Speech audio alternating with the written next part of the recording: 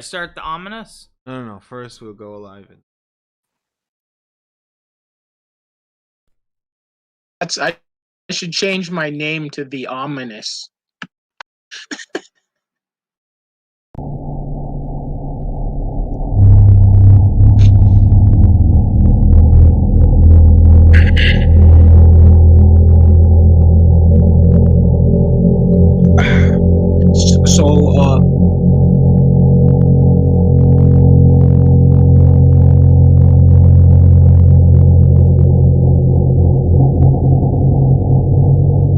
Bienvenidos a Dungeons y Deathmachines!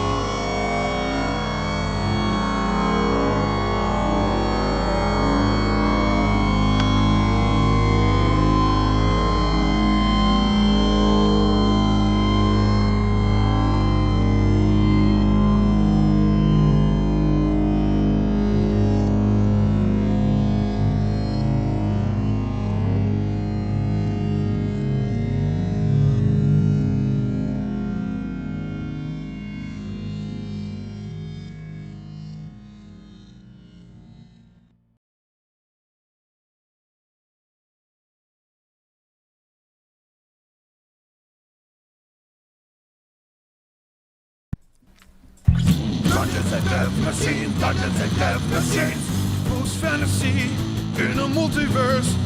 Cyberpunk, robots and dragons. Cyborgs and wizards, fight them all! Roll the die! Dungeons and Deathmachines, Dungeons and Deathmachines. Join our Patreon Come and play now. Brought to you by Spelunkers and spreadsheets. Build your character and roll the dice.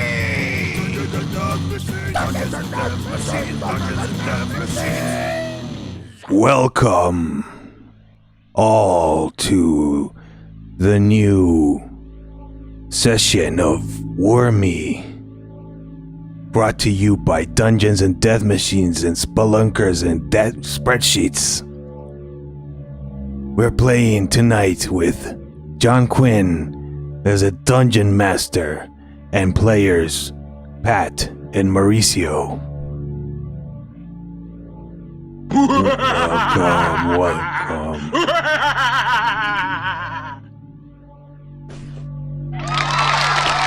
Yeah. Hello. Rock and roll out there, players, masters, and dungeon bastards out there in Dungeon Land. Today we're continuing with creepiest journey in the history of creation as these characters plow and tunnel their way through the bowels and guts of Wormy's palace. His infamous game cubes built to torture, enslave, and subjugate every other race and faction in the multiverse.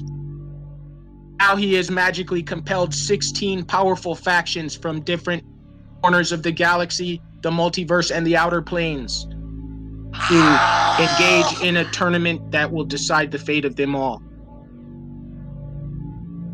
Whoa. Hinging upon his chief strategy is the fate of these two young men here. Like babes in the woods, they've been cast into this writhing pit of treachery, evil, sorcerous magics. We have Gronin, mutant, the ape, criminal, abandoned by his friends and sentenced to death in these dungeons, alongside Pyrandus Fiend, murderer of demons, nuker of Pazuzu's embassy. His sins will not be forgiven. Like 9/11, we never forget the acts of terrorists. After a certain point, after 50 arena fights, we forgive. And that may just happen for him and for Gronin if they survive to the end of this terrible campaign. They actually found themselves more or less escaped. They made it to the game room where the overlords over them laugh and watch them on screens as they and other convicted sacrificial sheep meet their unfortunate demise. But instead of taking their rage out on their captors, sneaking out for that matter, found themselves lost into a frightening, haunted video game of sorts, sucked into the TV static, and brought into the realm in the search for a lost girl named Carol Ann, the sweet guidance of a lovable little woman named Dr. Tangina Behrens. We followed her into the home of a couple on the edge of divorce, sipping black coffee on the edge of a couch, a world that looks like a scene from Dick Van Dyke. To radiate power and menace. Any player will recognize this as one of the beginning scenes of the recent Marvel Cinematic Universe TV series, WandaVision, adapted to D&D. WandaVision. Oh shit. We're in the It's a cross-up between Poltergeist, WandaVision. It's in a virtual reality that's magically powered in this game. Somehow figures into this chess game, which they've stepped outside of. They've broken the fourth wall. This is in the video arcade in the game room of the Emperor, whose game this is. Yep. They hid behind the couch as these characters argue. And then their friend appeared before them. Before the arguing couple appeared, diminutive frame, our little heroine, Dr. Tangina Behrens. Are y'all missing a girl named Carol Ann? They looked at her with terror, and I think that's where we left off. Is that correct, gentlemen? Yup. That is correct. That's where we are. Any last words before I start slapping more stuff down? Mauricio? I think... Yeah, I think that we were good. You're good, you all right? You see? I think the Ronan woman, is- like, stands up. Yeah. Wife stands up and her eyes, like, burst into hellfire, like laser light. She's like, how dare you? We haven't been able to have a child. And Dr. Barron's eyes grow all huge and you see a tear starting up. She goes, little girl isn't here? She like looks around, rolls a D20. Oh, I have good news for both of y'all. She is here. She's with us. Did you say she was never born? And they're like, and the husband's like, yes, I have to make you stop now. You're insulting us. No, your daughter's here. It's just the man to help you bring her forth. And the vision's like, who? And just then there's a knock on the door. Now, Gronin's foolish enough, he might even just get up and answer that shit, even though he's hiding. Boy. Roll an intelligence check. Who is it? Let's see, mate, just don't get a 1 or something. 3! 3! Alright, I'll just say, Irandis, like, grabs you from doing it, and you don't make any noise. No, or anything.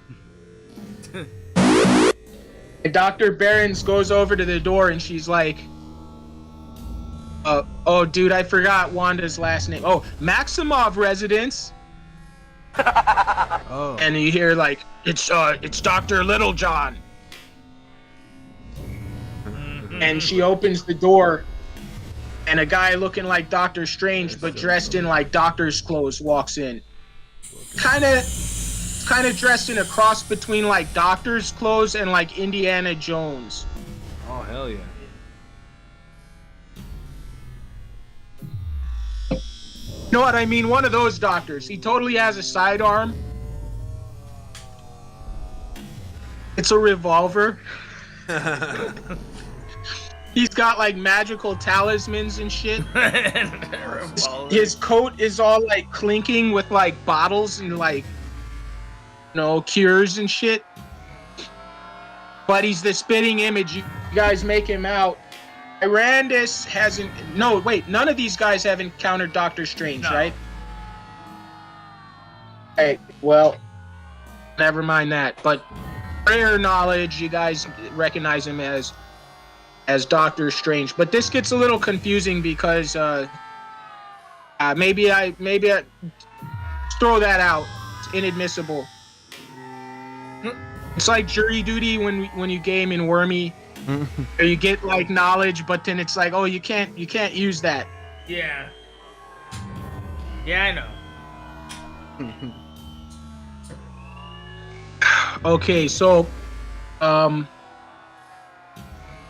he comes in and he says, I've heard you are having marital trouble. And the man stands up, he's like, I beg your pardon. And he's like, could you tell me what time it is? And he picks out his pocket watch and he like starts clicking it in front or like waving it in front of Vision.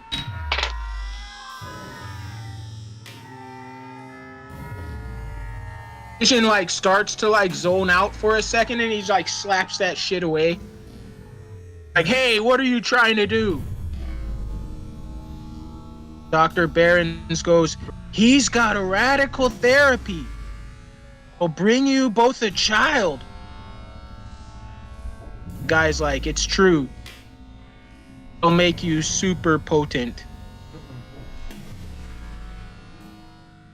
And then, maybe with a little help, we'll give your wife beautiful baby or babies. All right, dude. So Pyrandus and Gronan start kind of like looking for a way to sneak out while they're all doing this. All right, when you start looking around, Dr. Littlejohn makes eye contact with you.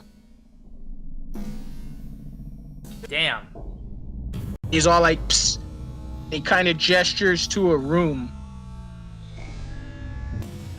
Yup. All right, I guess Points you guys to go hide in the bedroom. we go in the bedroom. Yeah, baby. Yeah. Ronan, you go. You go to the Yeah, we'll go in the bedroom. This Let's see some kind of strength check or a stealth check. Yup. All right. all right. So red or black? So the Black. couch is by the bedroom door. Are we just And doing the one die for characters- this? Stealth check. You can do a 1, but then I'll then do it both. depends I got- on the lowest one in the party plus 3. Alright, I got 2 though. But we'll do 2. 1. Alright, we'll do 2. Alright. Ronan got a 19 and Pyrandus got a 7. Arandis is like a trained commando though, so, and he's Yeah. got good decks if I remember. Yup. Oh, I didn't remember to tell you guys to do that. To at least access your sheet so I can like have you guys call on stuff. Oh, I have it open somewhere too, but like see if you can't go to sheet that I shared with at least with Patrick, but I think both of you, called Character Generator 2.1. Right. Alright, you guys sneak into the nearby bedroom without detection. where is this shit? We have to go into drive? It'll be in your drive or it'll be in your sheets. What's it called? Character Generator V 2.1. So it's okay, I got you. I got it. I mean, I got them up, but it also really helps if players have that stuff. So, like, while all of my shit's open, I can be like, oh, what's your dex plus? Or what class are you again, or whatever. All right. So you guys sneak into that bedroom, and you hear them, like, saying some stuff, and apparently you hear like Vision kind of drone out or something, like the guy says something to him and he's all like, nah. And then Dr. Littlejohn is like, and we need to make you super fertile, as he leads Scarlet Wiccan into the bedroom. Are you guys like hiding or just like standing there? Darkness. Yeah, I think we were like just kind of hiding, maybe even looking for an exit from the bedroom. Right, you could either, yeah, there you could climb. There is a window, or you could like hide under the bed or in the closet. I don't know. I feel like Pyrandus like has crawled out the window, but is kind of like looking into the house. You know. Woohoo! All right, man. You start climbing out the window. Something like telekinetically grabs you and throws you in the closet. Damn. If you want to resist it, you could just like maybe get held there. All right. Well. But you're not getting out the window. Yeah, I guess I just get thrown in the closet. I'll go with it. All right, Gronin, you see Tyrannus get thrown in the closet. By some kind of telekinetic force. Yeah. If you want to say you are already in the closet, you can even say that. But Dr. Littlejohn and Scarlet Witch are coming into the room. All right, I Maybe. tried to open up the closet door and take Pyrannus out of there. Just right out of that room. You and Pyrannus hide in the closet. Oh, hiding. Yeah, no, he tried to climb out the window and he got thrown in the closet. You gotta try to grab him out. Alright, Gronin, you could try to maybe bust through with strength. Try to escape at the same time. So you grab Pyrandus and you're like, no, and you try to jump out the window. Yeah. Alright, I'm gonna put this roll on you guys. Alright, So you want red or black? This is black. This is an opposed check. 9. That was your strength check. All the guys' magic check or psionics Let's or see what whatever Pyrandus' strength is. No, it's Gronin's we're going up against here, which is 30. He's got a plus 10. He's got a plus 10, and plus he gets a save from all his levels to have a strength save. So he's plus 15 on this. That's a 24. Yup. Unfortunately, somebody's doing magic at a 50 telekinesis base. Oh, yeah. So they got, if you have one more chance right now, because I didn't roll my power check. I wanted you to roll it, but this is a low roll. You're hoping for a 1 right here. I hope that doesn't mess up your dice mojo. So that was your strength save. Alright, so just let's get out the purple die because it's just somebody else. Yep. And I got a 7. Oh, so close. The 1 is right there. Alright, yeah, Doctor Strange like grabs you and he's like holding you there. He makes you invisible. And he brings Scarlet Witch in and he's like trying to seduce her and shit. He's all like rubbing up on her and she's like, Dr. Littlejohn! So she doesn't notice you.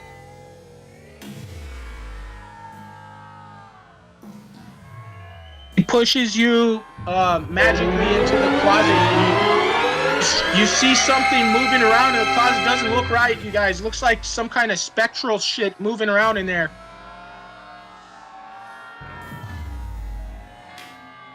Alright. Alright, dude, him and Scarlet Witch are on the bed, dude, and he's like whipping out and shit, and she's like, oh, Dr. Littlejohn. And then like you see these 2 shimmering like specters in the closet. They're child-sized, dude. It's creepy as fuck. Look like just static cutouts of static. One's a boy and one's a girl. They're like gesturing you to come in the closet. We already are in the closet though. Alright, you guys finished going in there, dude. Pyrandus is already in the closet. I guess Gronan had grabbed you out again and tried to bust through the telekinesis with his just by strength. The guy caught him again and wasn't able to put you guys all the way in the closet. Now you notice that when you were in there, apparently these spirits or whatever they are were in there. Or they're in there now. Now he's like pushing you in toward them. And their kid voices are all like, I forget which one I said was gonna go to which. Yeah. Alright, one of the girls, there's a girl voice in Tyrannus' head and a little boy's voice in Gronin's head. And they're like, don't you want to come play with us? Come play in the closet. Alright, dude, Pyrandus starts just shooting fire everywhere just to... well, maybe not everywhere. Whoa. Into the closet. He just starts shooting a stream of fire into the closet. Right. You want to play with some fire, kids?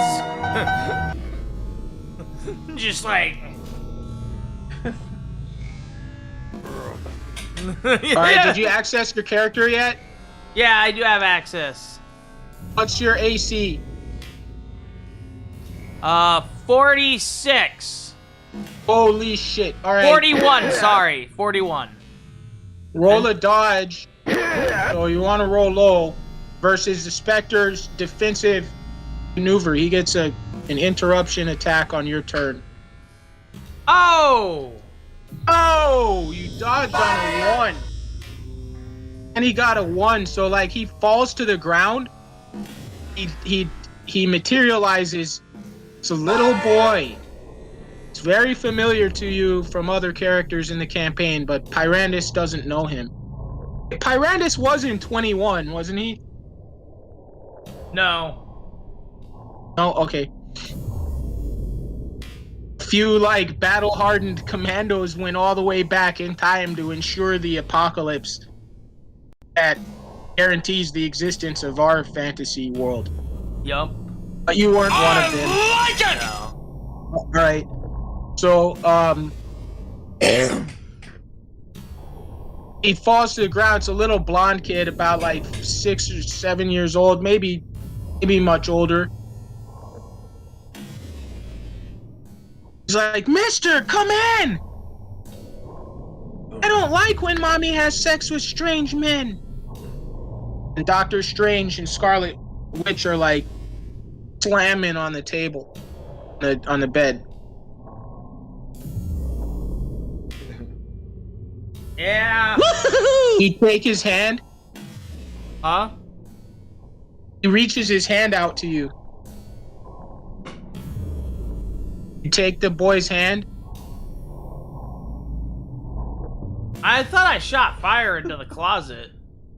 Are they done? But oh yeah, he missed you. Yeah. So yeah, I guess it's time for you to just do your fireball. So do a power check. Don't get a 1. 3? All right, and gets a save. But just... Wait a minute, dude. Are you sure you think he's corporeal?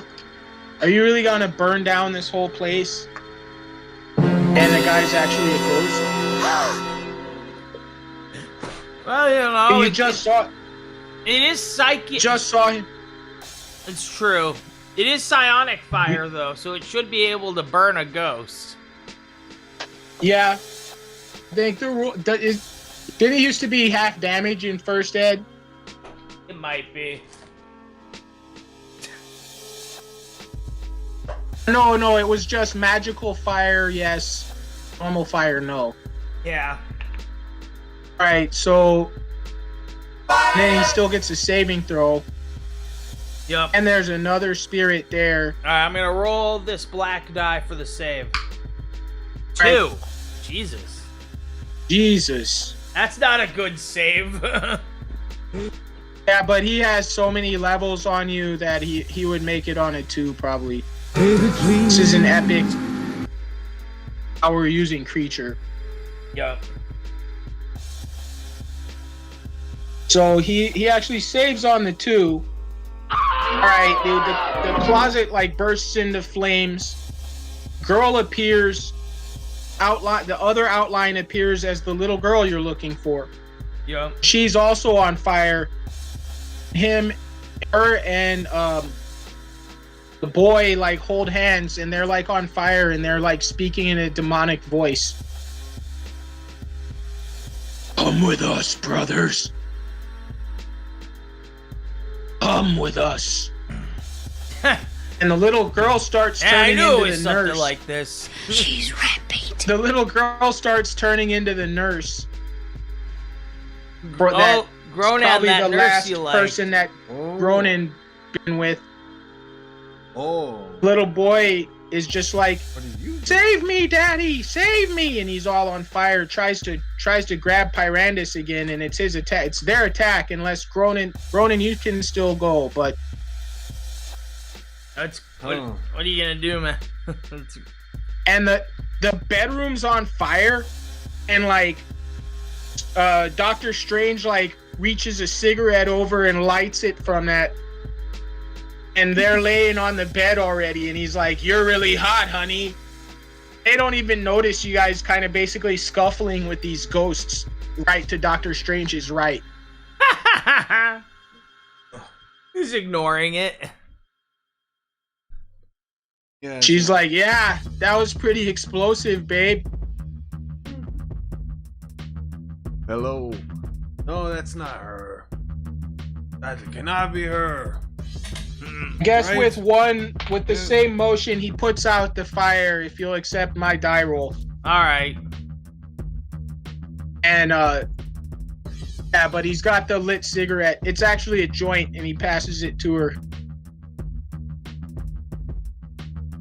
And he's like, I know you're really magical, but I've studied the arts myself.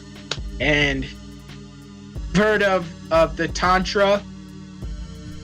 You won't believe what I have in store for you next. Call it the rotisserie mom.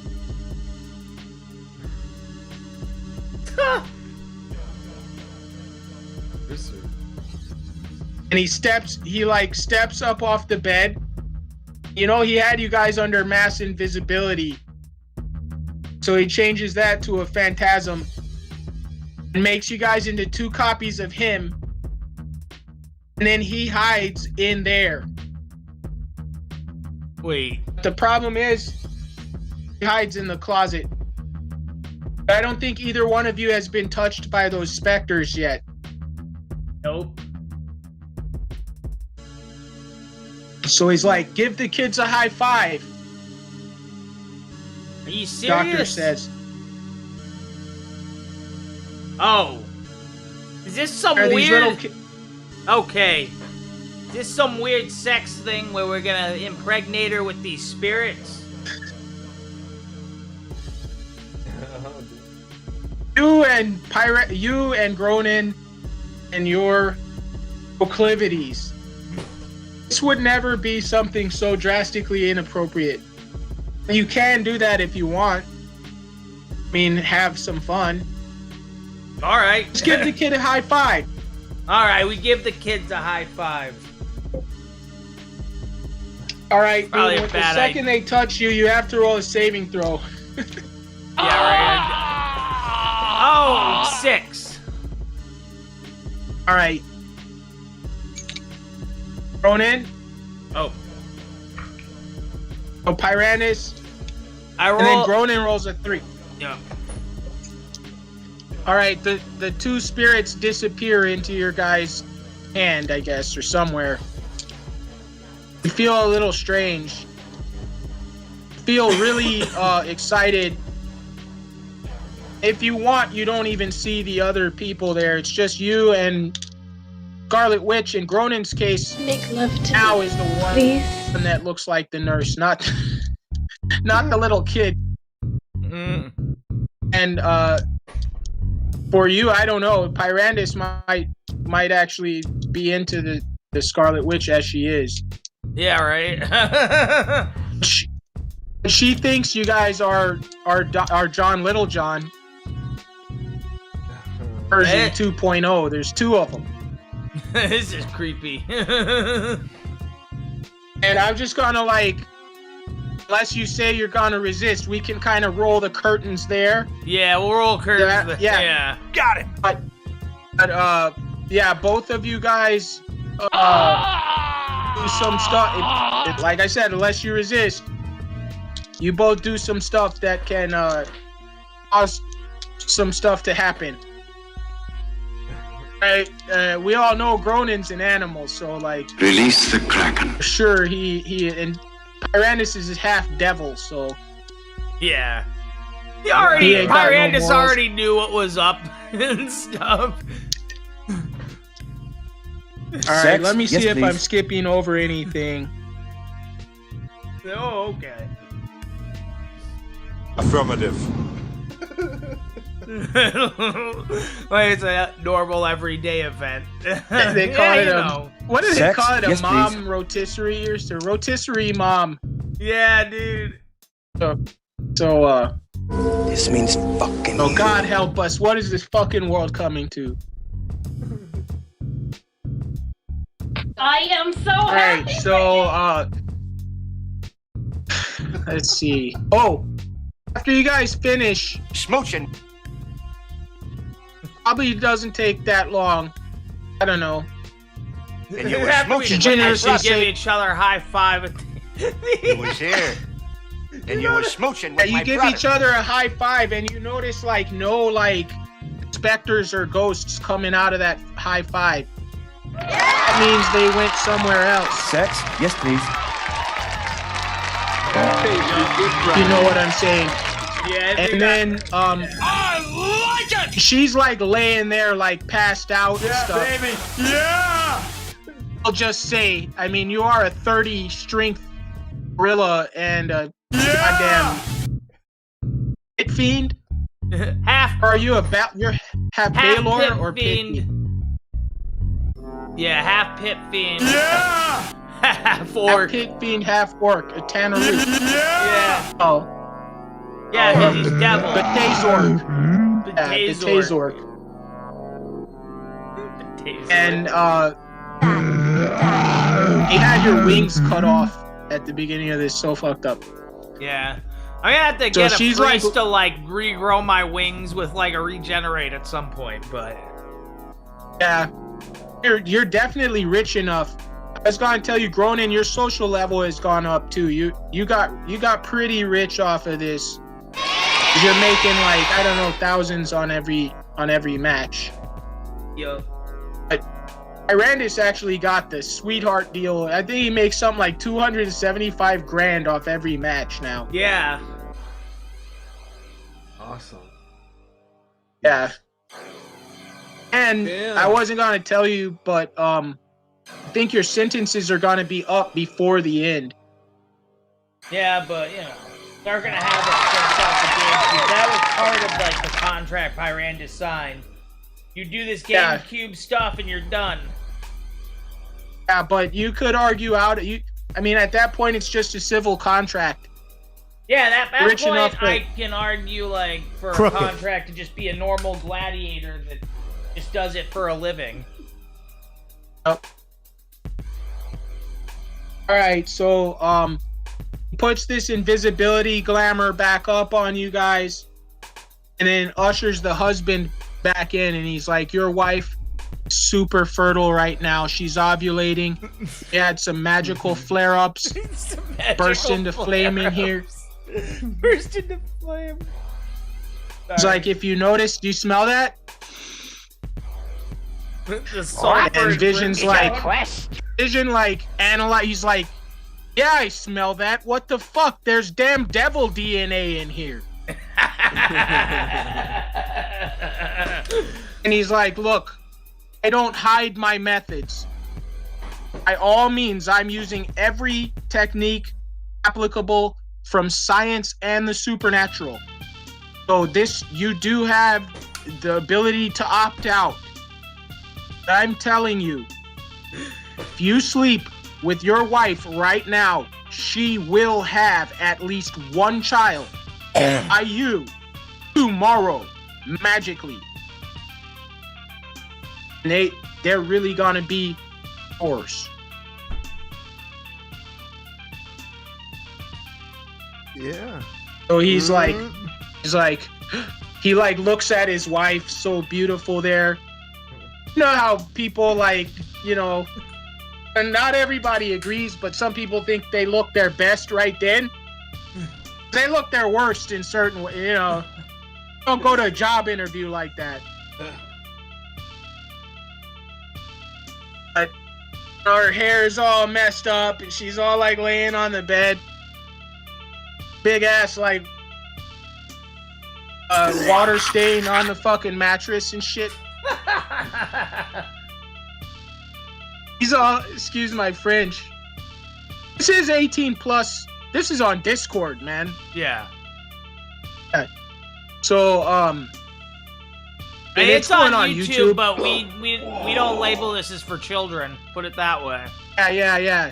very Nothing dumb. here is illegal on YouTube, even in the unmarked stuff that even like children can access this, Yeah, but but it's not like geared toward them. Yeah, Right, there's a and- button on YouTube that you can click that's for kids. You never click that button. Never click that. 'Cause, dude, some of the stuff I started watching on YouTube, because I'm at somebody else's house, I was like, oh, let me go in the guest account. That just the stuff you don't even have to sign in on is way worse than this. Yeah. some of these channels and these people are coming in here doing all sorts of stuff. So It's true. yeah, this is a this kind of some a radical rarity in new the campaign therapy? anyway. But yeah, long story short, Vision comes in the room. You guys sneak out.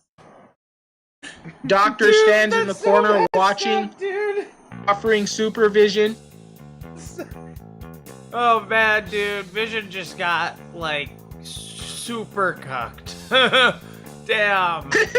Like damn. An ape and a pit fiend been And an Nah. archmage. and an archmage.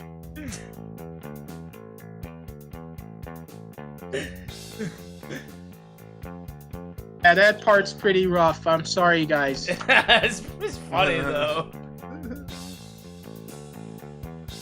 Oh man, dude. All right, Dr. Oh. Barons is like,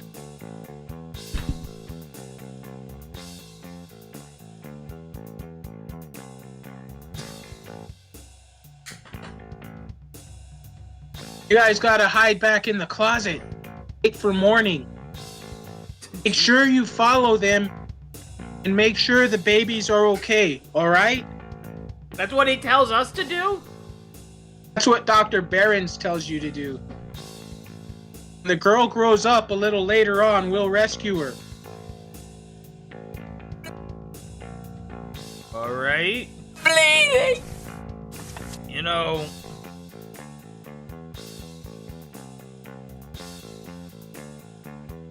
So many questions. Alright, after that little interlude, you guys actually haven't slept.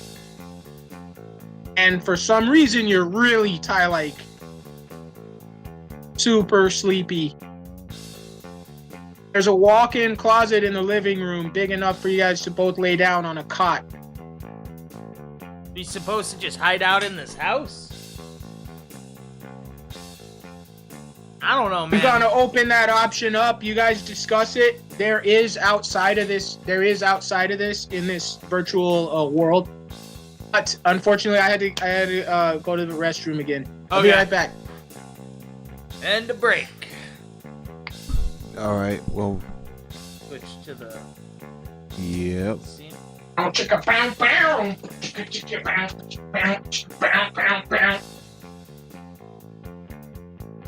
We will be right back with more Dungeons and Death Machines. Oh, that's nice. I like that.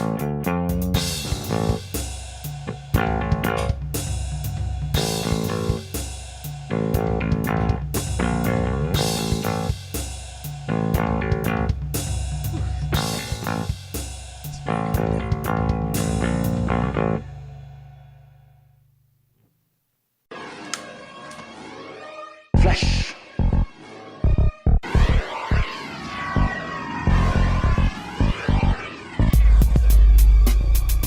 Flesh.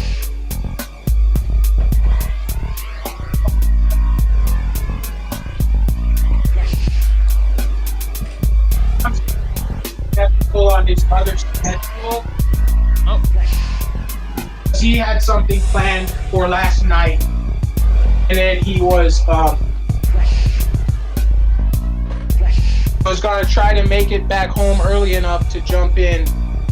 But they're in a later time zone, so that was like ridiculously early for coming home from somewhere.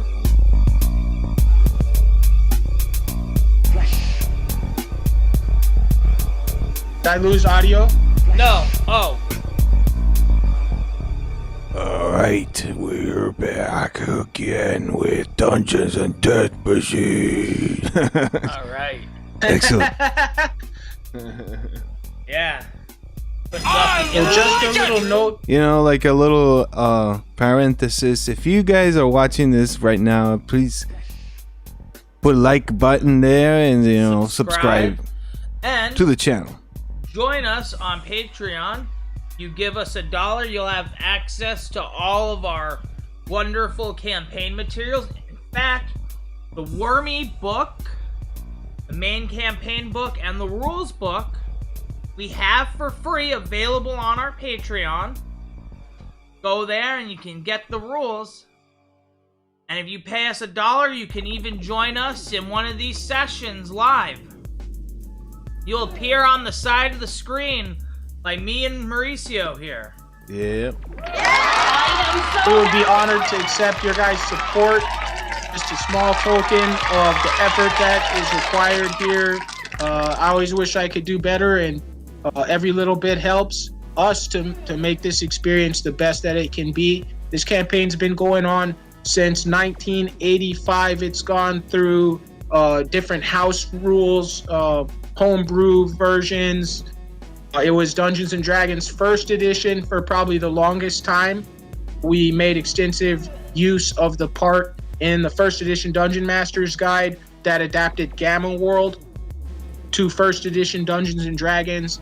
And so once we had that piece of key science and magic RPG technology in the same setting, we never kind of looked back and kept incorporating rules from sci-fi. So what you're seeing here is a rule system that supports a full fantasy kitchen sink, everything from lasers, assault rifles, body armor, tanks, mecha, starships.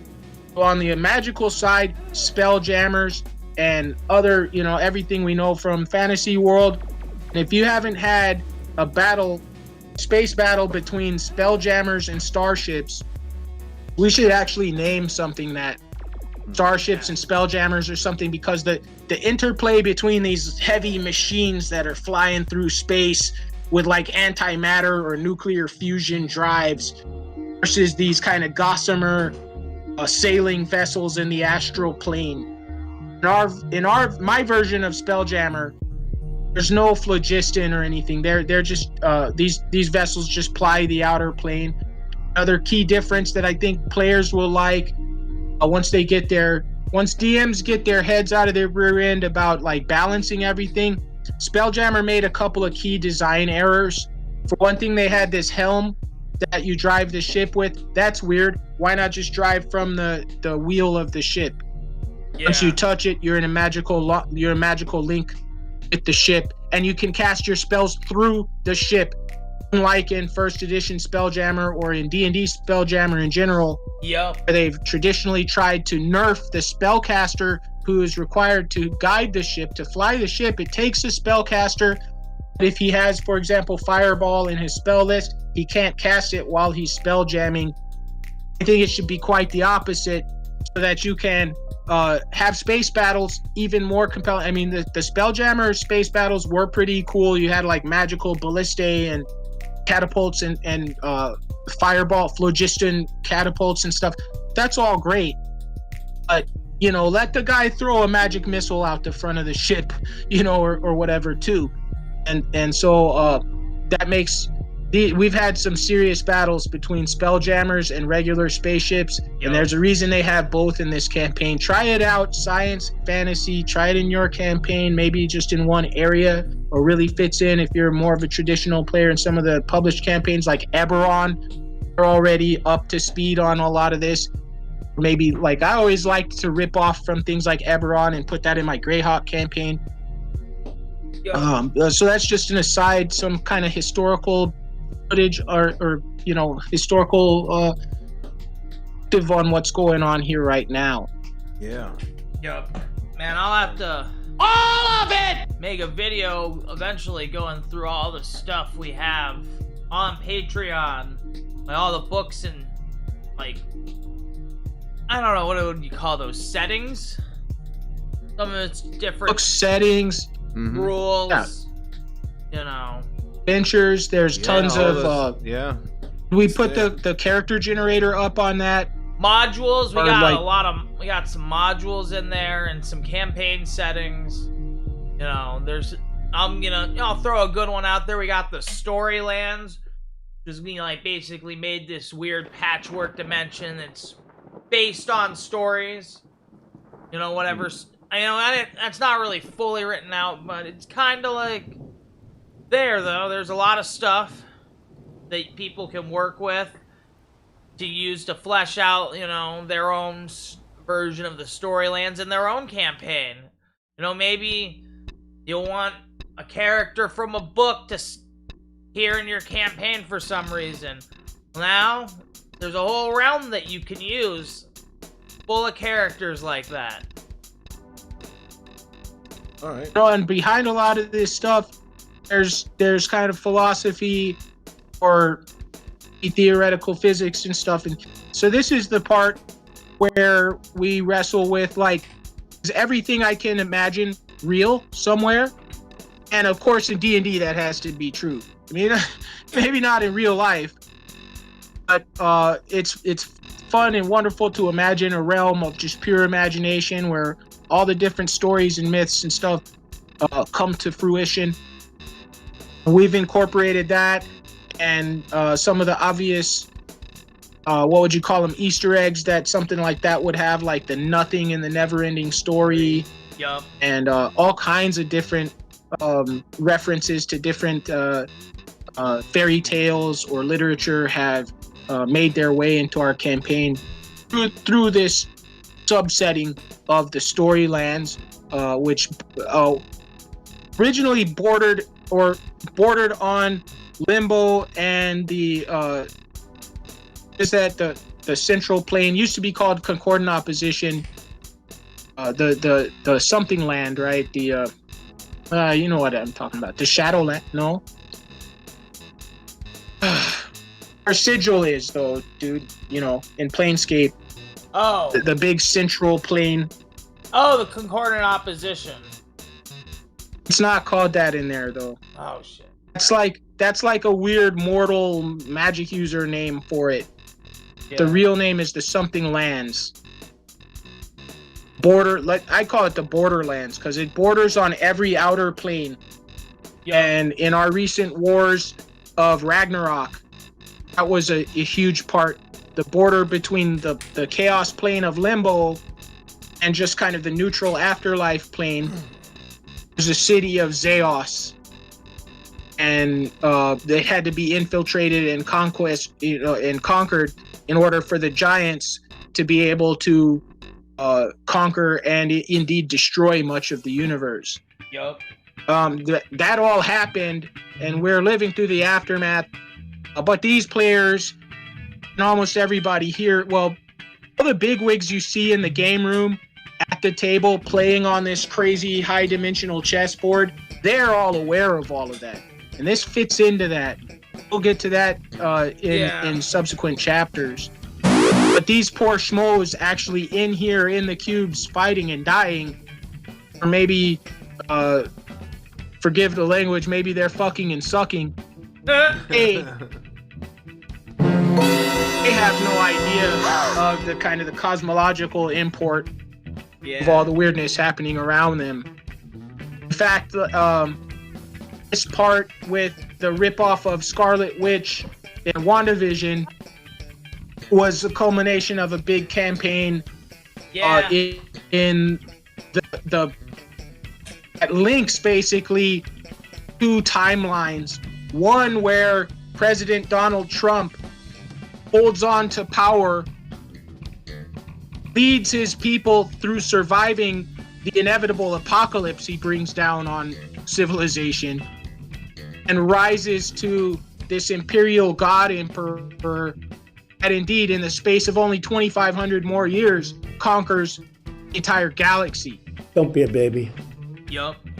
That timeline, though, is pretty dystopian, horrible, but it is the initial condition of our fantasy universe.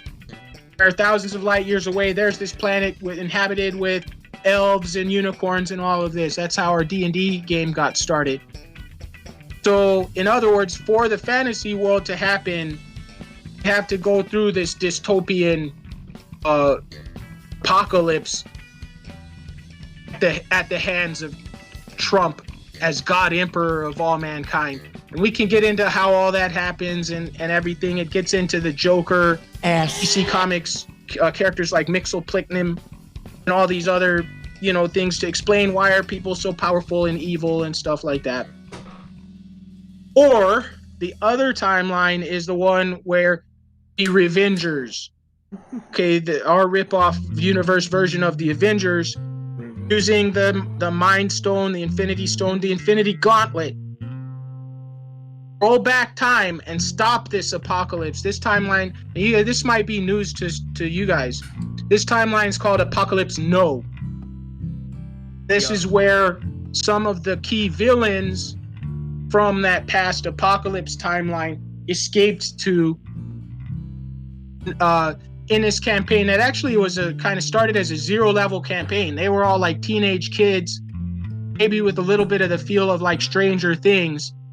One of the best friends is that terrifying guy from Twilight Zone episode, I believe called It's a Good Life, called Anthony Fremont. So that's the little boy that we see here. And Anthony Fremont is just the mortal visage of a terrifying interdimensional alien overlord called a Splugorth. And this is his attempt to go in and infect that other timeline and perhaps bring it into the powers of God Emperor Trump. Originally, it was said in the original design of the story, there's supposed to be several timelines that all lead to our future history, that is the D&D campaign. So this could be how another one of them got started, or it could be how a more positive timeline for people like us to live in, where there is no God Emperor Trump now or in the future, could get started. So that's what we're hashing out here, among tons of other things. Sorry about that, Mauricio. Are you all good? Yeah, I was listening here, compadre. Yeah, good, man. All right, I hope Gronin's nice and relaxed now. Relaxing and feeling much better now. Guys were Yeah. Yep. guys had been thinking about sleeping on these cots in this walk-in closet of this house. Yeah, I guess any normal male would like leave after that shit. You have got to go. Yeah, you dude, must be like kidding that's me. like Parandus is like, you know what? I feel like we gotta get out of here. This is weird. Or Yeah, it's there to do. let's crawl out a window or something, like normal people. You guys can go out the front door because all the three other adults. Yeah, well, Dr. we got Barron's the in front door. Yep. Dr. Barron's like, wait a minute, where are y'all going? You know, on second thought, why don't you help the little girl and we'll go our own way?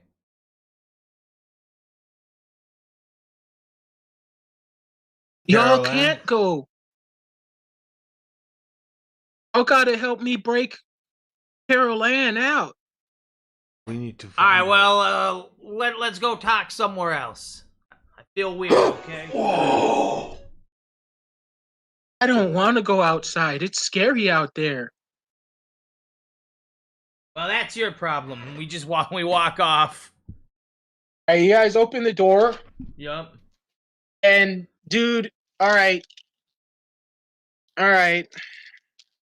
You fucked up now, dude. You guys walk out There you of, go. There's some Vision's. You guys walk out of Scarlet Witch and Vision's house. Yup. And you know, in WandaVision, how it's like super suburban. Yeah. Starting to get color. It's maybe like, I think Mary Tyler Moore was in color, wasn't she? Yeah. It was Dick Van Dyke. Now it's Mary Tyler Moore cinematography. But it's like a cross between that and in fucking Inception. When you open the door, like the streets are all like you're within some kind of vast polyhedral scape of like suburbs, high-dimensional suburbs. Huh. And there's a really horrifying regularity to it all. It looks, it's like it's the same, but it's not the same. And everywhere. And Dr. Tangina Barons comes to the door and she's like, y'all are stepping out into the realm of the Leviathan. I won't be able to help y'all. All right. You need to start talking, lady. Right now. Explain this whole thing. Okay. Once upon a time, your mama and your daddy met.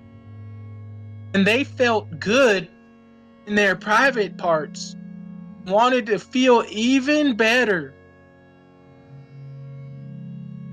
So they made both of y'all. Then... Wait, what? Well, what is going on here? Listen. What? I forget. Actually, both of y'all are children of rape by monsters. So, I'm sorry, that's not even true what I just said. But Look, anyway, I think we're the monsters, and Jesus Christ. You even know? Are you all right? You know, I think we better just leave the senile old lady in the house. Don't call me bad names. You wouldn't like me. Look, if you you saw told the me to real come me. into this video game and rescue this little girl. That's right. Once she's big enough, you guys have to take her. Why?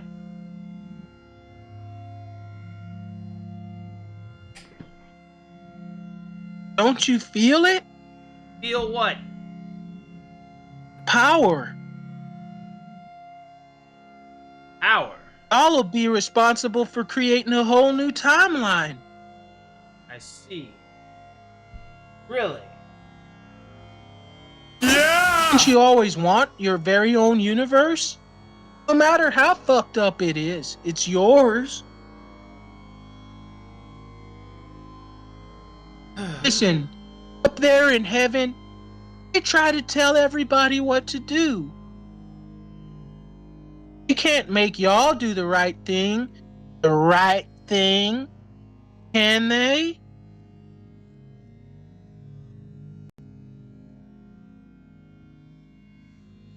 So, Y'all will be richly rewarded. our own universe, huh? More than you can even imagine. Okay, but who's rewarding us? You'll see when we take them in tomorrow to get named. True name is a very powerful thing. Not everybody even has a true name. Yeah? You do. Do I? Not you, monkey man. You do, devil boy. You got a true name. Your father's one of the higher devils of hell. Yeah. Your father's one of the higher devils. Really? I never met my father. Well, he's not that big of a deal, but it'd be like a colonel in the army or something. Alright, here, I'll make you a deal. You introduce me to my father. I'll help you with this kid. And I won't just leave right now. You're very, very, very far from your father. I can't promise something like that. Well, I can't stay. I just go start walking for the door. Alright, you guys a squad car pulls up to the sidewalk. And she's like, well, guess y'all are gonna miss out on your rich rewards. Thanks for lending your spirit to the afterlife. And she's just like, don't let the door hit you in the ass on the way out. Ronan, you're going too, aren't you?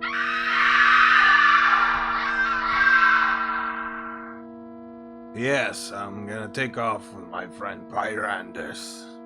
Yeah. She slams She slams the door, pushing you guys out with like we walk freakish out. strength. Well, you felt the scoot a little bit, and she was like pushing that door like 30 strength, and a squad car fucking pulls up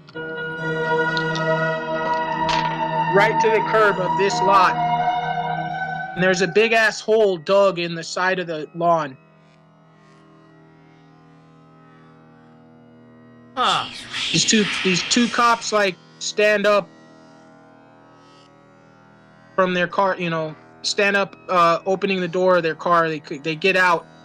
They're like, "Is everything okay? The disturbance around here. What's that hole?"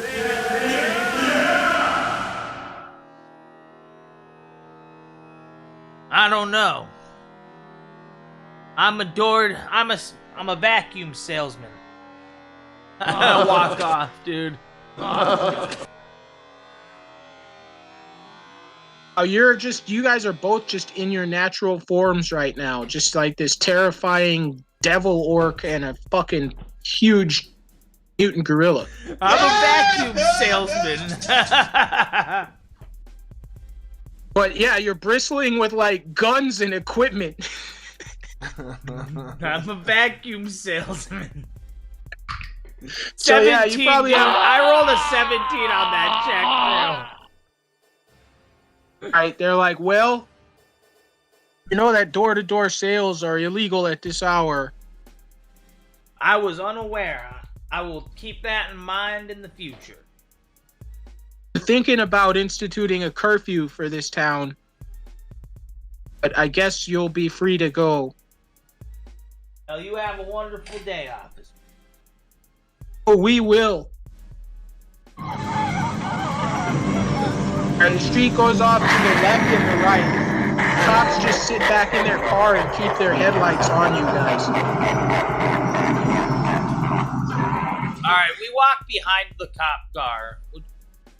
You know. All right, the guy who's driving it whips it in a donut and points it whichever direction you're going, and they're just gonna sit and watch you guys. All right, we just keep walking. All right, they like pull up like walking speed behind you. Like, you guys want a donut?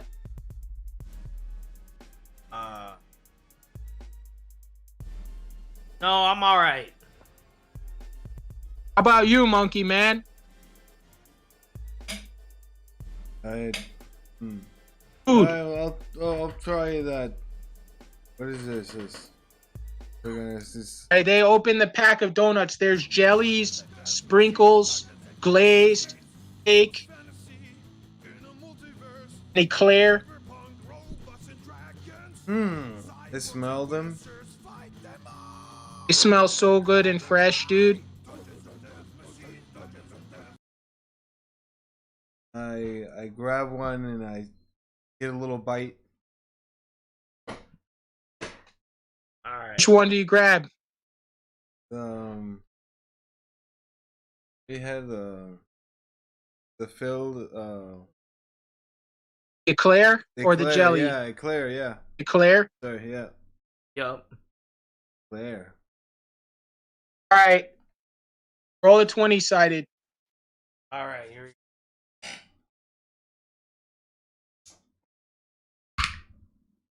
12. 12. All right, they like look at you. They're all like nervous and shit. And nothing happens, and they're like all fucking.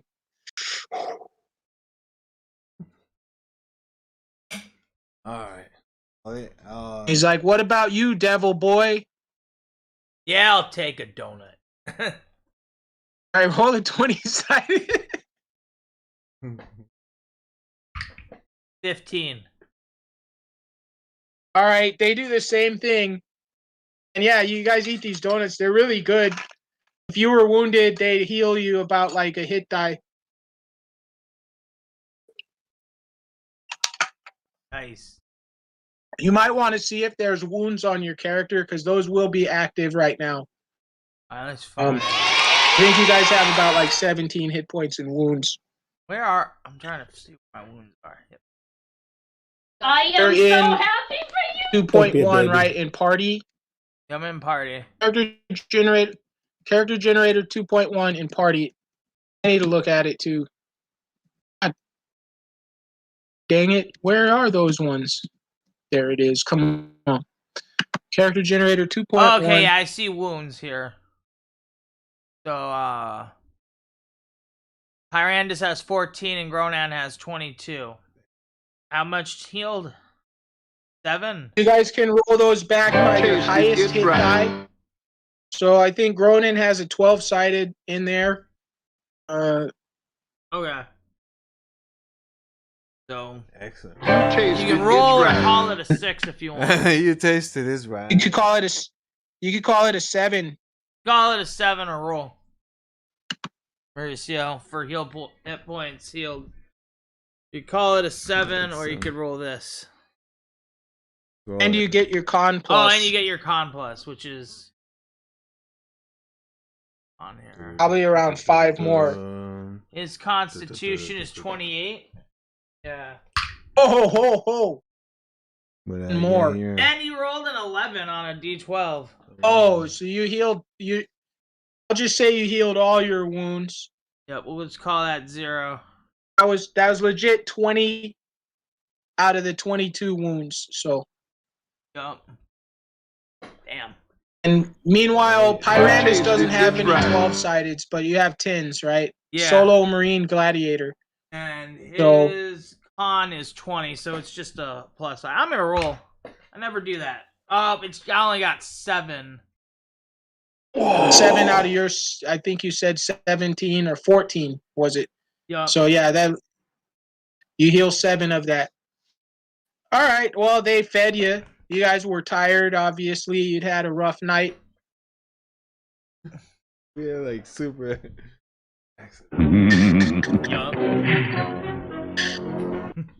And yeah, I guess was now you here. just have like cops And in you your were party. smooching with my brother. These cops don't seem normal. I was gonna describe them as like Mr. Anderson from the Matrix, Damn. or the Terminator 2, the liquid metal one. Oh shit. The T-1000. Yeah. Vicious. Now they're like driving like just right behind you, letting you like walk through this neighborhood. You guys are walking, and it seems like, I don't know, unless you can pull off rolling a 20 or something right now, it seems like the whole Hasta la area vista, keeps repeating. baby. You walk a couple of blocks forward. You guys even did a U-turn, remember, to try to shake the cops. Yeah. And after a few blocks, you come back to that same house with the big hole in the front yard. And Dr. Barron's like standing in the front window. Dark, all creepy.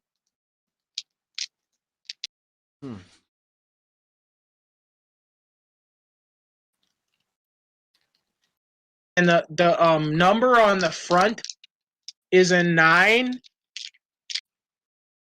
But right then, dude, like the nail gives out and only the bottom one stays, and it flips over and becomes a 6.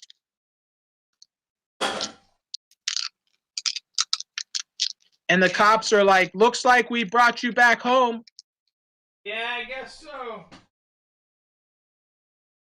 You guys can go inside the house or in the hole. Yup. Alright, I guess. What? Go and check out this hole, dude. Right, there's a ladder going down into about a 20-foot deep hole just in this front yard. Alright, we're going down. It's about like almost 10 We're feet going down. across. All right, we're going down. down there. All right. The cops come and they stand on the edge of the hole. And they're like, can you hand us up the ladder? You're strong. You're strong, man. Throw it on up here. All right, I grab it. What? Right, this ladder. Throw it up there. Throwing them the ladder? Throwing them the ladder up. Yeah, throw it on up here, buddy. Come on, smart guy. How do we get out of the hole if we throw you up the ladder, huh? How are we doing that? No. Bastards. Bastards, why do you want to? We're trick keeping us? your ladder. It's ours All right, now. initiative. Initiative. Put 2 different colors of dice and call All right, them. we'll take red and we'll give them purple. Fuck them. 10 and on the red and 8 on the purple. All right, they're really fast, but not that fast. Both of you guys are like 18 decks or so or more, yeah. Mm-hmm. Finally, my shit opened of you. 20 and 22, respectively. Okay. Yeah. Oh, yeah. You guys can be... They're going to grab the ladder away from you. Yeah, we pull the ladder down. Yeah, let's grab the ladder, pull it down. Instead, you guys grab the ladder and pull it down. So then they just start shoveling the dirt over you guys. All right, we walk with the ladder. We look around in the hole. Are there any passages All right, down dirt here? starts landing on you, and you start looking around. Because you're a devil, you have like some dimensional sight, Mm-hmm. and there's like a shimmering crack of energy at the very bottom of the hole, symbolizing like a doorway or signifying a doorway, some kind of some kind that can maybe be accessed while this dirt is falling on all you All guys. right, dude. It appears to be leading back underneath the house, though. All right, I'm just kind of like try to touch it with like my psychic fire energy and see if I can ignite it or something. And I rolled, what is that?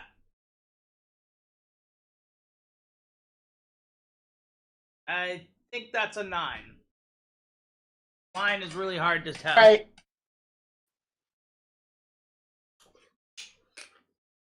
If you want, you can open. You feel like how the shape works, and you can like blast it open with psychic fire energy. Yep, that's what I do. All right. The blazing light calms down. It was just basically a normal amount of light, but you know how it is when the little slit is there. It looks bright, Yep. and it leads into the basement of a typical suburban house. Probably the one You're just probably good. Scarlet Witch and Visions.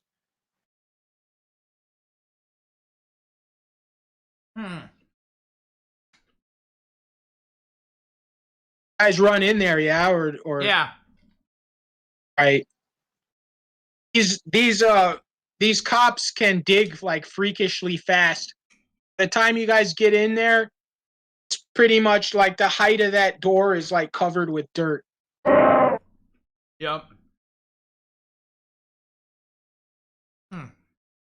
Start digging. We're in the basement. Yeah, we just leave up out through the basement. We go up the stairs. All right, you go through this. You go up the stairs and come out in the recreation room of the map. And I didn't tell you guys what the areas are, but where you guys are sitting, it was the sofa. You're hiding behind the sofa. That faces. It's an open floor plan for those main rooms, like the TV room, dining room, and the rec room. So across from like where the table is and stuff, there's a pool table. Yup. And the basement comes up there. Have you ever danced with the devil in the So you guys come up to this pool table, Yeah.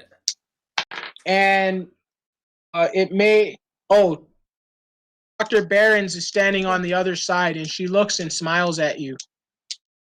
And she like waves her hand and shows you this other pool table. And around it stands this huge giant guy with a red beard and a crown and a big ass flaming sword on his back. There's this like big, giant, tall woman, about 7, maybe 6.5 feet. Yup.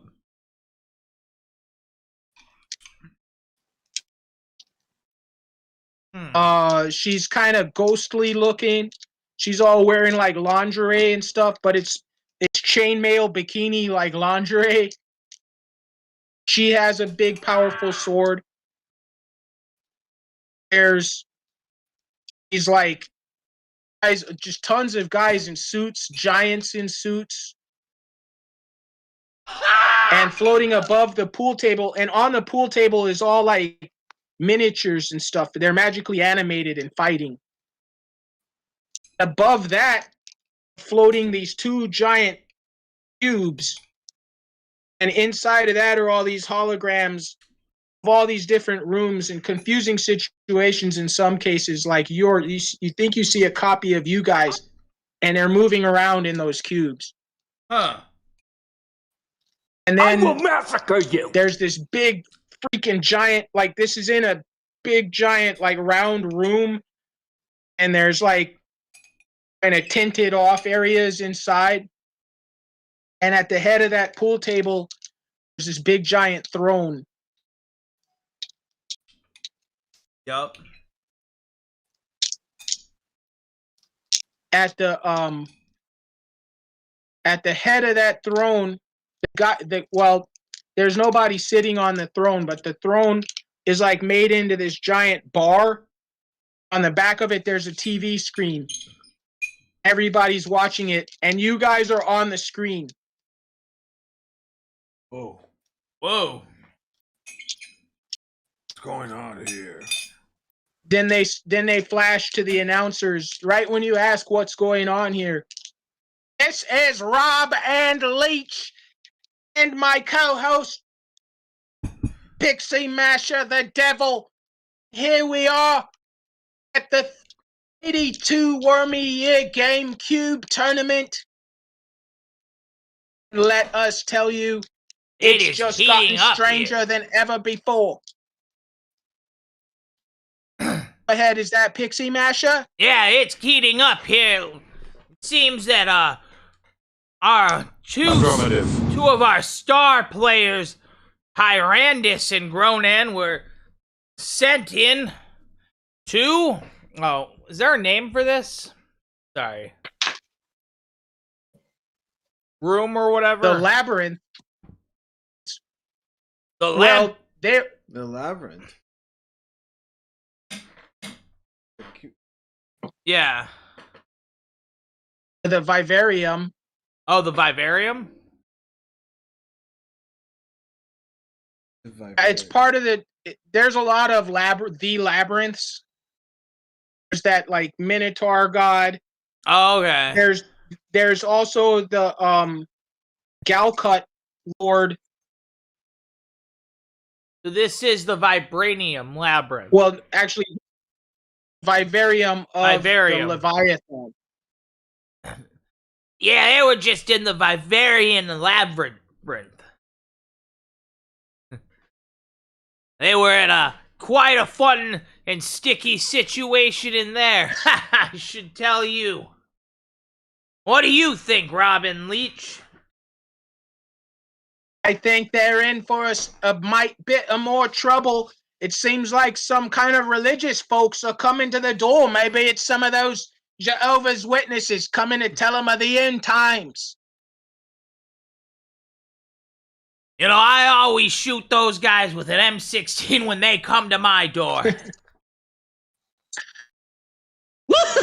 3 guys come to the door and start pounding on the door.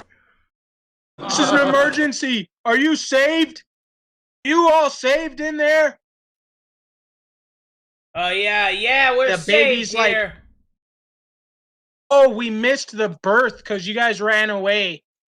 While you guys were gone, Scarlet Witch went through a whole pregnancy and popped out twins. Father and the son are there beaming with pride as the sun comes up and the religious folk come to the door. No problemo. Dr. Barons is like, let them in, boys.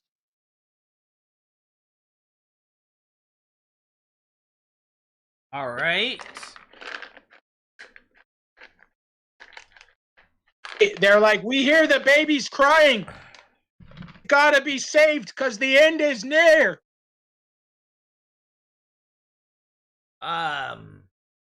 Yeah, come on in.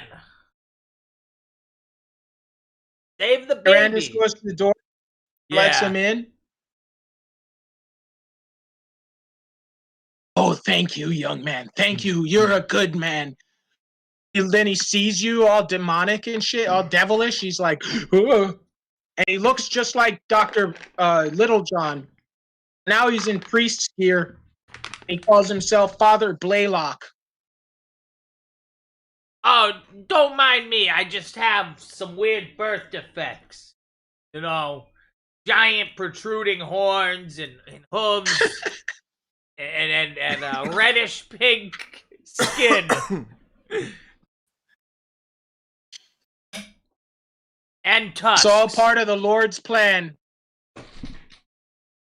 It's all part of God's plan, but we've got to rush those guys to the chapel now.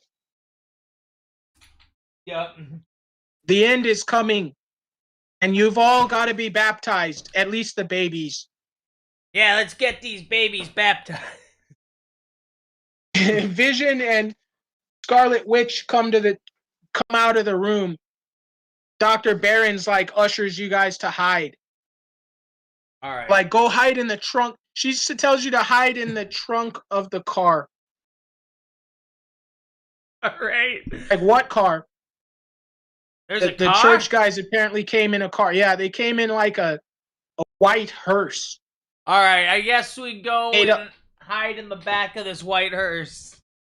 Yeah, it's like a blue and white papal insignia ambulance. It's like a ghost. Looks like a Ghostbusters car. It's not. It's a. It's not a cop car either. It's like a Vatican is there City a coffin squad in the car. back? There's no cop in there. No coffin. Oh, there's no coffin in it. Okay, because he said it's a hearse. It's like it's a hearse, but it's like a life hearse. You know what I mean? Okay. A baby was born. They've got to be saved. Like this. Yep. Oh, okay, yeah, one of those. Like when the hospital can't afford ambulances anymore, and they buy hearses and dress them up like ambulances. We can't afford ambulance. Get a hearse, put some lights on it, and paint it white with a red mark on it, the red cross. No one will know the difference. This has like blue and yellow insignia of the Catholic Church. Oh, that's like you look at it, looks like it says Catholic Church, but it skipped the A. It's all like the Cthulhu. You're like, what the fudge? Whoa, hell yeah. You guys go hide in the back. There's these two. They're like coffins. There's these two like baby cradles in the back, and there's plenty of room for you guys to lay down. And there's blankets you could even try to hide under, although they'll probably try to put them on the babies. Or figure out somewhere else to hide. The wheel wells are pretty huge, but you guys are a little big for that. Not in the. We're gonna hide under them. Hide under them. You like put a blanket over yourself and like hold the cradles. Yeah, dude. All right.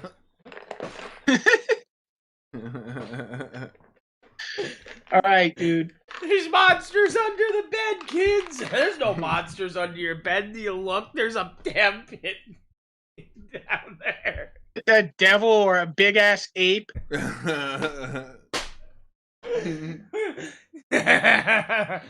All right, you guys hide in there, and a few seconds later, Dr. Barron's, Father Blaylock, Scarlet Witch, Vision, and Carol Ann as a baby, and Anthony Fremont as a baby all come rushing out, one parent holding each kid, and they throw them in those they don't even like do a perception check. They just straight trustingly set them in the cribs. and they go rush and sit in the front.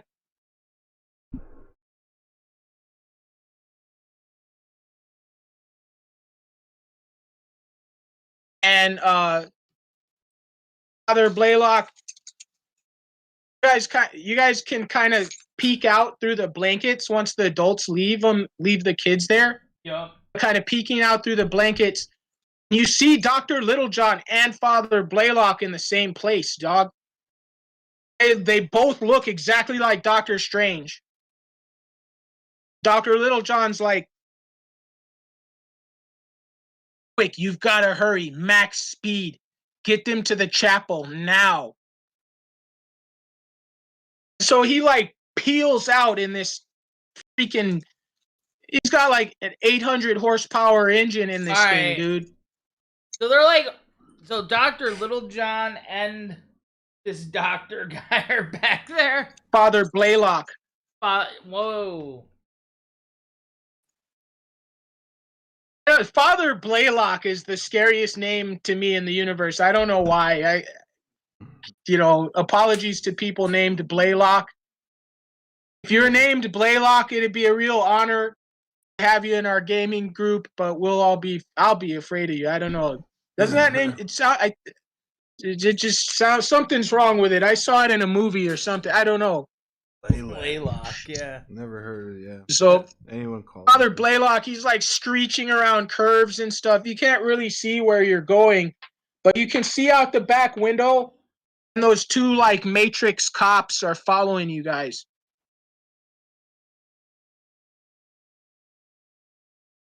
And a voice comes over the bullhorn.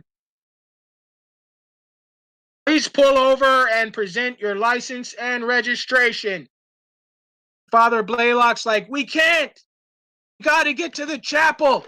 The end times are coming, and we gotta baptize people.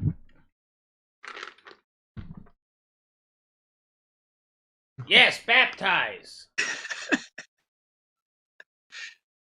And they're like, pull over now, or we'll shoot. Hey, maybe you should pull over. Just random, like throwing your voice. You could try some crazy shit like punch through the car and like lift the back wheels off the ground so it won't keep going. I mean, if you put your hand on the ground, I guess you would take a lot of damage, but yeah, dude. I'm just spitballing. You could try to stop the car somehow, no, or dude, just like let events play out. I push a baby carriage out the back of the car, dude. Oh! And I rolled a 9. It's a hard one to tell. Okay, well, that's a really simple task. So, like, you just push, I guess, Carol Ann? Yep. Let me say Anthony. All right. All right, you push Anthony out the car. And he falls into the street. And when he lands, he's like a 6-year-old already size. And this cop car doesn't have time to stop. They plow into him. Boom! And you guys watch The Boys? A little bit, yeah. You know that scene where the Queen Maeve, like stands in front of an armored truck, and it just like she goes right through it? Yup. Anthony does that. Just like shrugs this whole squad car off. 6-year-old just like plows through the squad car. And these two like Matrix Agent Anderson guys like come there as dressed as cops, like come tumbling out. They're just like, they got guns on him. Fucking Father Blaylock like stops the car. And he's like, outcut! Cenobites, be gone! In the name of everything unholy, you shall respect my authority!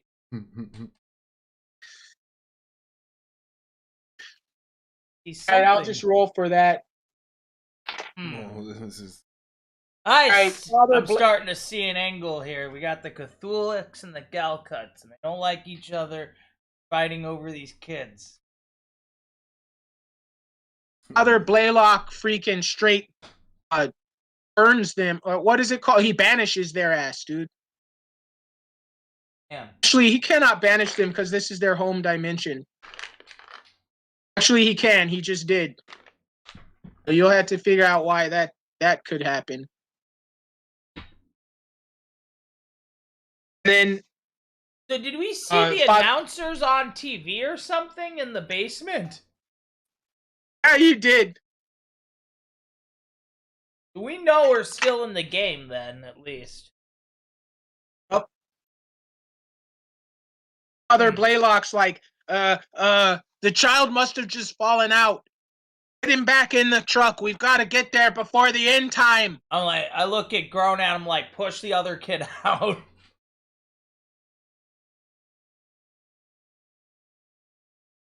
Right, Carol Ann's grown up now.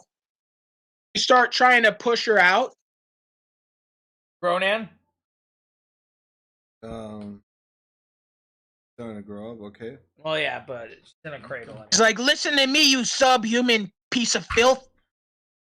You rolled a 9. I'm your only meal ticket out of here. Wait, hold it. What do you know? She's almost as. What do you know She's about almost what's as going strong on as you. here? But usually on a 9, you'd like throw somebody like a football field.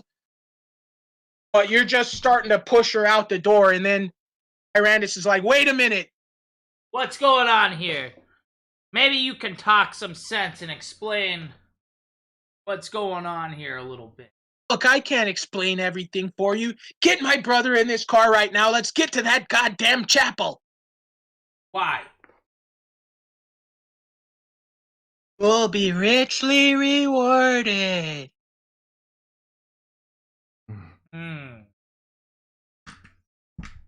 Now that's interesting. So are you Brother Blaylock, right? The parents are now like swarmed all over these kids. Do you guys, or they're starting to? Do you guys want to try to hide or make yourselves known to the parents at this point, or? Yeah, we just kind of sit there like. Dude, think about that. Their kids, one of them got thrown out of a car. So if they see you, it's on and popping. That's true.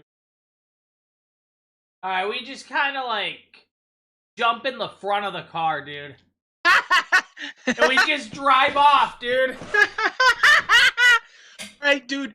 They throw the 2 kids in. One kid and the other kid, they push back in and they put them in their little beds. And you drive the fuck off. Yep. Steal Father Blaylock's car. All right, dude.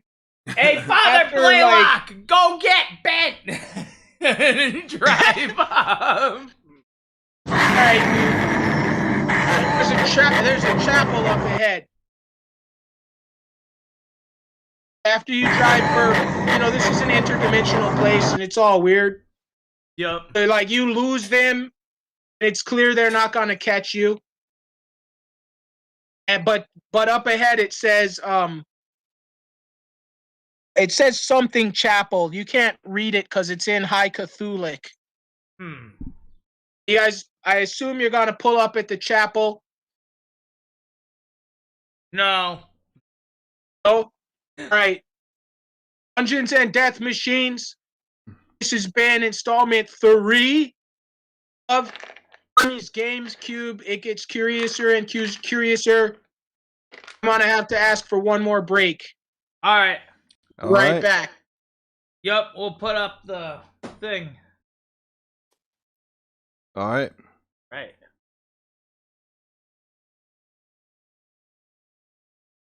Oh, shit.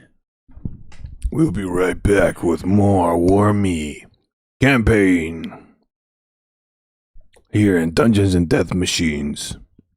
Remember to like and subscribe. And join our Patreon for more. You can play. Oh yes. You can join and play with us. Just go to Patreon. See you there.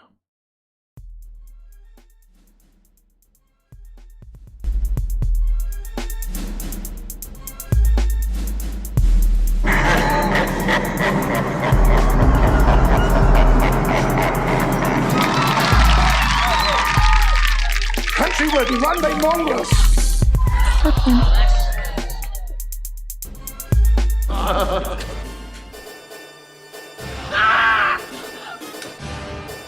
No problemo. Vicious. God likes to watch. He's a prankster. Think about it.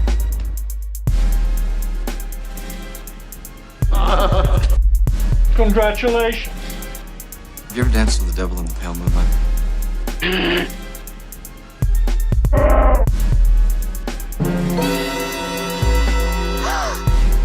Bleeding! Bleeding! Bleeding! Baby, please.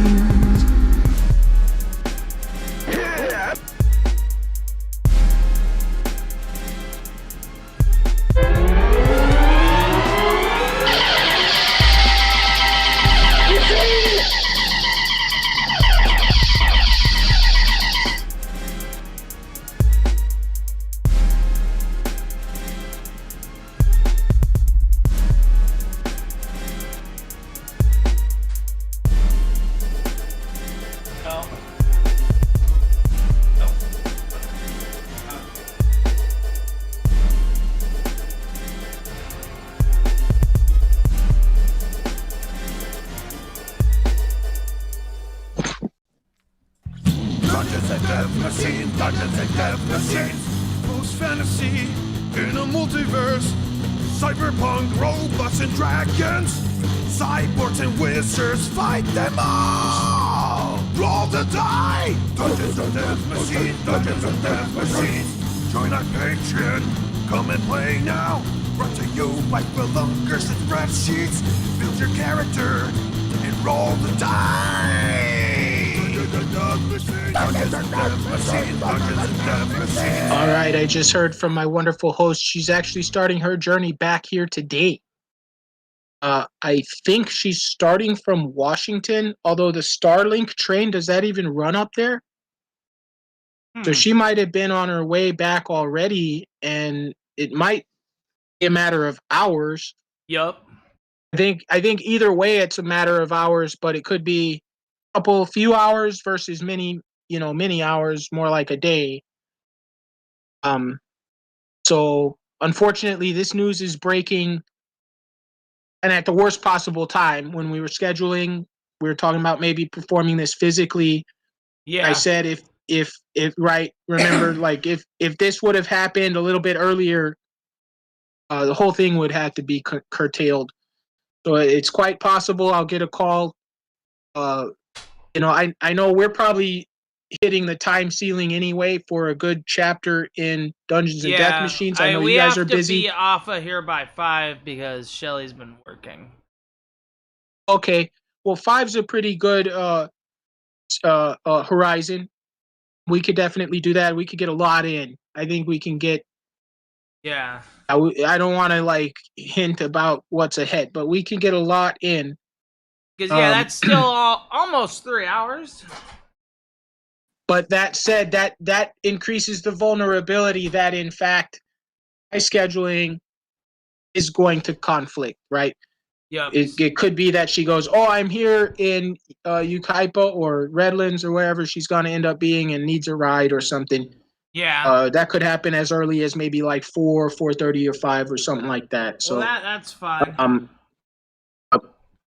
Yep. We'll go until you gotta go. Gotta go and you gotta go. Yep. Yeah, I'm really happy with it so far, but I want to at least, I don't want to say, I want to give away the structure of the plot because you kind of know a lot just on that. Like if I was like, oh, I want to be done in the next 20 minutes because we can. Yeah, but that would tell you oh, the next guy you see must be a boss, right? You know what I mean? But yeah. At the same time, you got a little more to go. Even though this has been a pretty great session so far, I feel like. Yeah. There's just there needs to be some closure, so we could get that out of the way. Even a lot more than that in the time frame we have. So this should be awesome. So You guys just drive past this chapel like at high speeds. You taste it, it's right. Wait for these cops to appear again, dude. Actually, they don't freaking appear. Alright. You guys actually get on a freeway. Yeah. No one's ever found the escape. And there's 2 signs. Alright. There's a sign with like 2 arrows and there's a fork in the road. One says WY82. The other one says Apocalypse No. IS WY82.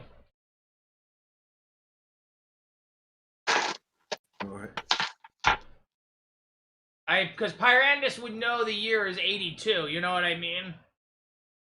Yup. But he heard Apocalypse No in there a few times. He knows he doesn't want to be there.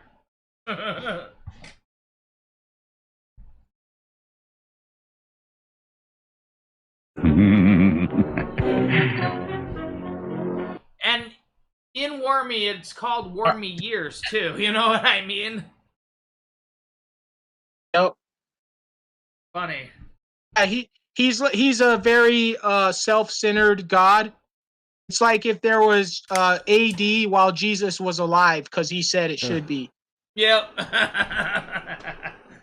that's pretty much what happened. I mean, like, BC, like, there's like 10,000 years of human history.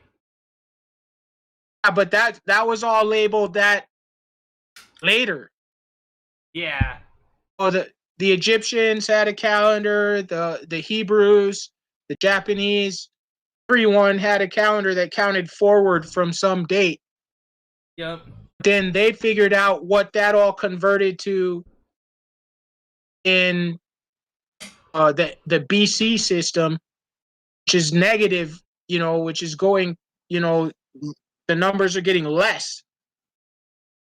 That was put on by somebody, but that was hundreds of years after Christ passed away, if I'm not mistaken. He passed away. Well, Natural if Christ causes in his sleep. away. If, in fact, Christ passed away. Right after he was said to have been murdered by Rome. If, in fact, Christ existed. I don't know. But, all right, so in our case here, what's going on? You guys drove past Blaylock's temple, found, without really noticing how, the dimensional exit. Yep. From this kind of pocket dimension, and you take them to Wormy Year 82. All right. Who's driving? Pyrandus. Pyrandus. Yep, and you're coming along for the ride. You got 2 kids in there with you. Now they're about like 11. They look like 11-year-olds. And they're like, "Wow, where are we going? This looks cool." And you pull into this dusty parking garage. The sun outside is like fiercely bright. You hear like pounding music and like annoying voices on loudspeakers everywhere. Like when you go to a sporting event and you hear like different announcers on maybe different channels, but the speakers are really loud wherever you are because it's just the parking basement, so it's not like set up for that. You see a big sign in the parking garage ceiling. Wormy's Palace overflow parking. And some guys with coalition uniforms and automatic rifles come up to your car. Hey, how's look what everybody we got doing? You. Some gifts. Hey, you guys are in the games. Yeah. Get your butt up to the game room. Yes, sir. All right. They offer to park the car for you. Yep. Oh yeah, there's these crazy kids in the back. I don't know what you want to do with them. No, they popped up to the middle seat, and they're like trying to stick around you guys. They're like, take us to the game room. Take us to the game room. All right. Guess we'll take these kids to the game room too. All right. One of the coalition soldiers is like, we'll escort you. I'll escort you. All right. I grab the guy's shoulder and I whisper into his ear. Watch these kids. There's something up with them. All right. They take you up from the parking garage up into the palace. Bunch of escalators and an elevator. Yup. And where do I have my map? And hopefully that guy heeds my advice and actually watches these kids. You know what I mean? Well, this guy's weaker than you. I know. I'm letting him know that. Why I whispered it Does in have his ear so he can let other security staff know and stuff.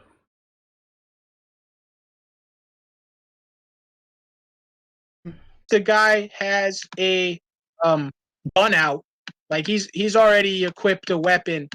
So he might have a chance to freaking waste them before they get away with too much. Yep.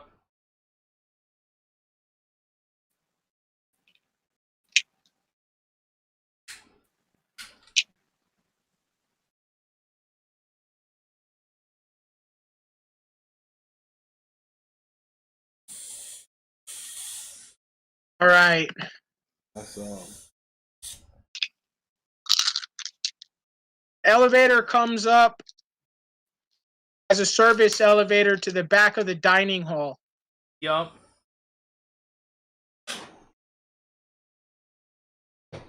This is kind of a schematic of the relevant areas. You probably won't be able to read it and interpret it. If you remember from the very first iteration of Wormy's Palace. So most recently it was rebuilt when Surtur conquered this empire briefly. And it had another rebuild under Wormy. Yep. There's always been like an underground entrance right near the throne room. Some of that underground area was expanded into a parking garage.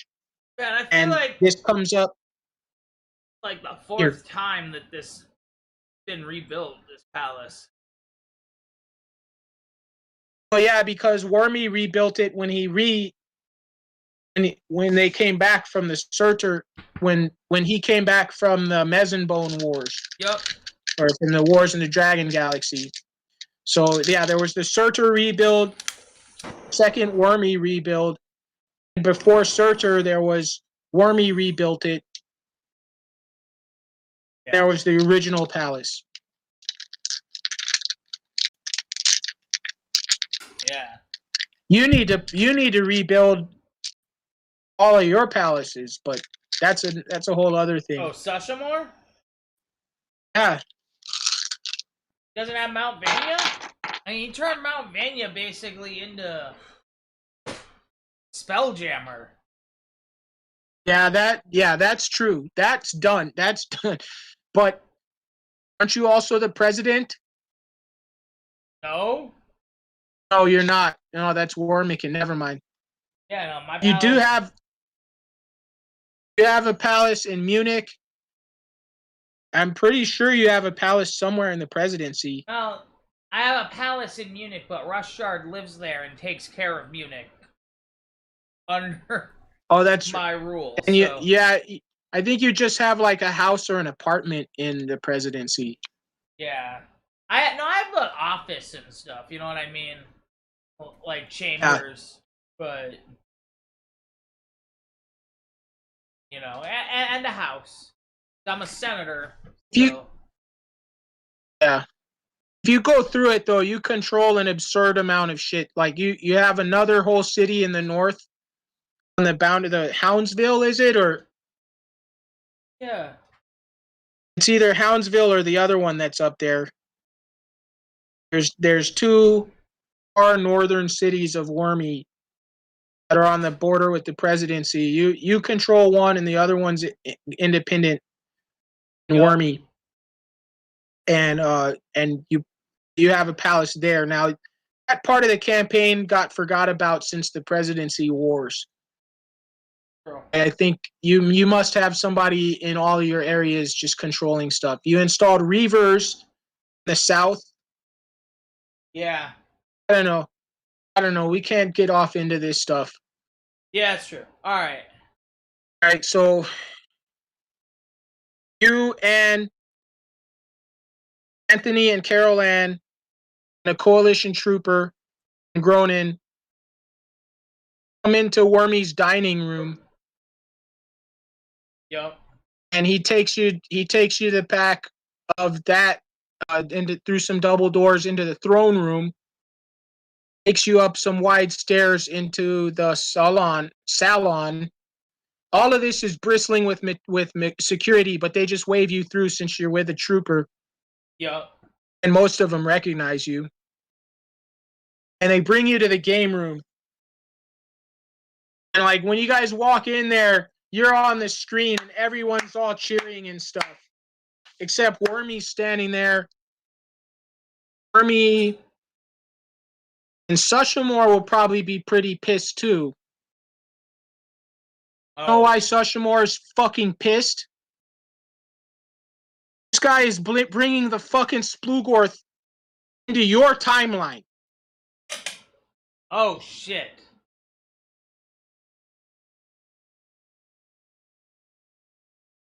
I just didn't even realize that shit. Nope. You don't even know what Carol Ann is. And they're just like everyone in the fucking whole game room. There's 16 factions. There's like these shape-shifting giants. I didn't even get into all of it because you're not on that level. Yeah. All these different groups of powerful entities that have set all this up. They're all like cheering and stuff. And then Wormy and Sushamore are frowning, fucking just huge pissed frowns. Oh, shit. What's wrong?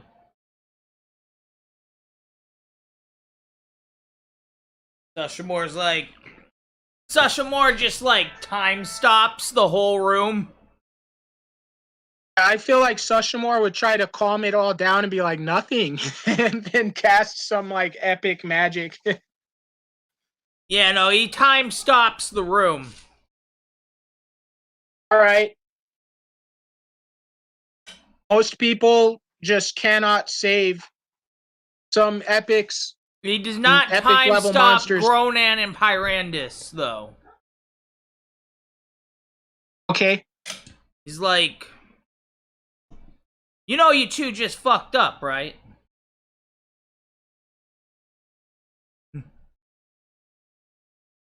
No.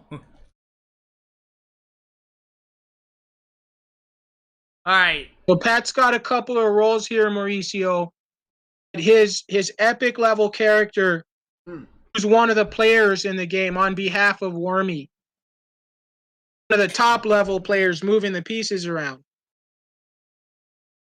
He battled an evil creature that possesses a little boy.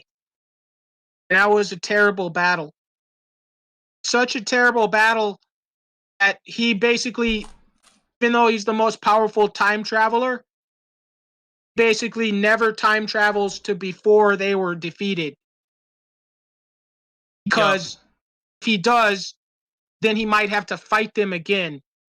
And he won like a 1 in a million shot. Yeah.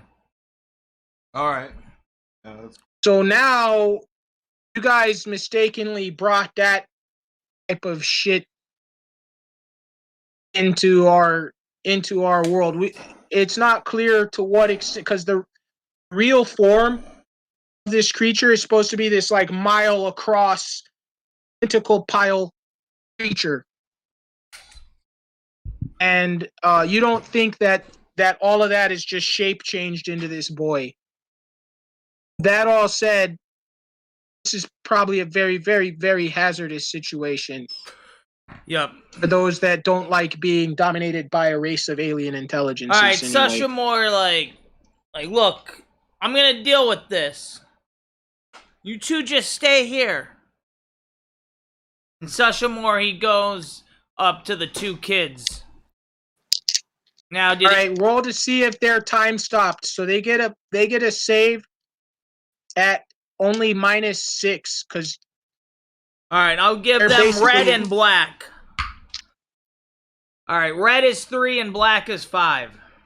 You can put that on whichever kid you want. All right, do I need to refresh your cam? Oh, Dice cam's just frozen on one black die.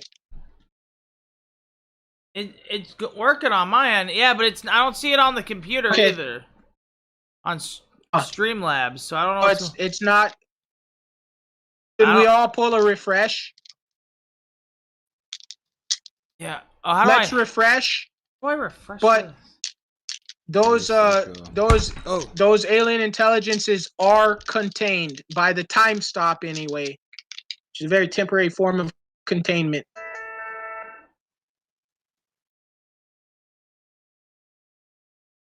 All right. The charger.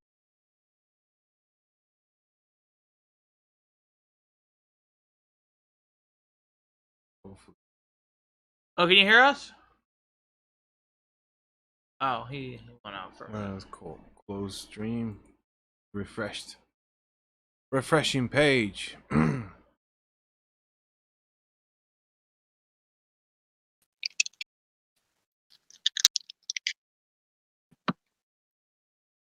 That's even working?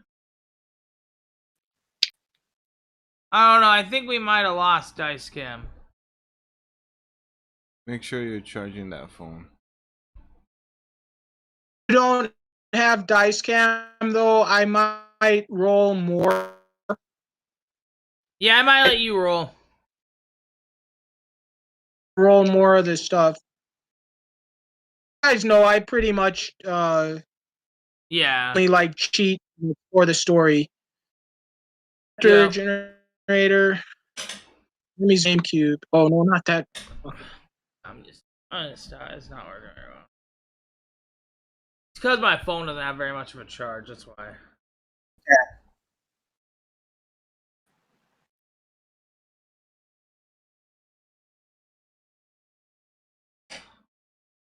All right.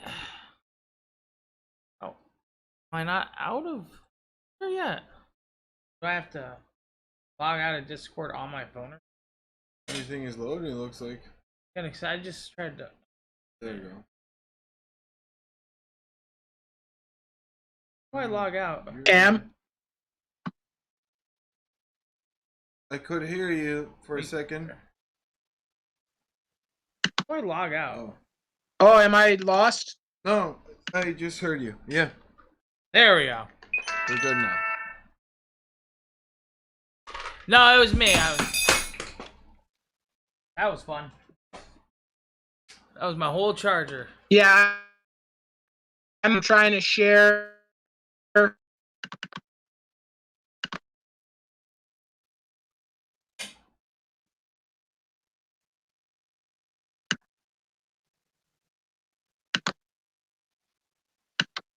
Take a second if you need to for tech issues.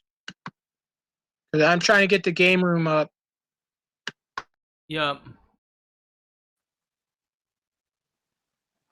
This is the saddest logo of this game room. Oh, it's alright. Basically, we are in that setting. Each square here is supposed to be 30 feet. Ceilings are 60 foot. Round room. Created by a long table. Surrounding the table are various booths in kind of indoor tents. Yup. It has that palace and bar structure I was talking about at the end of the table where you find yourselves now. Yup. Everyone in here, I'm stopped. I have another view of it from a prior game of, I think it was in 37. I might bring that up just to share a little more on just of all the badasses that would be in there. They're in two separate systems of doing all this, so like.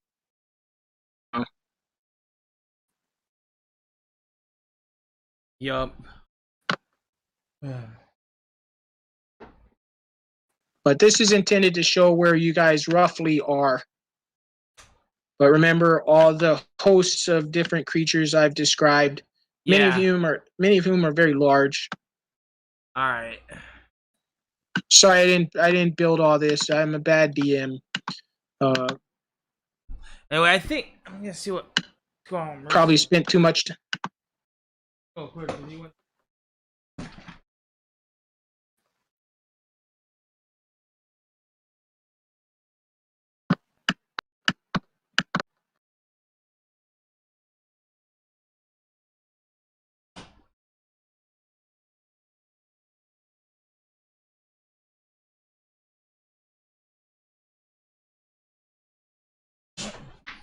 I guess he got a call. But shit. I need to over here.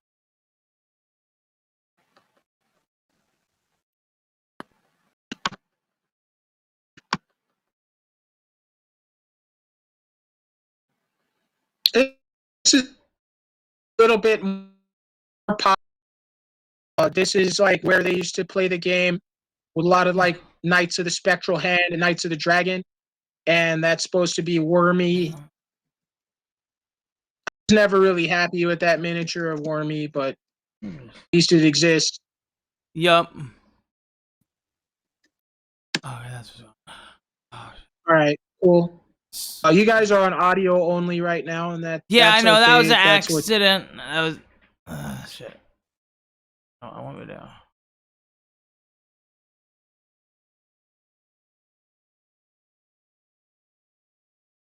Oh shit. I didn't know what was going on.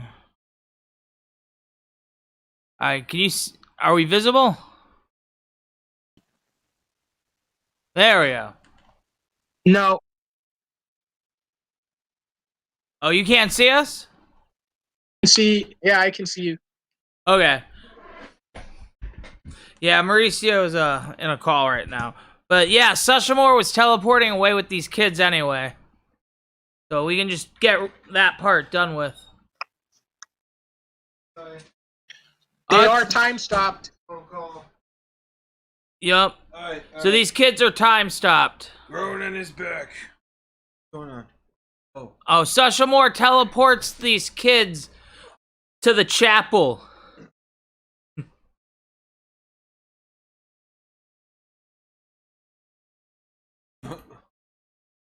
All right, but that's going to be a hell of a teleport. You do have a virtual. I'll just say it has a threat of 2. Because Alright. you can't really fail it very easy. Well, there probably is some kind of dimensional anchor, but it ain't at no like modified 150 or something like that you're rocking. You're not casting this at like minimal power or anything, right? You do a full Yeah, no, I do a full mass teleport. I know I'm teleporting to a different timeline and everything. You, Ronan, Andis. Well, not Roland Gronan and and Anthony. Pyrandis. I leave Gronan and Pyrandis. I'm just teleporting these kids. Something tells you to take them. Alright, I guess I take them too.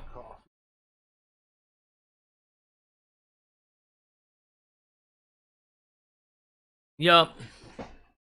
A virtual universe that's like the plot is all written around them. Yeah, it's true. Alright. Dude, don't get a 1 or a 2. There's a threat on this. A fumble threat. You don't have dice cam, so I'll do it. You want purple, blue, red, black? Blue. Blue dice. There. Oh, that's purple. Rare in Wormy history have we had the blue D20. Besides ones that were like really fucked up. Yup. All right, man. You teleport into the even. I'll say you even like on the other side of the door. You teleport inside of this chapel. Yup. Aylock, Scarlet Wiccan, and Envision are in there like crying and praying. Lord, please bring our children back. Alright. Then there's like the teleport popping sound in the vestibule of the chapel. Father Blaylock says, our prayers may be answered. Oh, thank Alright. us. Oh, thank you, Irandis, Father and Mother in yellow. Ronan, you tell them that you found the kids playing in a car. Driving it around and whatnot. I'll be keeping my eye on you. You can get through this, but don't bring those kids to our timeline.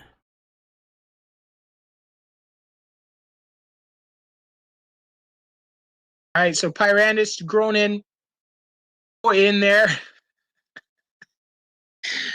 with their kids. Witch's eyes like light up with fire. Vision's freaking laser eyes like start lighting up. So we found these like, kids. Mommy, Daddy, no! We found these kids driving a car 2 states away. Father Blaylock runs in. Like, oh, thank you so much. It's like, you'll be richly rewarded. And he whips out his wallet. It's like this fat. Damn.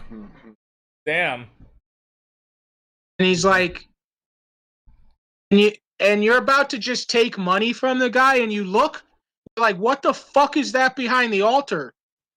And there's 3 robed figures in yellow, all clad in gold and yellow. And so you know about the king in yellow? Yup. All right, well, so that's in the middle. In the middle, there's like this regal figure in yellow. Maybe something like sticking out from the bottom of the. They're all covered head to toe in yellow cloth. Damn. 2 of them look. Well, one of them looks probably like winged. Under there's like a winged, horned humanoid. The other one looks like a massive giant. Then the middle one is kind of like a writhing pile under the yellow cloth. All right. These like just extravagant embroidered yellow cloths, all like inlaid with jewels and diamonds and golden thread. They're behind the altar as gods. Yup. Father Blaylock grabs the 2 kids and they're like, wait, what? Yeah, we just walk out of the church and we jump back in the car and drive off, dude. Right, Sushamore, you notice that there's 3 chalices all lit with soul stones in front of those beings.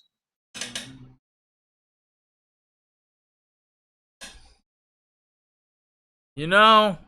And the father's like, you'll be richly rewarded. And he's just trying to on you guys off with a stack of hundreds. But I don't know, Sushamore might get the real picture. That they're gonna soulstone these kids? Wait, 3. It's not that simple.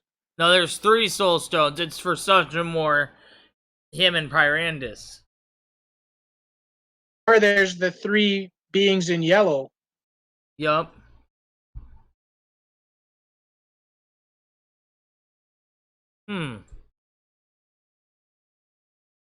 See. And Father Blaylock begins to baptize them.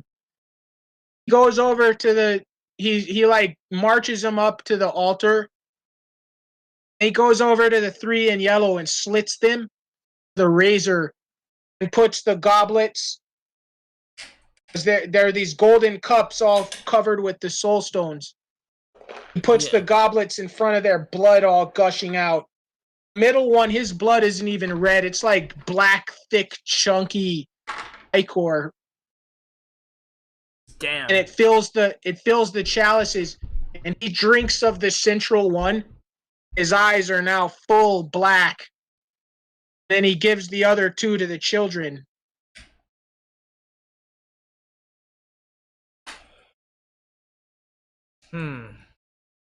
Yeah, I think Sasha Moore just leaves, honestly. This is a different timeline. Strictly speaking, this is a pocket dimension.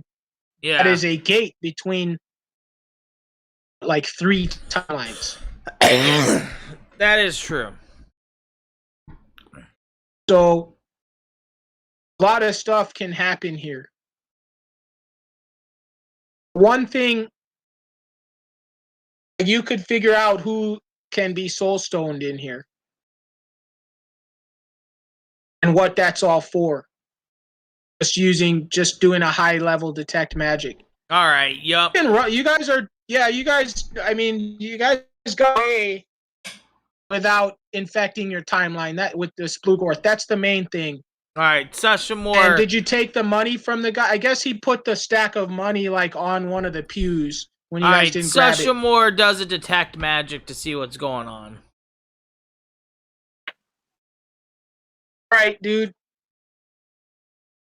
The soul stones are actually attuned to the 3 in yellow. Father Blaylock is taking the central. Also, the king in yellow is the Cthulhu mythos creature Haster. Yep. Usually appears in giant, kind of like kaiju form.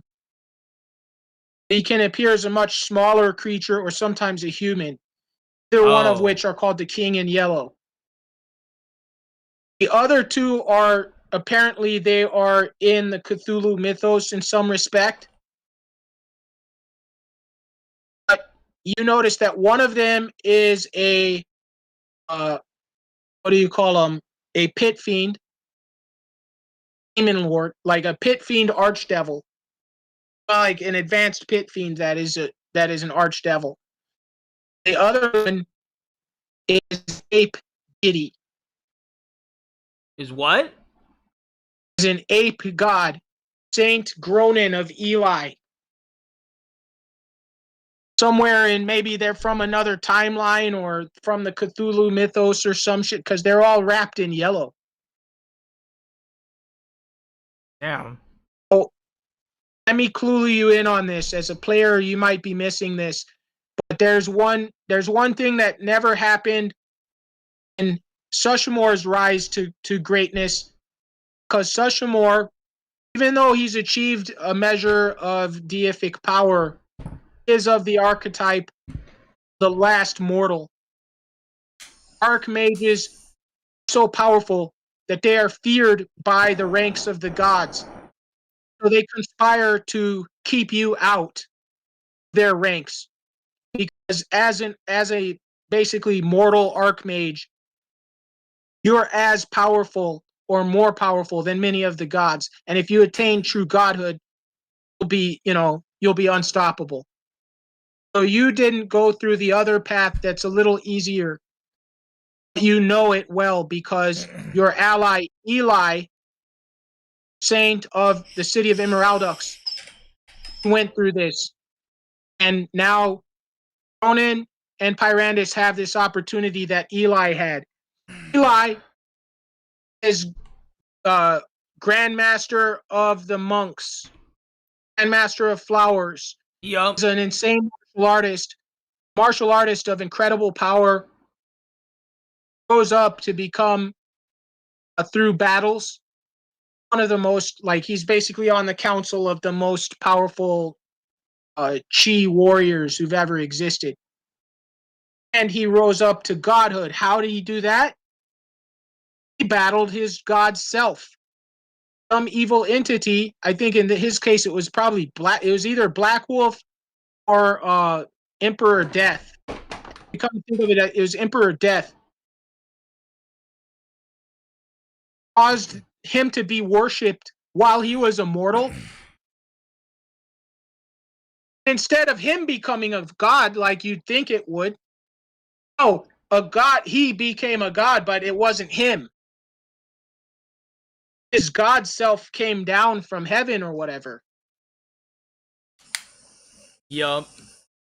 And he defeated that fucker and took his power. There's the godly self, divine rank of you guys in this virtual simulation, in this pocket dimension. If you could soulstone them, you could take their power. But I know. Have an archmage with you. Alright, dude. Sasha Moore soul stones these demons. Right, that's pretty much a full round cast, so you gotta pick one at a time. Alright, I guess he goes for the gorilla first.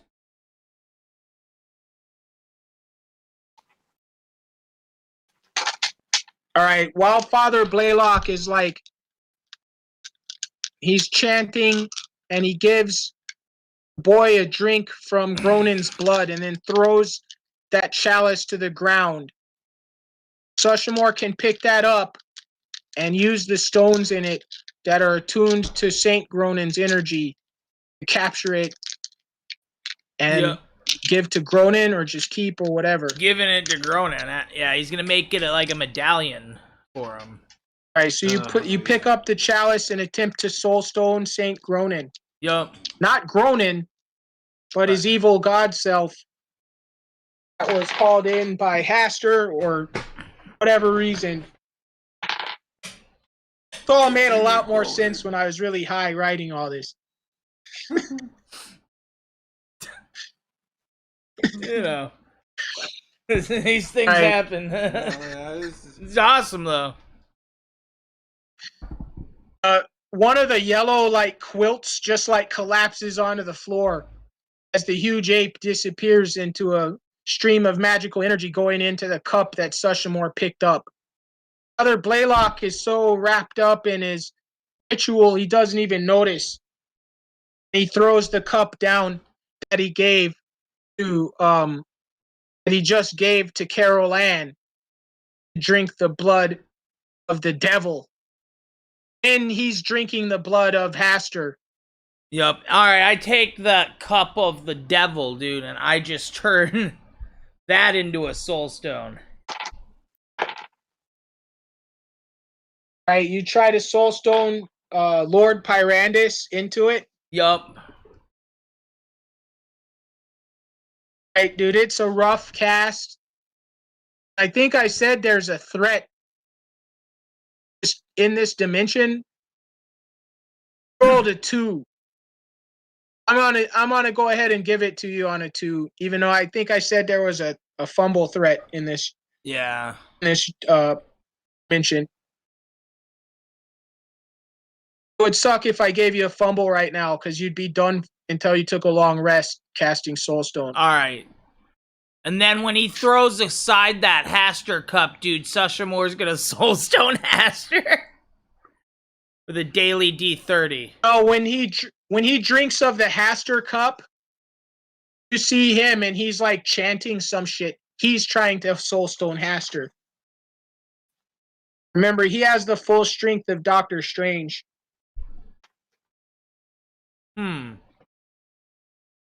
Guess it's initiative. I guess Sushamore's gonna Soulstone this guy as he Soulstones Haster, dude. You want blue still or yellow? Blue. Or they have yellow for obvious reasons. You guys have blue. Sushamore's color's always been blue. It's always been like the color that's been associated with him. That's right. He has the kind of wizard's robes, traditional wizard's robes. Yup. Right, dude, you're like a segment ahead of him. Soulstone is not attuned to Doctor Strange or Father Blaylock or John Littlejohn or any related entity. It is tuned to Haster. This is a god level. That's why I said greater. I was even gonna say I'll throw a D30 on it. For Yeah, this is a greater god level soul stone, so there is no safe cast. So D30, dude. I'm just gonna put a threat on it of 1 through 10. Yep. Because I think you have the levels to with your effective level of having already soul stone to Splugorth and all that shit. Or it would be basically easy, except for the fact that this is magically fraught. It's very dangerous. Yeah. All right, so on a D30, you're throwing your daily D30. Make sure that Mauricio knows that rule. Yeah, each character gets a daily D30 where you can roll a D30 instead of a D20. Anything over 20 or over is a critical threat. Maybe a critical. So in your case, you just rolled a 22. Yep. So that's a critical threat. So if this one succeeds, 11 or higher, it's a critical. All right. And you got a 20. Nice. All right, so holy shit! You just soulstone Haster Yup. into this chalice. All right, dude. When that happens, you just hear all this like screaming and shit outside. Black blood starts like flowing into the windows, like full fucking The Shining speed. Fire hoses worth, or just fire hosing into the windows. Yup. Sashamore grabs kids like her Pyrandis all, like, and Gronan seizing up. and he just straight teleports them out of there. Holding these, Yup. you have these 3 cups. Yeah. They even make you grab the cup. Wait a minute, how the fuck did you soulstone Haster? You didn't have the cup. Shit. Well, I don't know. We already went through all of that, though. So the 30 was to grab that cup. No. I don't. All right, then you have to re-roll that part. Either that or I can give you where you're holding the cup. You spent your daily D30 on that, because I forgot you weren't holding the cup. The fucking All right, let's Blaylock roll was. a different D20, I guess. I feel All right, like... for the cup. All right, fine. 17, you make it. Oh yeah, we're exactly where I said. Black ichors like streaming in. They're screaming. You can feel like the dimension like crumbling in. Yeah, dude. Sashamore teleports him, Gronan, and Pyrandis out of there. You don't give them their own cup first? Yeah, I do. I give them their cup, I guess. Like, there's still like drops of blood in the bottom. You know enough of the occult that if they like drink that soul stone charged with that entity, their own god self, Yeah. have a chance if they make an appropriate saving throw to tap the soul stone, because it's their own god self, even though they cannot wield that magic normally. Sashamore's like, each of you drink of the cup I handed you. Pyrandis drinks. Are you understanding this crap, Mauricio? So there was basically a god form of you that was formed by these evil people. Yep. And now the Archmage that came back with you to this dimension has made that where you can get that if you drink of this cup. Supposedly. Yeah. There's a lot of bad shit that can happen. All right. But at any rate, Pyrandis goes for it. Yeah. Gronan says, let's do it. All right. Patrick, you've already used your daily D30 on your high level character, so you don't get to. You want your daily I roll D30? a 12 for Pyrandis. Yeah. Go look at his character sheet real quick. We don't have to look at the character sheet.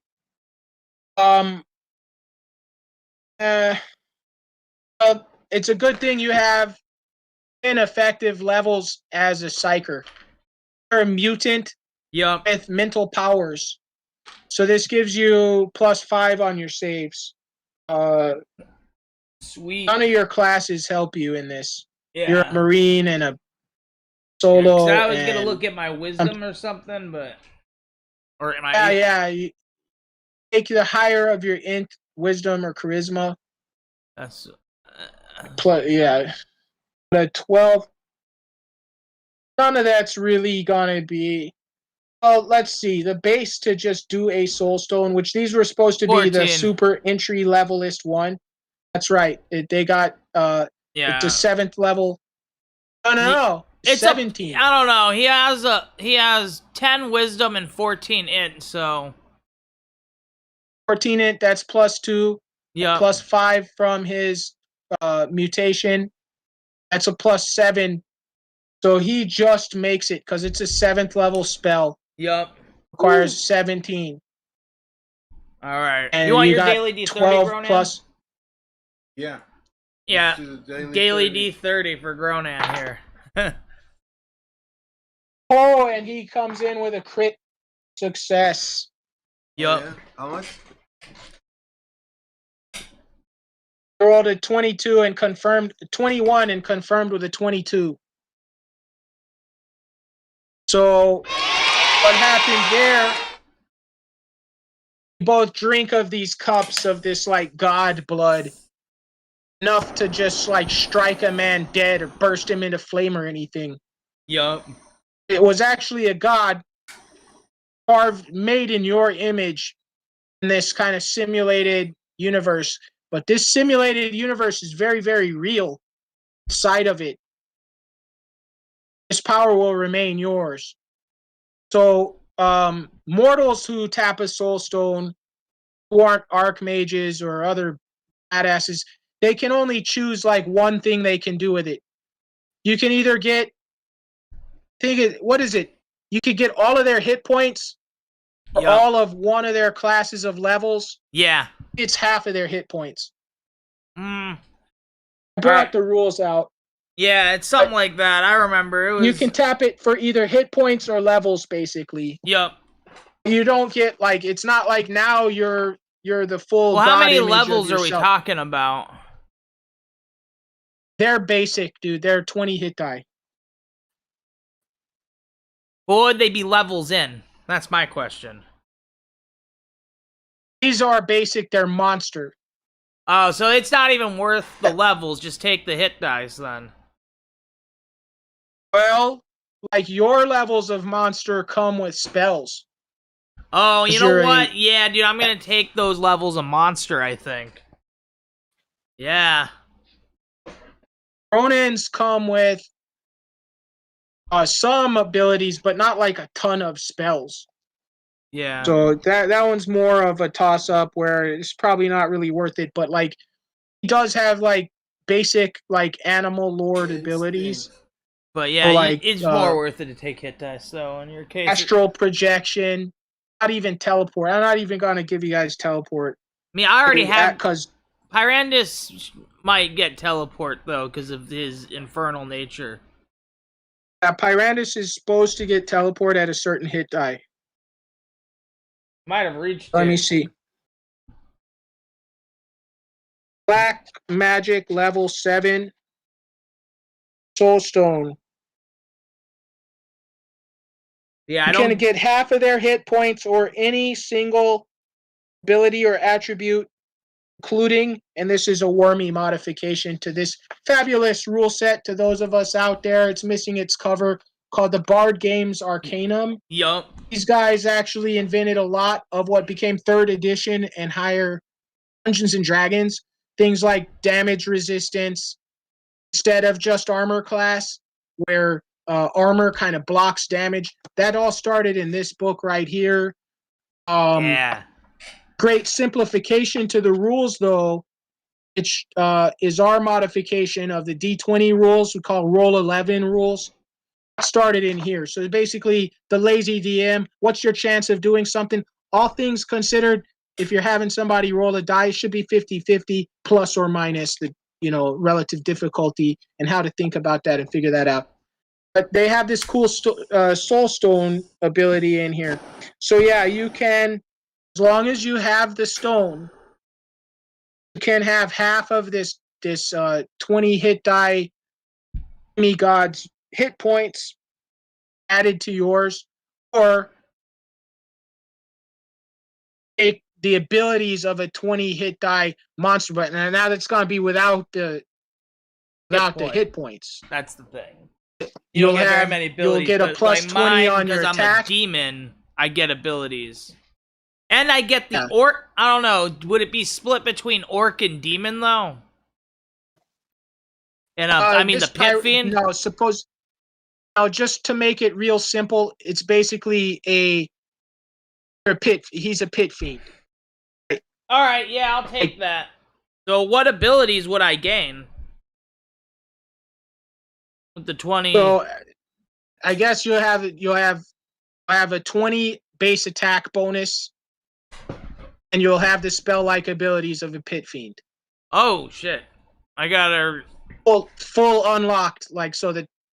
Teleportation. Said I was gonna try to jip you guys on the teleport, but that's kind of like the abilities of all devils. Well, but remember, Maybe we're kind of jip you dimensionally with that. locked in the GameCube. We can't actually teleport out with a conventional teleport. So that's why I couldn't use it to just escape. Yeah. I can only... It's not teleport, no error. It technically will be once you're up and running with it, but let's just say it's, for now you just can't access that for whatever reason. Yeah, like Sashamore... maybe Sashamore did something magical to lock that ability until after the games. Blaylock. Because at some level, this was all part of the plan, too. Yeah. You're to be richly rewarded. You will be richly rewarded. That lady is so creepy. Ugh. So you're going to take the 20 hit dice, but no hit points to show of it. No, that's... But that's only going to bring your BAB up by 10 more, because you're roughly at 10. So you're getting plus 10 BAB and a pit fiend's magical abilities. Gronin, in your case, you could take. You have something like 28 con, if I remember. Yeah. And then you are 9th level. Yeah. A total counting monster. He's gonna have 11 more hit dice and a large monster, which is gonna be a D10. So you're gonna have 11. You could do 11 D10.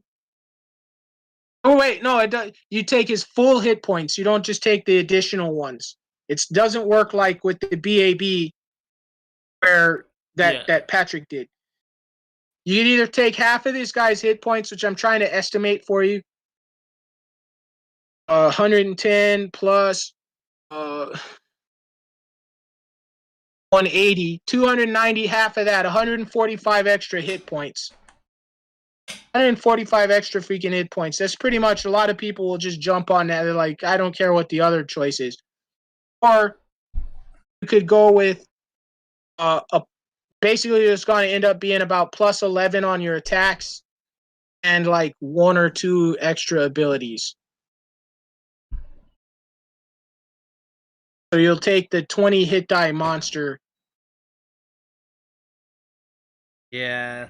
I mean, I don't know. I feel like it's... What do you... I think the hit die... Or you can take the hit point. You already basically attack as a 20 hit die monster. You got plus 10 strength, and your attack bonus from your classes is 9. So that's a total attack bonus that I can see right now of about 19. It's right on par with a 20 attack bonus.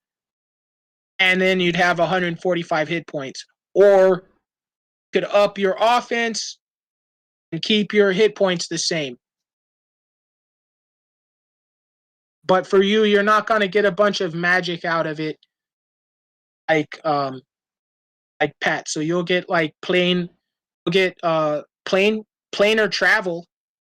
You can walk in the astral plane. You see in the astral plane. probably like communicate with apes magically.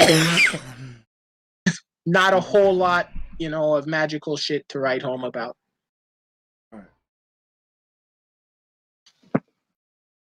Think about that for a second. In order to find an astral plane.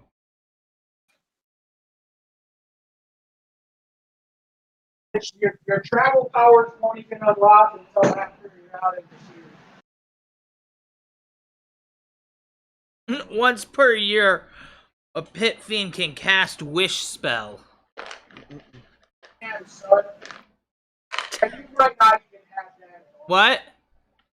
Not even have that at all. You not have that? Yeah. That's a damn rare power. Yeah. I mean, Look at detect magic, detect invisibility, fireball, hold person, improved invisibility, polymorph self, produce flames, pyrotechnics, wall of fire. So I already had all the fire stuff, basically. The teleportation. like your fireball was Oh, I can use symbol of pain once per day. damn.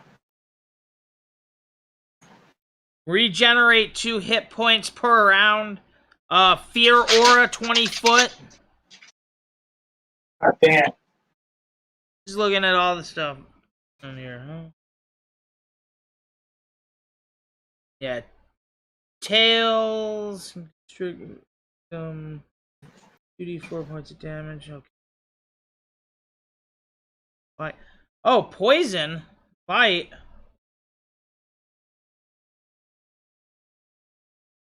Huh. I don't know if you get that one because that's a physical ability. Yeah, it's physical. Never mind.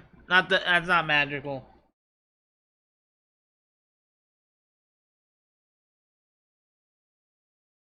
Yup.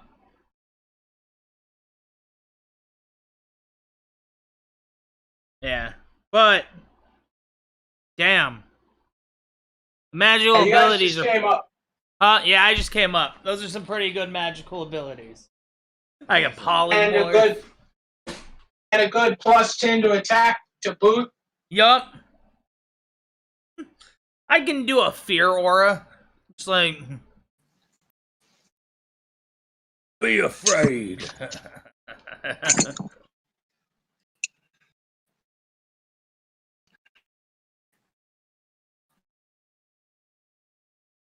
You know what? You get the full 20 attack. Damn, alright. Because when we say you get that class, you just get the class. It doesn't. Yeah, that's true. There was never anything about like half or Nope. subtract. They don't all stack or something. Yeah, no, that's whew.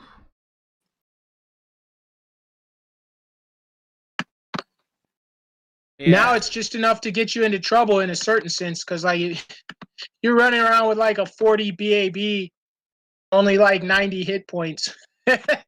Well, you've seen my AC. Yeah. My AC is insane too. It's like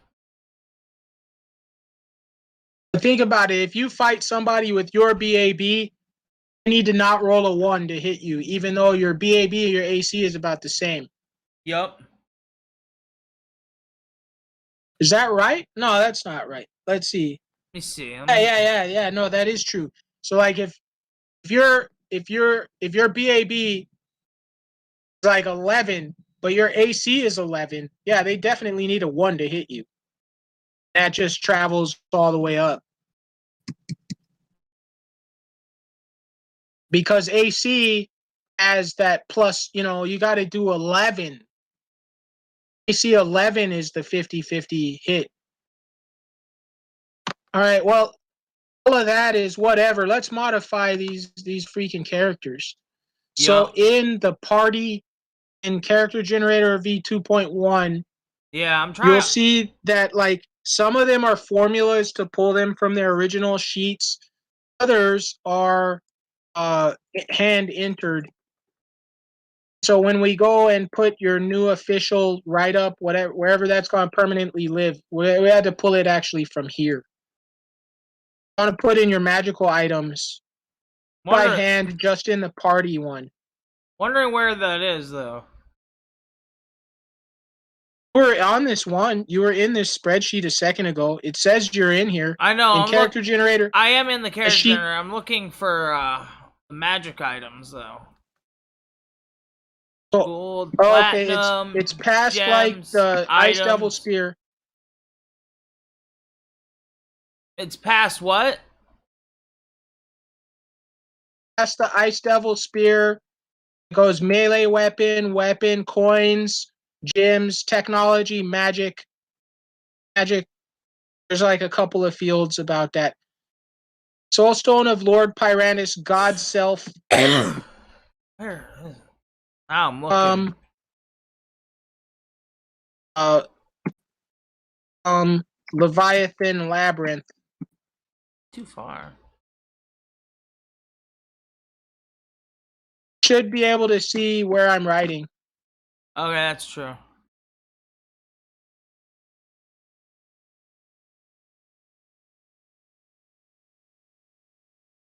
Go ahead and widen it.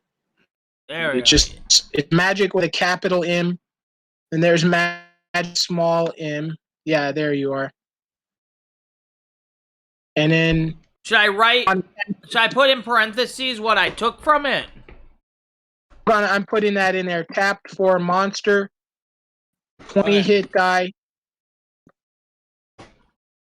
20 die D10, I guess I had to give you. With Fiend. Abilities. Abilities. Should I list them off since I'm right here? Can you type those in there? Like put parentheses or put like colon and what they are. And I'm going to put the same for Gronin and his magic items. Of Saint Gronin. That's his God's Self.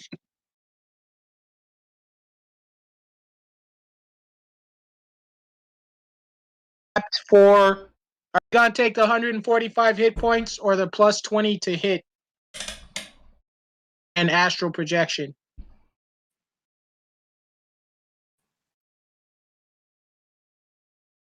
I'll pencil you in for the hit points. Yep. I think.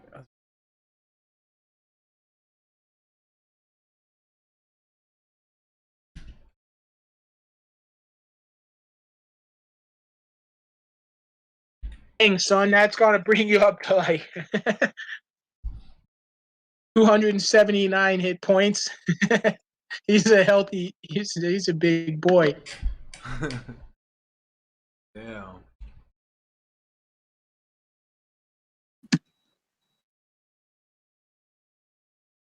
So before we get too much farther, if you change your mind on how you want to tap that, let me know, because you're not really supposed to be able to change between them. Once it's tapped, that's what it's tapped for. Damn, hold person, really? Pit Fiends have hold person? Yes. I've been ripping Pit Fiends off, dude. Proved invisible. What edition are you looking at? I'm just in the monstrous index. Second ed? So that's gonna be second ed? I think so. I go to the monstrous index online to look up monsters all the time. That's how I always do it. Invisibility. Polymorph self. All right, now you guys are in a little bit better shape for the crap that you guys have coming down on you. Yeah, I'm still typing this in. Whoa, hell yeah. The country will be run by mongrels.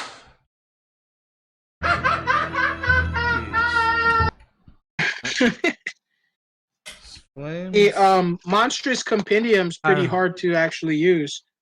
Just nail down what are the Pit Fiend's abilities. Attack. Technics. I spelled that right.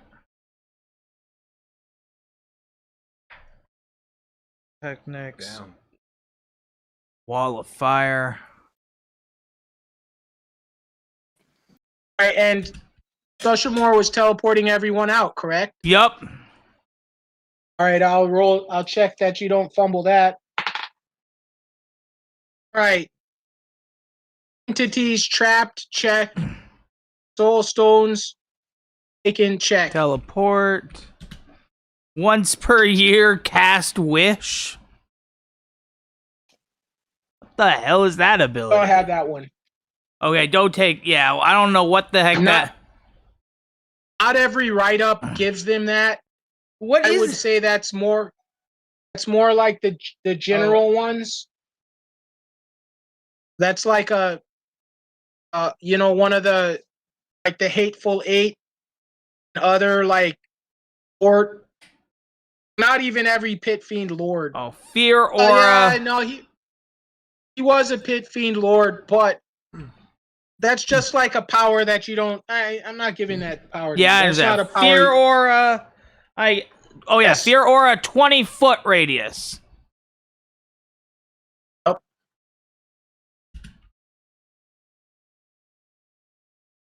And then there was something else in here. Oh yeah, once per day, symbol of pain.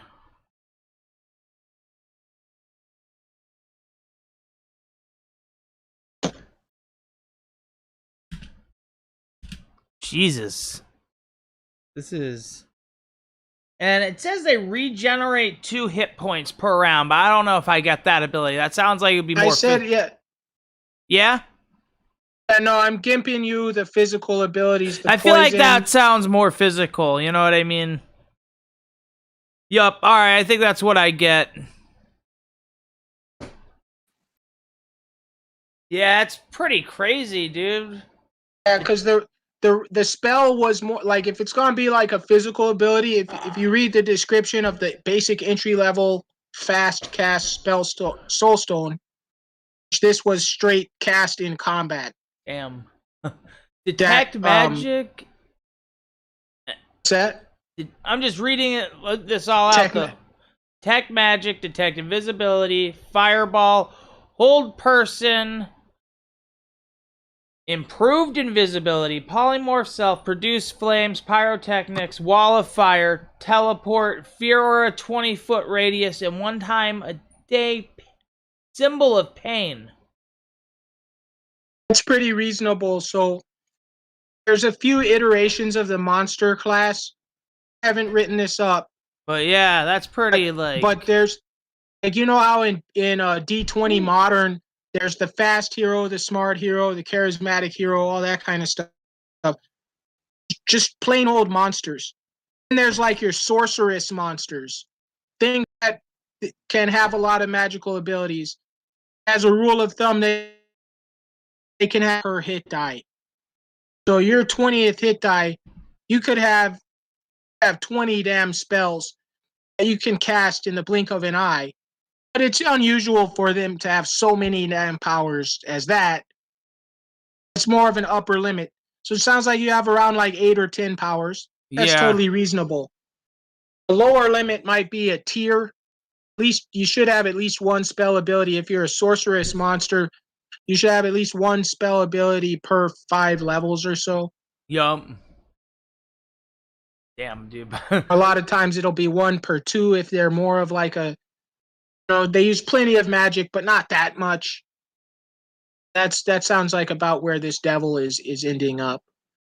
And on the Mauricio front, 145 extra hit points for somebody who's already got basically the attack bonus of a 20 hit die monster. Very good build for your character. You're gonna be well set up for the rest of this campaign. Yup. Ronan strong. Yeah, dude. Crumb. All right. Sushimore, what do you do with these jokers? All right. I teleport them to another spot on the board. I don't know. I'm trying to think. Where would be a strategic spot that would be a good spot to drop them? That's where he drops them. Like somewhere where Wormy would really want these guys dropped. All right. Scanning the entirety of the game board, you see what one realm that could be one room that could be some kind of critical weakness. Like 6 of Wormy's opposing factions. Yup. Might be an exaggeration. But they're all in the same black cube.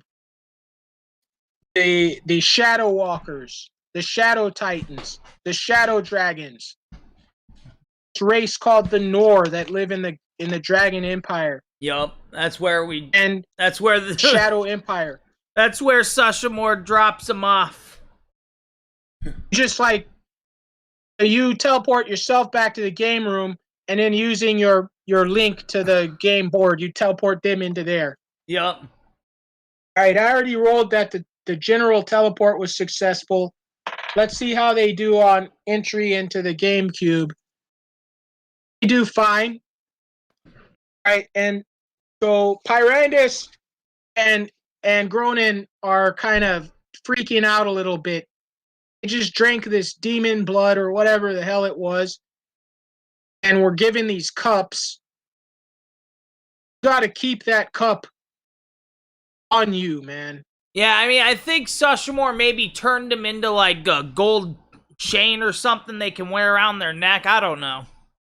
I'll give him that. The guy's incredibly powerful. That makes it a lot more reasonable. So it just says on your character sheet, Soulstone. It's on a necklace. You're wearing it. Yup. It was made from that chalice in the blink of an eye using magic. Now you find yourself in this darkened room filled with various factions of evil, shadow-themed creatures and human-like presences called shades. There's even some monsters in there. This room is really crowded. So the game cubes are supposed to be 60 by 60 by 60. All right. And so this room's like packed at that size. And they're all like haggling around a table. No one even notices you guys in the room. Yup. They're smoking a lot for some reason, these creatures.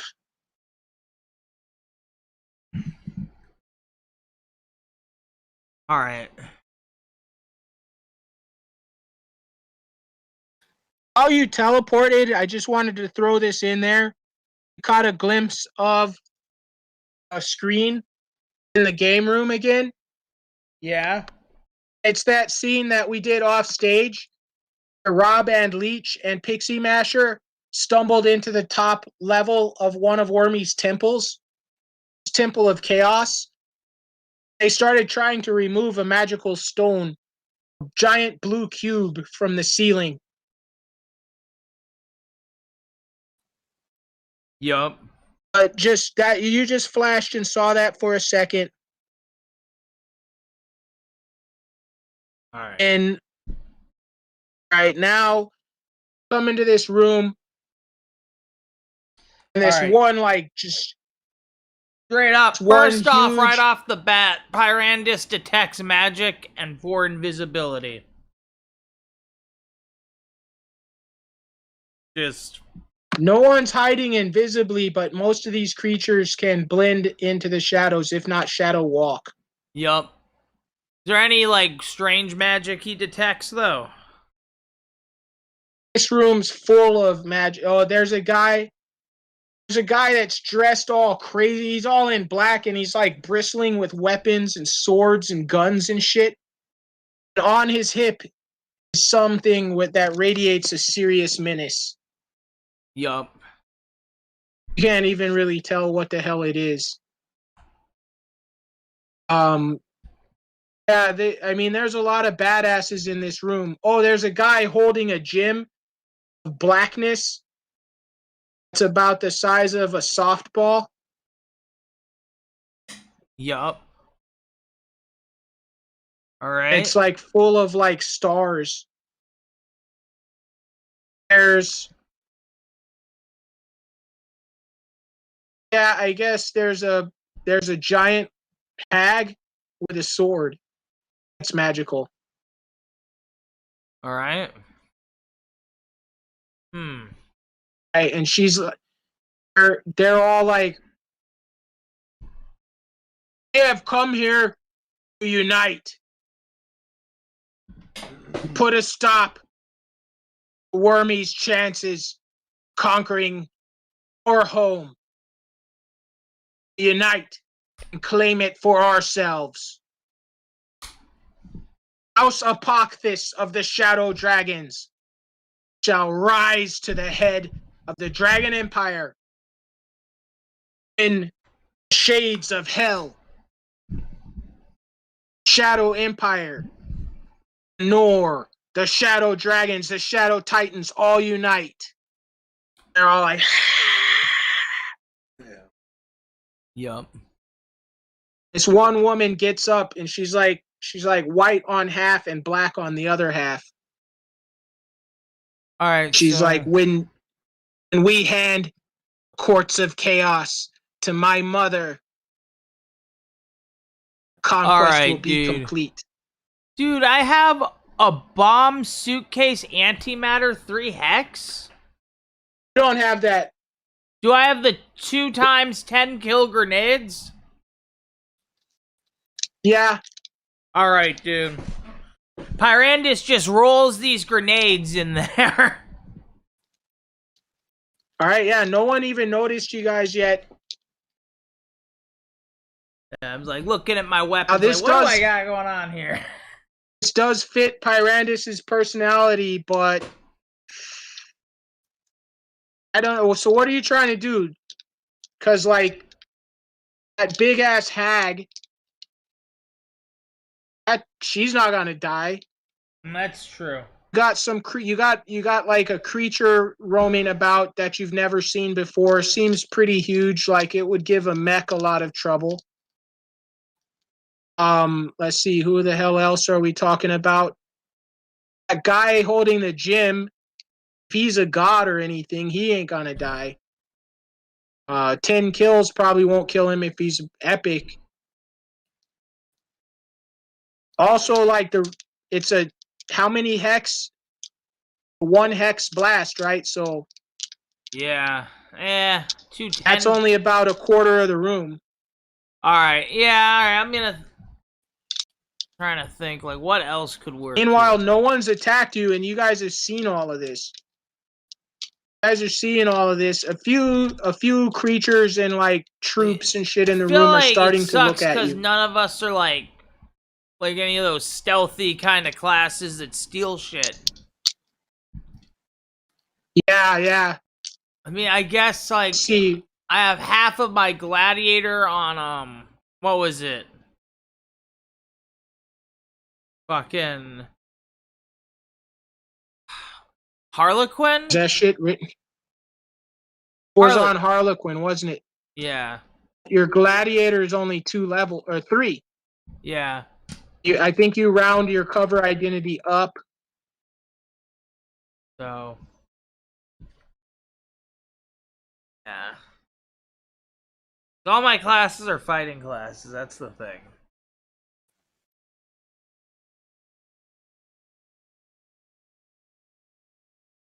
Oh.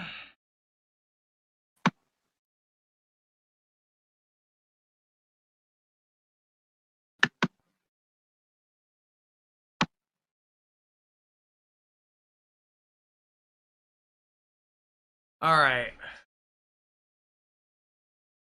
Trying to think. Well, Harlequins do have pickpocket, right? It's true. All right, which of the magic... Trying to get scared, though. Huh? Trying to get scared, though, like, who's Who the hell are you gonna try to pickpocket in this room? I guess that's true. Alright. Trying to think. What do we do here?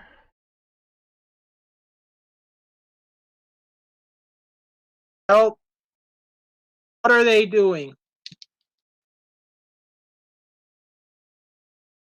What are they and what are they doing? Yup. I think if you think about that, you can come up with a plan or several different plans and try to That's true. maybe So least they're risky one. they're trying to all unite against Wormy and bring about the Shadow Dragon faction to the forefront. So I guess the best thing for us to do would be to somehow stir up dissent amongst their ranks. So, throwing those grenades wasn't even a half bad idea on that front. Now that you know why that might be a good plan, maybe you can think of something a little less risky. All right. Yeah. I grab Gronan and I throw the grenades and I teleport back to that arcade room. There is a dimensional anchor in here making your teleport difficult. Okay. I mean, it was an idea because then we wouldn't be there and they'd be like, who threw those grenades, Yeah. So, Well, it's not impossible for you to teleport. Or did I say you wouldn't get your teleport just yet? you said I wouldn't get teleport, no error. You said I could basically have regular or whatever. Right, then I'll go back on that and it's teleport no error, but there's a dimensional anchor on here that's way stronger than the plus 10 that you have. All right. By virtue of being a 20 hit die fiend. Yup. All right. So, you know what I could do is I could plant the bomb in one of the bombs in one of the shade's pockets and roll another bomb out from behind that shade and teleport to another part of the room.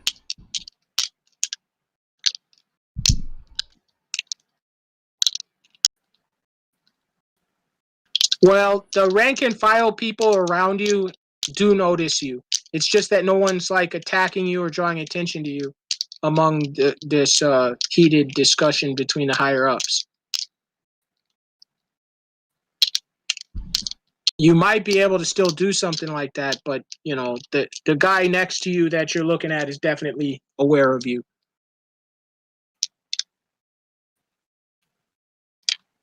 I look at the guy next to me. I'm like, hey, what do you think of all this, man? You should know what I think. Who the hell let you in here? He starts yelling, "Devil! There's a devil in here!" Hey, I say in Chaotic Evil, it's not like that, brother. Everyone's all quiet and they hear you speak in the Chaotic Evil tongue. And the one guy I described, this human, all or not a human, a shade, all bristling with weapons.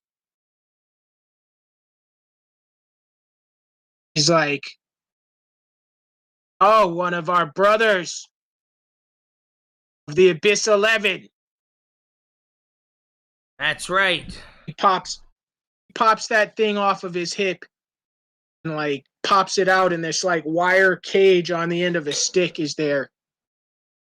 The wires seem really menacing and hum with a terrible energy. They're made of blackness. Damn. Yup. He says, "Welcome to the Tesseract." And one of the guys next to him, he slaps with that shit. And he it's this couple of cubes inside of each other of like monomolecular piano wire held together with magic and infused with dark energy. That shit just slices through the guy like butter, and then crushes in and then pops back out. And like cubes of guy just come flying out every direction.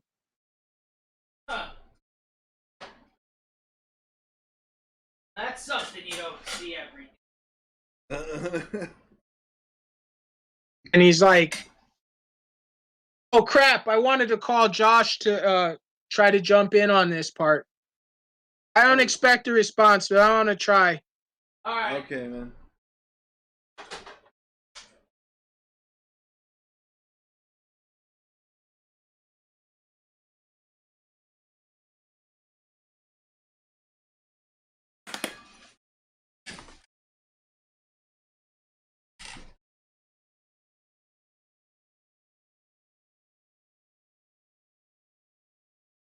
Well, the streaming is going pretty well. The audio is looking good. Wanting to share a map. You know what? I don't think I have a map for this room. Huh.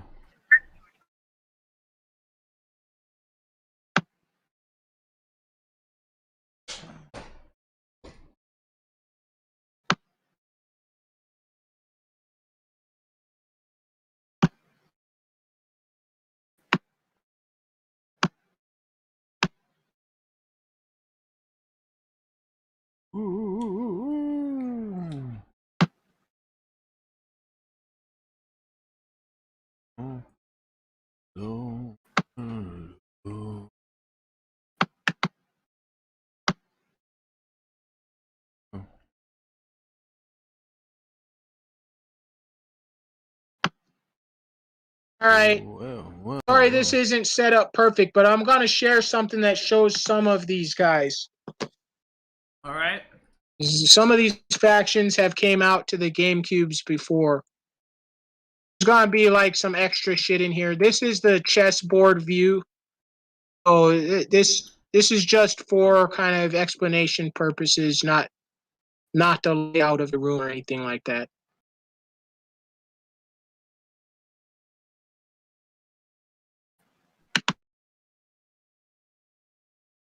Here I am.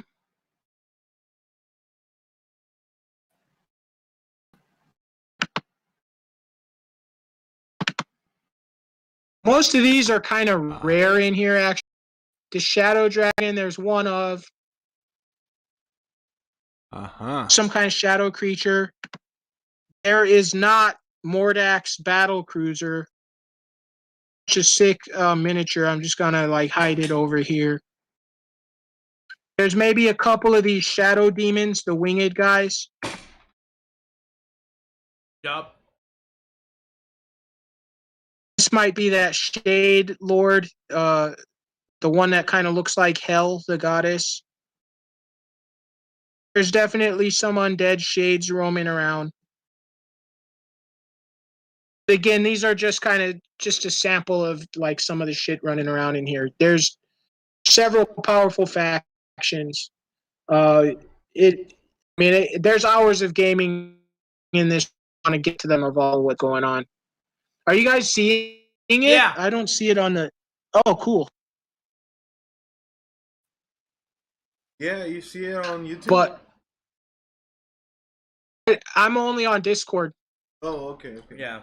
Yeah, I'm not trying to run YouTube as well because I got my word processor open and my spreadsheet open on my native spreadsheet. That's what you guys are seeing. Then I got like 4 Google Sheets windows open, and so 1 or 2 other tools I need just to DM. So I can't really open YouTube.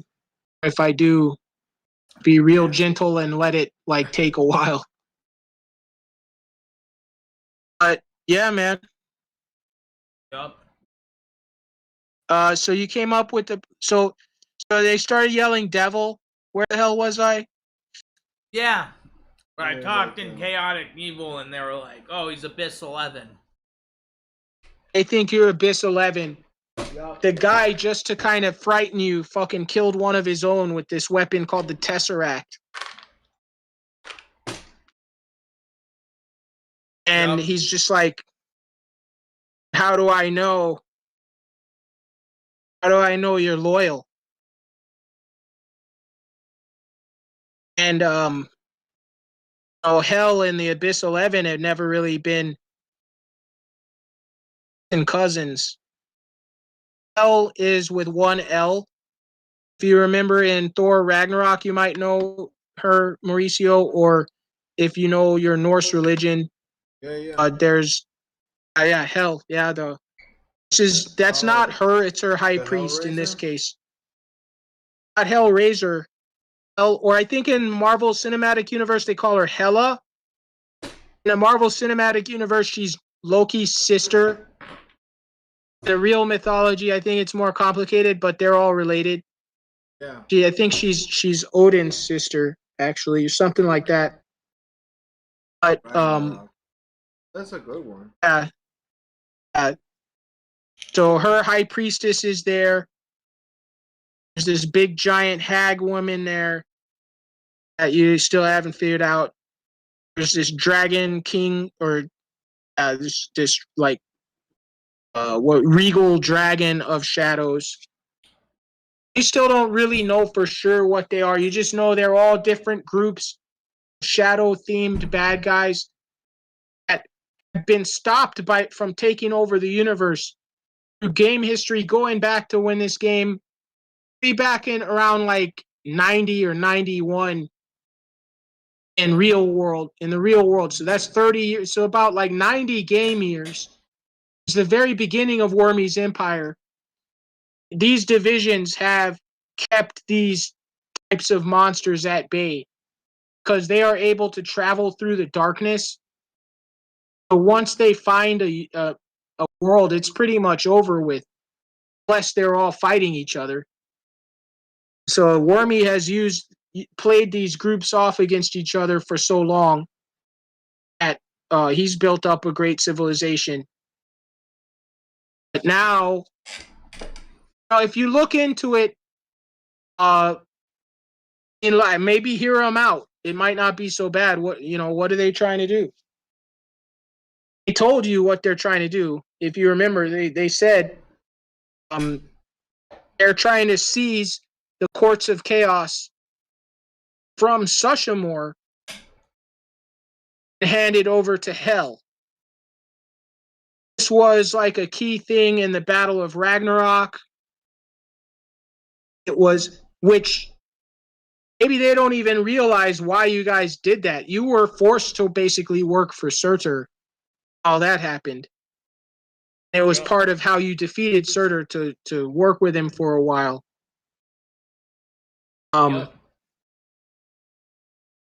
I guess they must know that, because otherwise Hell would be like, oh, cool, thanks for doing that.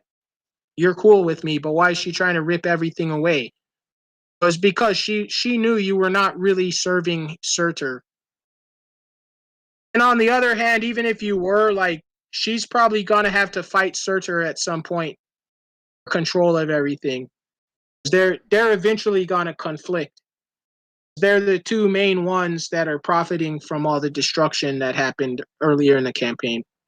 Yep. There's just hours and hours of backstory to all explain here. It can be hard to make a decision. But they've staring these people down. They're staring at you still. Listen. Courts of Chaos should be in the control of Hell.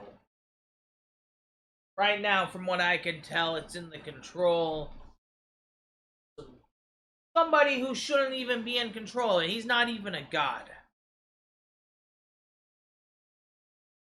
Face it, that's an important characteristic for taking control of the Courts of Chaos. It's always been a divine job.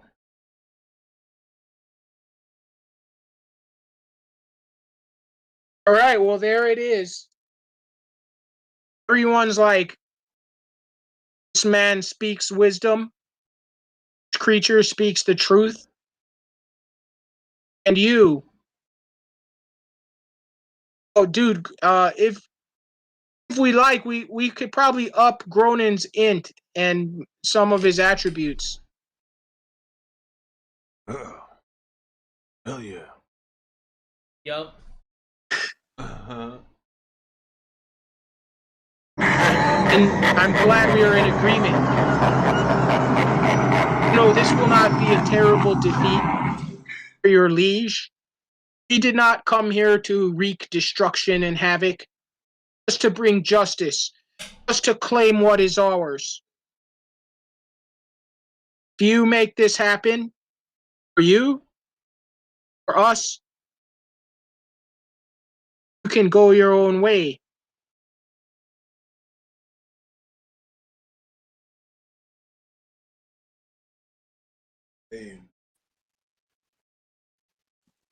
Yeah. What do you need? What do you need? Dun, dun, dun, dun. Do, do, do, dun. Do, do, do, crawl, and, do, do, do, crawl, and, do, do, do, dun, dun. Epic moment. Right, they start ignoring you and just go back to their like negotiations of where the border's gonna be and what lands are gonna be what and all of this madness. Alright, is anybody even paying any attention to us anymore? Nobody's even really paying attention to you. Like I said, the underlings around you guys are like dancing at you from time to time, at least once per melee round. But the higher ups are, they're here for a reason, so they got to get back to haggling this deal. All right, I walk off like I'm going to the restroom or something. You know what I mean? Like, all right. I guess people just relieve themselves in corners in the GameCube. yup. Is anybody watching me? Well, are you trying to stay clear of the most fearsome monsters in the room? There's a goddamn Shadow Walker in here, and a like ancient shadow dragon. So you might want to steer clear of those. Yup. Or not. That leaves you with the other two corners of the room, roughly.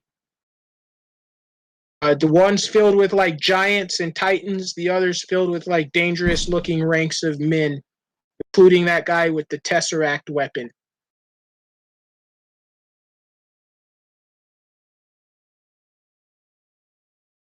All right.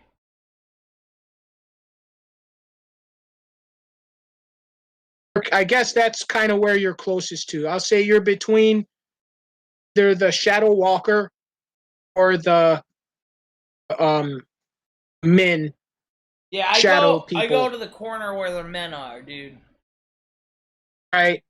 No one's gonna want to like stand there and watch somebody piss in the corner. Right, the guy with the Tesseract weapon is eyeing you as you go into the corner. I just start pissing. Does he keep eyeing me? Oh, he looks away. Alright, as soon as he looks away, I teleport in behind one of the Shadow Walkers and I shove a grenade in one of their pockets, just like casually, and I roll a grenade out from under them. And then I teleport back into the corner.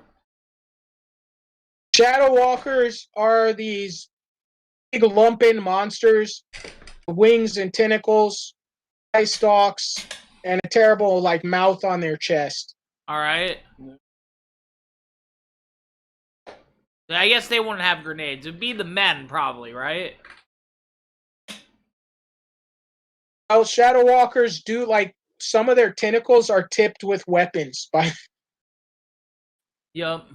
So it's not impossible they would have a grenade, although their grenades would probably be a lot more dangerous. Yeah, alright, dude. So I'm gonna do it with the men. I teleport in behind, like, one of the guys, and I put a grenade in their pocket and just kind of roll a grenade out from under them. and teleport back into the corner pissing.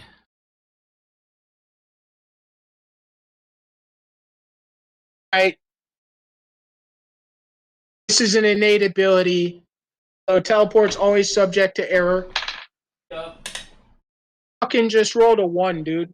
Damn. Right, you're pissing, and you can't teleport. Damn. There is a dimensional anchor on this place, so you're banned from teleporting until you take a long rest. In fact.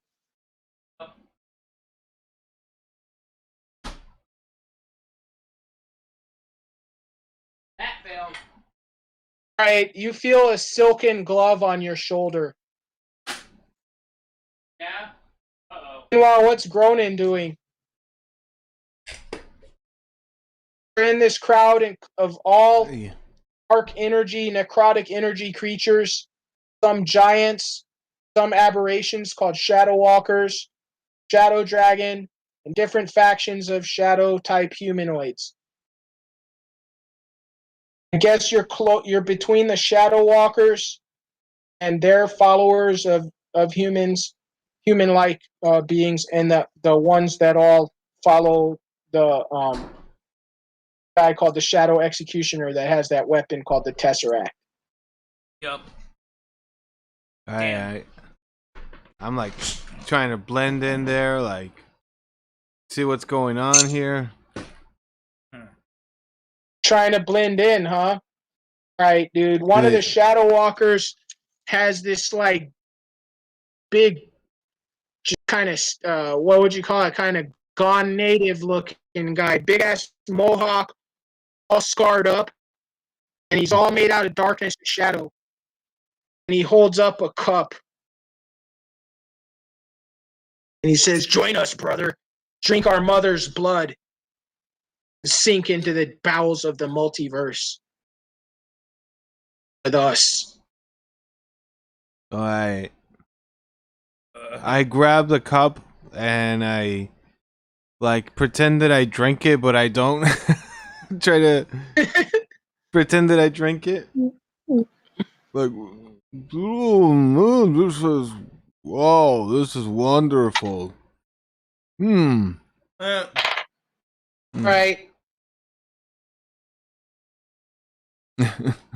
Right, the guy like sets when you like bring the cup down, you're all like, "That was good." He like grabs the cup from you and sets it on the table, and then he's like, "Come here, buddy, give me a hug." And he comes in for it's like basically a bear hug attack. I guess you could try to dodge. Yeah, I try to dodge this bear hug. Right. Hey. The guy like misses you. He stumbles into the table and like knocks a few drinks over and shit.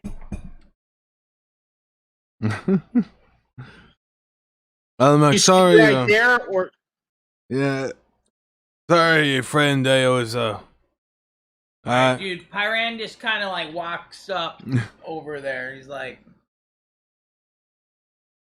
you turn around when you hear that, and the Shadow Executioner's got his hand on your shoulder. You felt his silken glove. He says, "What's the matter, brother? You're looking sort of constipated there." "Why, you want to give me a reach around?" Oh. Hey, dude, he fucking he gets down on his knees, dude. And the ground right there, because you went into the corner, there's like this pile of just some kind of black sludge with crawling with fucking like big ass maggot looking things and shit. And he like kneels down, he's like, "Yeah." Oh, damn. What the hell is And he goes for your pants. Fast. You wanna let this go down? Let's get out of here, man. Let's get... Bill. Fuck it. I'm not gonna make everything crazy. Alright, Pyranus just rolls his eyes back and lets this go down. Are you serious, dude? He doesn't give a fuck. He doesn't This guy care. just This guy just used a weapon that cubed a human being into chunks in one attack. Yeah, it's true. You think he's just gonna this No, is just I gonna don't. be fun, It's fun, true. happy time? No. Now, while he's getting on his knees, you have the chance to get away. Right? Like somebody getting on their knees, that's their wasted attack. So that's true. Where's the Tesseract in all of this, anyway? it's in that guy's hand. In his hand, by the way. Would he have it? I don't know. Like, wouldn't he set it down? You think so, but he didn't. All right, fuck it. Well, actually, I got something I gotta go do over there. I'm sorry, buddy. Maybe next time. Like, wait! And he like puts his hands like this and he set the Tesseract down. Like, I was just gonna go down on you, man.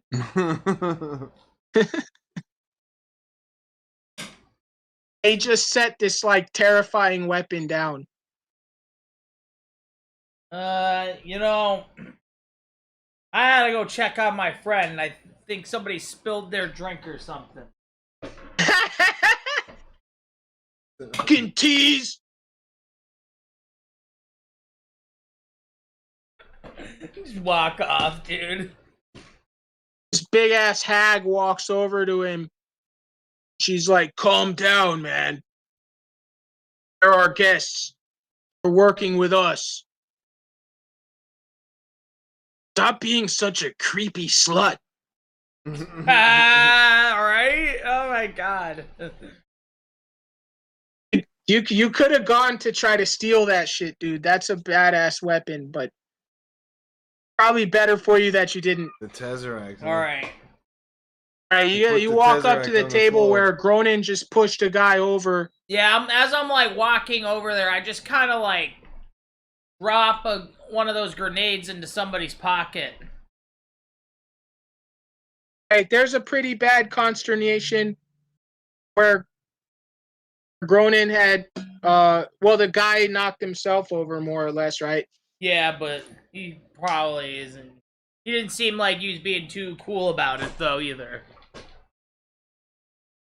Alright, so you basically clap a friend on the shoulder. Oh, but you can't teleport, homie. No, I'm just gonna like, as I'm walking back, I'm gonna drop it in somebody's pocket. And then just like roll another one out as I walk back. Right, the guy on the table, I guess, that gave Gronin the blood to drink, he's pretty vulnerable. Yup. He's getting up right now. Alright, this is a pretty hard attack, but you got like something BAB. Right, dude, you pull the pin and throw it in his pocket. Or you're saying you put one in his pocket as evidence. Yeah, as evidence, and then I roll the other one out from under him with the pin pulled. Right, who are you targeting with this grenade? Just like one of the other groups, honestly. Whoever's... That guy, we know he's a Shadow Walker follower. Don't even necessarily know that. Let's just say you do. Gronin knows it. Yup. So, let's say you know that he works for the Shadow Walkers. You're right near the Shadow Empire faction and the Nor. You could throw this grenade either at the Shadow Executioner, the guy with the Tesseract, or just into the ranks of the Nor. You don't really see their leader in there, but maybe he is. Yup, into the Nor, dude.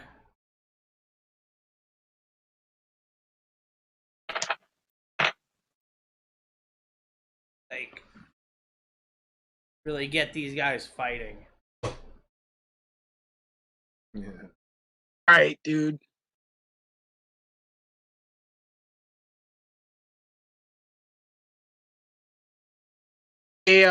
You throw a grenade into that into the like ranks of people. There's a lot of Shadow Empire and Nor together. Let me see if that's true. Shadow Empire and the Nor were close to making a deal just between their own personal conflict. And so they were kind of all mingled together at the beginning of this. So yeah, you throw it in there.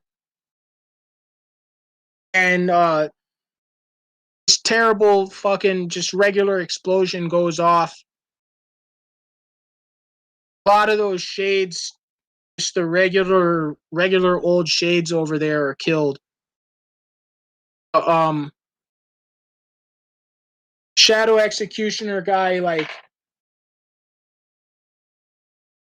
throws up some kind of shit.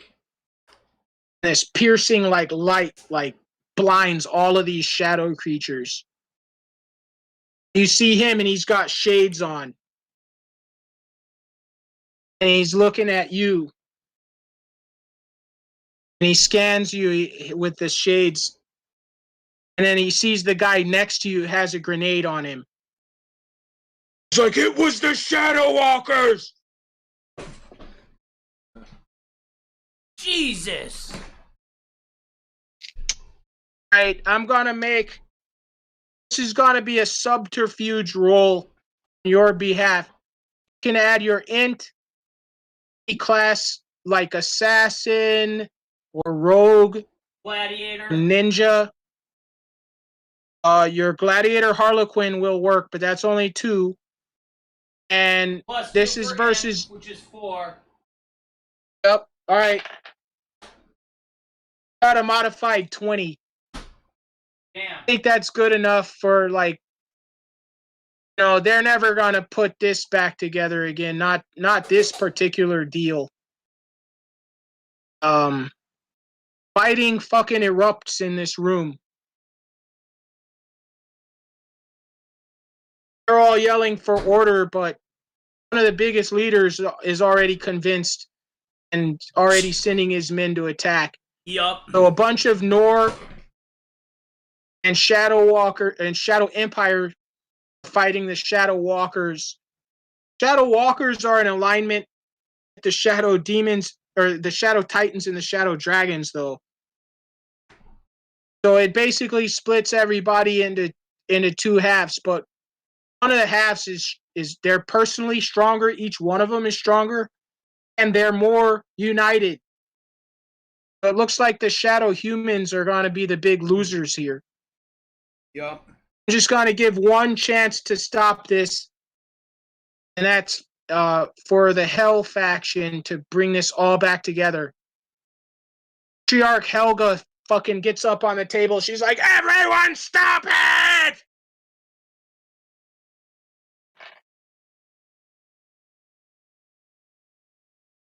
Unless you can think of some negative modifier to this, even a minus needs to be a -2 or more. At least in stopping the fighting. Yeah, I don't know. Listen, this is just what they want. Of course, most corrupted faction, the Shadow Walkers. God bless you. We're all your children. We know that you're the most corrupt. Obviously, this man was bribed by the enemy. Do this. Hand him over. Give him a fair trial. We'll shoot him in the head, and we'll continue with our business. Everyone yells, yes! So the Shadow Walkers freaking pull this guy forward. He's like, it was him! The monkey! He pushed me on the table. He must have put that bomb in my pocket. Man, no. What are you talking about? What you talking about? Hag's like, no, I saw him. Saw him at the table. He didn't do anything. You fell.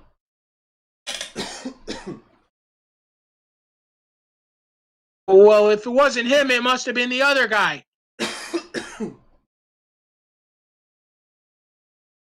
You know, Shadow Executioner comes up to you with his Tesseract. It's all in a different form. It's kind of like a kind of a nunchuck, like slapping the other end in his hand. He's all like, "Oh, brother, was it you?" Why would I do such a thing? He was trying to detect lie. But you didn't answer the question directly. Nope. So it doesn't pop up as a lie, but he's a damn inquisitor by trade, so it's like you didn't answer the question.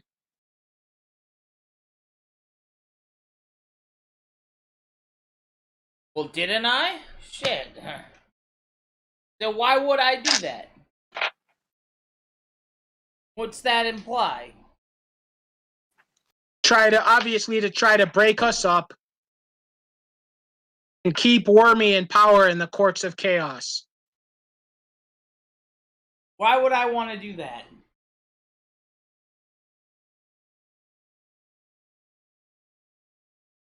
You're working for Wormy. How do you know? Right, a lot of people speak up. A lot of the bigwigs speak up. The guy with the big ass stone in his hand comes out of the shadows. He's like, "It's true. Wormy is the one that sentenced him here. He has no more reason to help Wormy than anyone else. Less, in fact."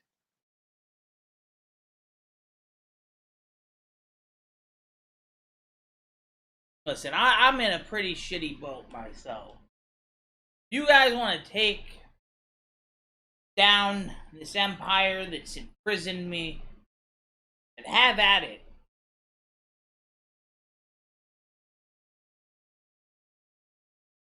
I have no reason to do something like this.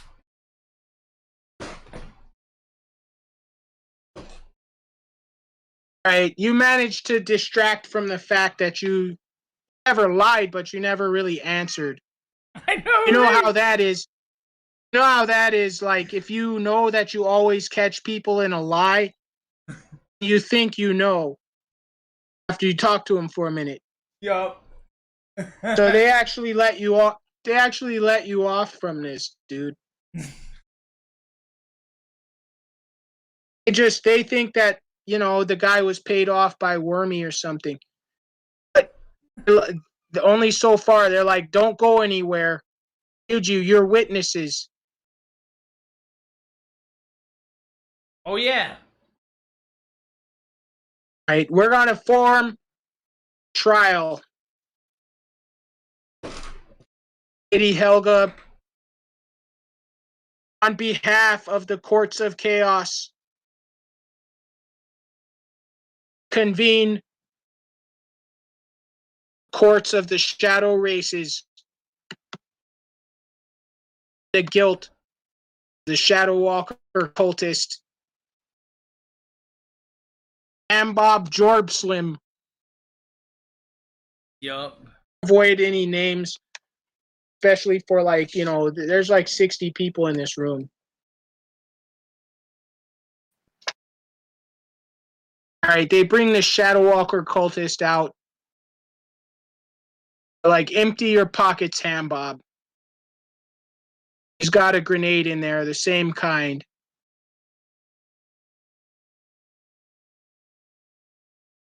Let's examine the grenade.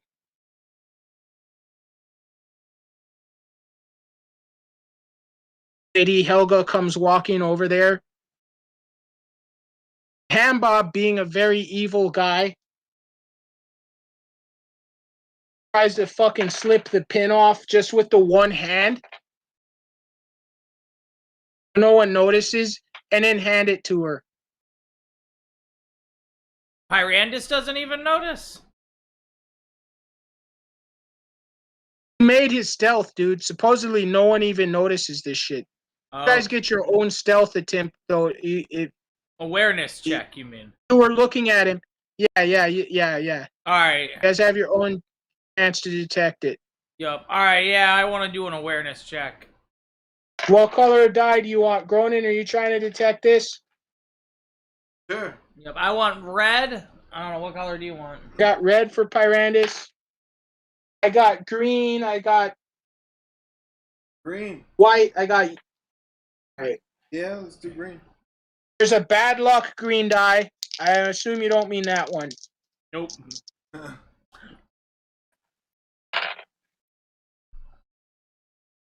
Right, Pyrandus somehow. Well, what's your? You need a 15 on this, and you rolled a 5. So, do you have plus 10 on notice? You get your int. My Marine. I'll give you. I'll give you your solo definitely. I feel like Marines. I'll give you your. Yeah. I'll give you your solo and your marine, but not your gladiator because you are not in the arena. Oh, this is in the arena. Yep. Yeah. That's a +5 there. And you're gonna need another +5. So wait, it's You plus have int 4, +2, +3, which is +9, and then +2 for my int. You know what?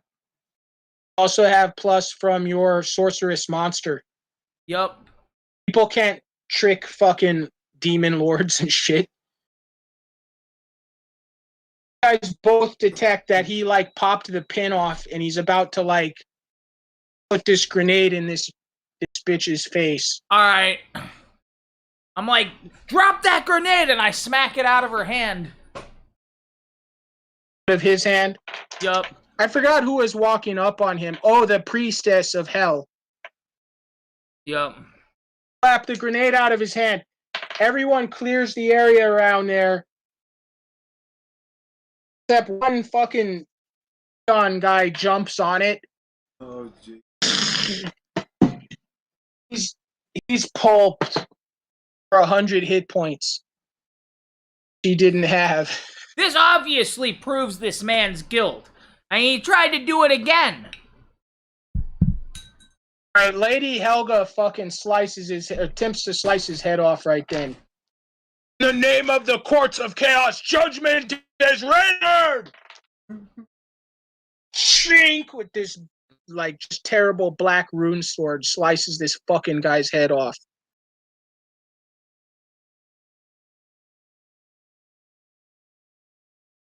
Thanks to our guests for helping us get to the bottom of this.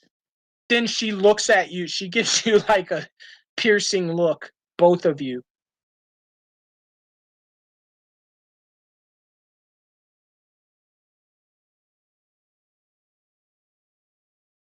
Yes. And she says, I'll just make good on your end. We'll continue to work.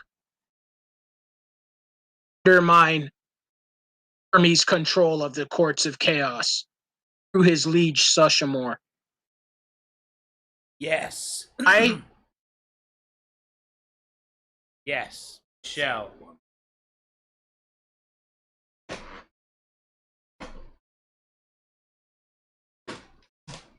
Perfect. Hey, it is 4:20. Yup. You guys have finished the two chapters that I said you definitely able to get through today. You guys did very well. Actually, gonna level you up. Woo! Well as your virtual levels. Yup. And so I might knock off on that once you guys try to get you guys through a portal to the next area. We're talking about teleporting. Oh no, you can't even teleport. Yeah, because I failed. There's shadows. The different shadow factions are like you've earned Priestess Helga goes. You've earned safe passage. Every room has an exit. Above, below, left, right, forward, backwards. Yup.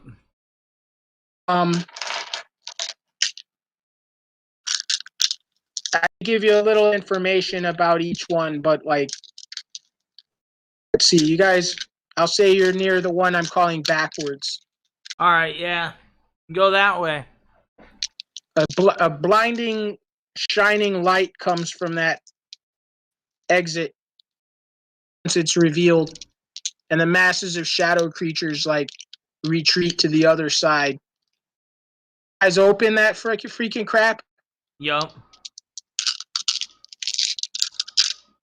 Right, dude. This like celestial light like sweeps through the room. All these evil creatures, they're all like screaming, "No, no!" and they're like running into the corners to hide. And you see another like damn game board room. This one's all like in crystalline. Is uh-oh. Yeah, there you It's all clean and crystalline, and there's like two different game cubes levitating there, and you hear like all this angelic singing, and if you look around you'll see like cherubim like flying through, like winged babies and shit, little winged bears Yup. flying around in the room. Little Care Bears and stuff running around. Yep. And you hear Helga like, close that goddamn door. Yup, we closed the Don't door. let it hit you in the ass on the way out.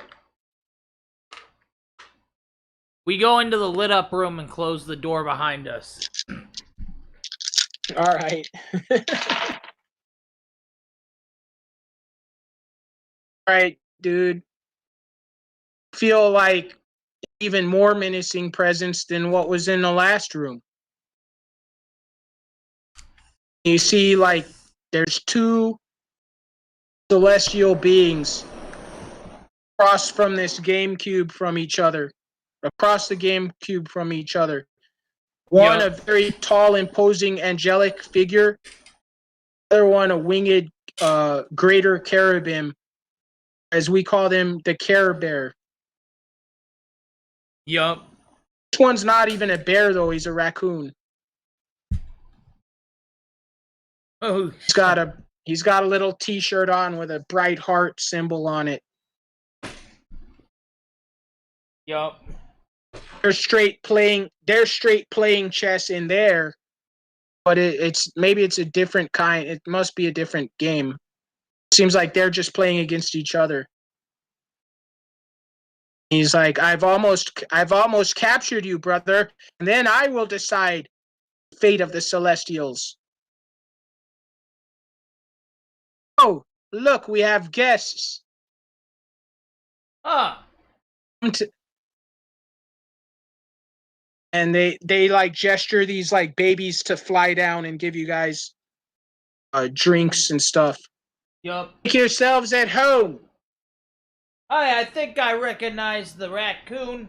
Oh, you work with Sashamore? I've worked with him, yes.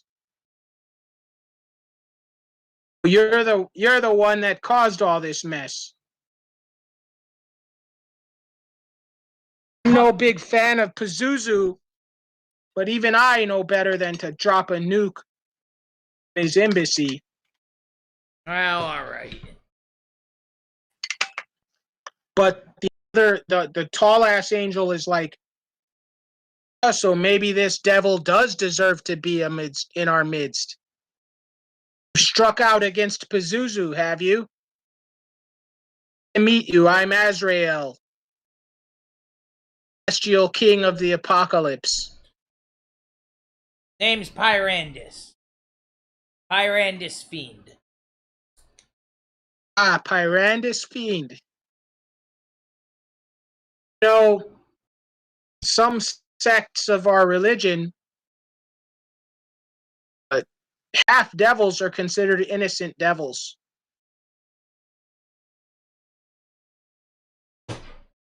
Perhaps you can recant your evil, join the Church of the Apocalypse. Yes, an innocent beast, such as Ronan, right? Right. The innocent progeny of a devil. It's not your fault. Yes, you're corrupted. We'll clean your soul. You'll be a weapon for God against evil. Think on that. There's no pressure. Just relax. Enjoy a snack, have a drink. All right. I'm gonna have to think this one over. Let me read this chapter quick.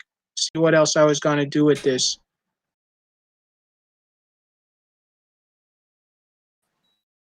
Right Heart Raccoon, man.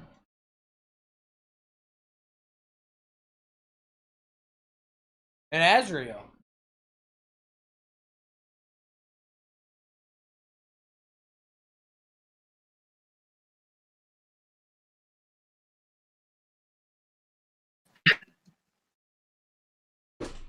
No, you said Azrael. Yep. Yep. So if you guys just basically chill in there for now. Yeah. All right. You can take a short rest, but because it's filled with like beneficial energies of the celestials, this will count as a long rest. For the teleport thing, you're not getting that back in this session. No. But so you guys get to heal a hit die, get to level up, mod your character sheet. So we're basically gonna kind of all of this stuff usually happens at the end of a game. And there's maybe a couple of things that might happen with celestials in this room. Yeah. So let's go here. So you have classes and stuff changed up. Let's see, solo, marine, gladiator. Yep. See, control shift V. Solo, marine, gladiator. Sorceress monster.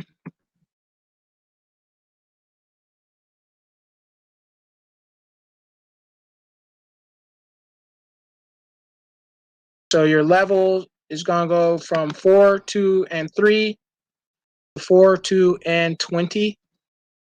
Yep. This one, no hit points from that 20 levels on monster.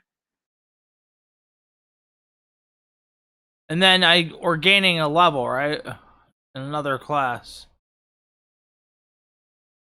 I was even debating it should be 2, but I don't think so. You guys are getting plenty. Yeah, I So, think yeah, I'll you just can take put a a level on Marine, honestly, and get that at least equal to my Gladiator.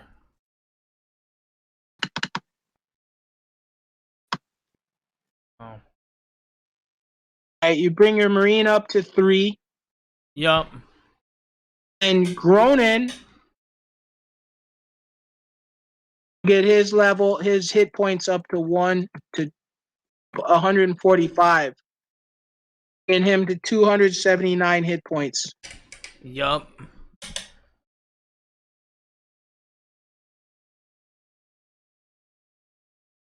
Oh, bringing up his intelligence, that's right. To what, like 8? Gotta bring your int up to 10. Okay. Yep. Now you now have normal human intelligence. Oh, awesome. It's saying your MAB and your RAB are supposedly calculated at 13. That's just wrong. We'll just do this one by hand right here. So it's gonna be 9 from your level, 10 from your strength. So that's gonna be a 19 MAB. Yep. Your RAB is gonna be 9 from your level.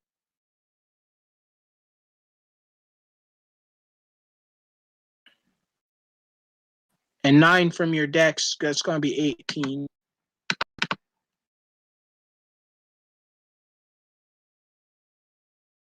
And I might almost break down and give you some kind of damage adjustment or attack. Oh, plus you get another level.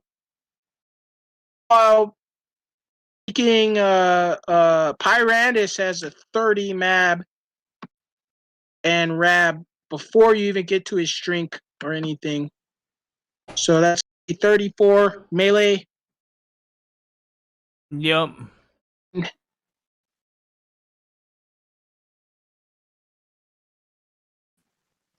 $35 ranged.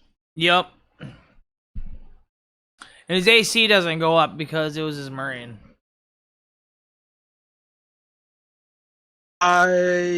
Yeah. I mean, it could if you got equipment bonus, but I don't think you did. No. Now, these latest things only exist in here. So remember, this is where your guys are, just in the character generator called Party. The original plan when I built this was to just use this one every time, every group. Yeah. And I had all this machinery to import everything from everywhere. Dude, I gotta stay up on that shit. It's not that easy, especially because those two sheets, Villain's Quest and Backstab, are the most like fucked up of of any ones. Damn. Like if you look at all the fields, this sheet has the most of everything, even more than the Courts of Chaos, which pulled from like all the epics, everybody. So Pyrandus should get hit points too from getting that level in Marine. Just gets that one level, and let's see. So Pyrandus is con plus 5. You want to take 11 or you want to roll? I'll take 11. I'm bringing him up to 95. And you up to 95. Pretty good.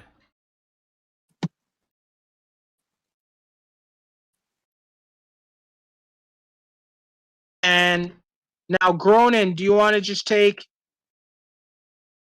your level on your class of Barbarian? That's what I recommend.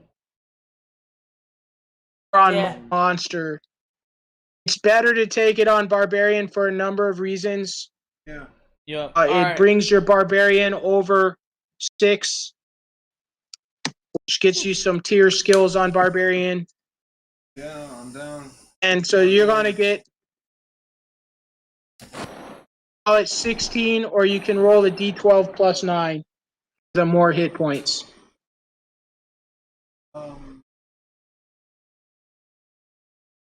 Plus 9? 16 plus, or 7 plus 9, or sorry, 12 plus 9 versus 16. That's your choice. So it's like you're slightly less likely to roll higher than that. Then it's less than 50-50 that you'll even make 16. Okay. Less than 50-50. On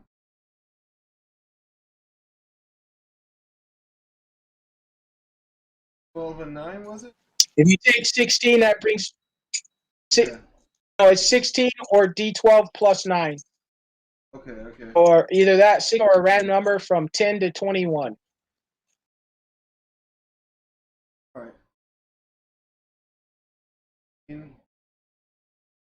Take the 16, that brings you up to 295.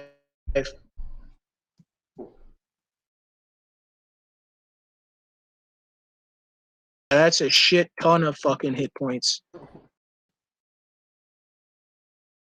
200 more than your boy. Out fair. He's got like 15 more. Like he's way more accurate in fighting. Yeah. You can really soak up. Somebody could fucking nuke you. It's true. A lot. Yeah. And then you like live like, oh damn, that sucked. I gotta go to therapy now or something, you know. A Pat would like average low yield nuke does about 200. So if Pat saved, he would at least be knocked out. And if you saved, you would be like fine. You didn't even save. Now there's three other things you got to save for now. The way I play nukes, not just one save versus the damage like it was in the old days. Then you save versus the pressure wave, which will knock you out. Yeah. Save versus the flash, blind you, and save versus the heat. Yeah. Ooh. Oh, Like, and versus radiation. Half again. Yeah, that's what it is. No, the regular save is just the heat / like everything normal, and then the radiation, that other save. So that one could cost you another 20 more dice. So a 200 hit point nuke it do about 270, 280 hit points plus might rob you of your senses and knock you out. And then if you get like You can, assuming you have. And if you get borderline, yeah, you might get mutation. Might get a defect. Well, just a mutation. That's how we've always really played it. Yeah, that's true. Always for fun, we said it was a chance to. Well, no, I think if you saved versus the radiation and a save versus mutation, if you failed versus the radiation, it's a save versus defect. Yup. There's a lot of shit to save for when you take a nuke, but the point is, if you failed all of them, you have enough hit points to survive from some of the smaller ones. The ones that have commonly always been used in fights.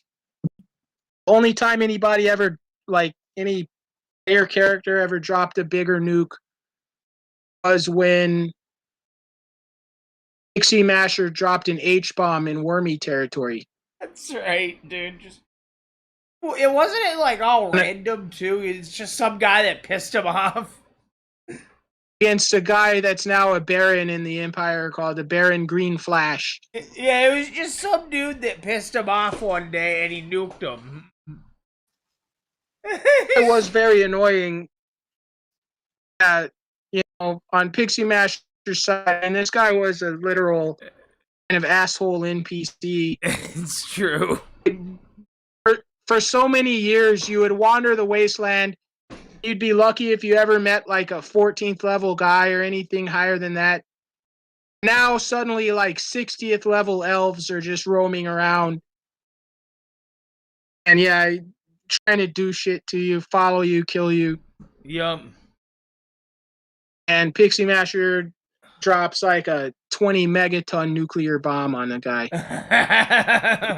He's got to do like 2,000 kills or something like that. And he kill half guy a somehow forest, survived. Yeah, he took out like a 20-mile like circle. Wormy. Of like Wormy's such a horrible animals. and desolate kingdom that we figured it out that it only killed like 64 intelligent beings. Only like 6 of them were citizens of Wormy. And of them, they were all criminals and stuff, except the guy you were trying to kill. Oh, and the one was a kid, I think. Oh, there was a cop or something, dude. Some just random. Seamaster got a lot of. Oh, there was a whole thing going on down there with like a cop right at that same time. You got, I don't know. We get down the rabbit hole sometimes. Yeah. Yeah, you're just in this room eating celestial ambrosia and shit if you want. Yup. I don't know. That stuff might actually like kill devils. But what about half devils? Ah, Might make them sick to their stomach or some weird shit. it tastes delicious, but it makes you feel terrible. Do you want to eat celestial food? I don't know, You can maybe. smell it's very tempting, but you know it will like. Well, I don't know. Require He takes saving like throw. a taste and then he like doesn't eat anymore. Oh, that tastes good. All right, I'll say you heal an extra hit point. A Gronin, if he eats, he can heal 2 hit dice. Gronin actually already healed. Yeah. Your healing of 1 hit point plus your con plus 1 hit die brings your wounds to 0 as well. Yup. Yeah. I think we have you guys updated. Yeah, I think that's it. Just got to put in Gronin's extra abilities. It's Yup. going to be in the field here marked powers. So he has astral action. He got Gronan got the astral and stuff. I took the hit points. Stick. Huh? No, you're right. He doesn't get any of that stuff. Straight, he went for the hit points. Yeah. I don't know. I feel like the hit points is a better deal than like astral projection and a bonus to hit. It's 20 all attacks. Well, that is true. 20 on attacks is huge. Yeah. But it's a done deal now. We were just talking about how you could literally take a Hiroshima bomb. Yeah. And under no special circumstances, I mean, I got like 20 on attacks, but I can't take a Hiroshima. Cannot. Yeah, you got plenty of points. You're not getting Hiroshima and not saving. Even if you saved, homie, you would be knocked out. Yeah. I know. Oof. Really, a lot of that shit has calmed down in the campaign. I don't really encourage people to throw these like heavy nukes. Notice it kind of cuts down on the role playing. The amount of times Pixie Master did it, like, okay, it was cool the few times, but it's true. It's like, the tavern keeper's like, your tab is due. I detonate a nuke. Pixie Master, a tab. Here, have a nuke. What? Beep. Even bother teleporting out or anything. Nope.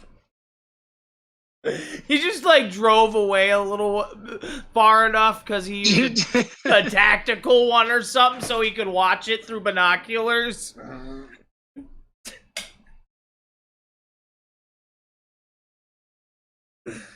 Hey, after you guys eat these little petit fours, and various hors d'oeuvres, caviar, grapes, celestial wine, all kinds of stuff. Don't drink the holy water. That's the only thing. Yeah. Gronin maybe can, but they're like, hey, dude, Blackheart Bear is like, no. And Azrael's like, check. You see him like put this big mean looking piece right in the middle of the side of the board, the cube. Damn. And like all the little flying angels are all like, they're all freaking out. It must be the ones that work for Brightheart. And he's like, what should I do? All right. Azrael's like, surrender.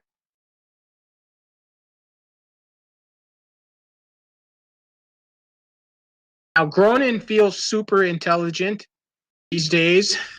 Mm-hmm. He's got normal human intelligence. Thanks to the Dunning-Kruger effect, he believes himself to be the intellectual superior of the likes of Richard Feynman or Albert Einstein. Maybe you can look at this high-dimensional chessboard and find a path to victory for Brightheart Raccoon. That said, I don't know any reason for sure you would want to do that, except you have heard the shit that these guys are talking about. Brightheart Raccoon is a real core ally of Wormies. Yeah, He's talking about so like doing good shit. Pyrandus kind of takes a look at it and sees like if there's any way he can help Brightheart win. Like Jesus Christ! All right, you guys both do that, or just Pyrandus? Go ahead, Pyrandus. You can do it. Okay. All right, dude.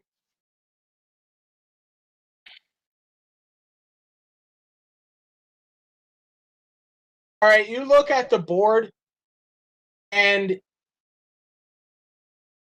lot of people, I mean, obviously the Knights tour, like a double jump, chess is not a real rule. And if you just made chess in high dimensions, it wouldn't necessarily have a double jump. But this is magical. And at the same time, I'm trying to say it's kind of rare or something. Basically, I'm saying the same stratagem that Wormy is using in his GameCube will work here. They don't notice it because it's a little harder. Yep. You're pretty sure that you could tell this to Brightheart and he would have advantage in the task resolution of seeing who wins this game. Why don't you try this? And I point that out to him. So like this one knight can supposedly get all these attacks or something and help catch him back up and even win from being behind and bring him out of check in the first place. Somehow Azrael with his like giant galaxy brain didn't notice this. So we're gonna just resolve this whole game based on this. Yeah. They're like angelic, like super speed, like kicks in, and they're like all battling it out. You see them, you know those movies, and it's like chess movies, and they just show them moving real fast. You're not quite sure what's all happening. Yeah, dude. All right, so I'll use white for Azrael. I'll use gold for Brightheart. Yup. All right, now I said Brightheart would have advantage. He needs it because he failed on the first check. Oh, the second check, the Knights tour defeats him. But like at the end, there's like this chase almost. Like the Knights like running, and then Azrael's guy is doing the same thing, and they're coming, and both of the kings are there or something. And then obviously this can't happen in real chess. And at the end, like those two knights like battle, and Azrael's loses, and then he checkmate. Then he's like checkmate. So what happened there was the real good guys from heaven, like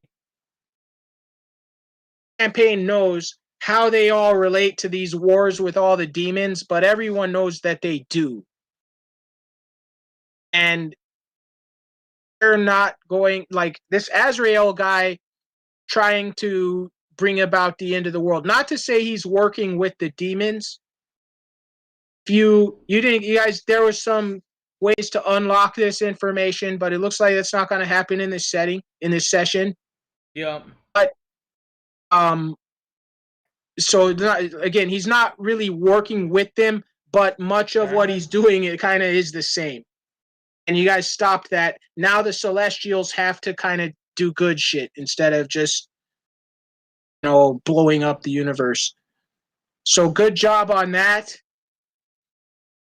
Saving the universe, that deserves another level. Damn. All right. These are huge fucking rooms, dude. Yeah. That first fucking room was like a level. That's why I was almost gonna level you up levels just for the first 2 chapters you got through. Now you Why got don't through I 2. level up my gladiator then to 4 if we're taking another level? Yeah, it's a gladiator. This is a gladiator campaign, so yeah. And then how many hit points would that give me on average? Oh, gladiator's at 12 too. 12. That's gonna be 7 plus your con. Just 5, so that's 12. 12 hit points. All right, let me see. There we are. 5. So we're gonna bring. Oh, you got it. Yep, You 107. can do it. And Hey, then Mauricio.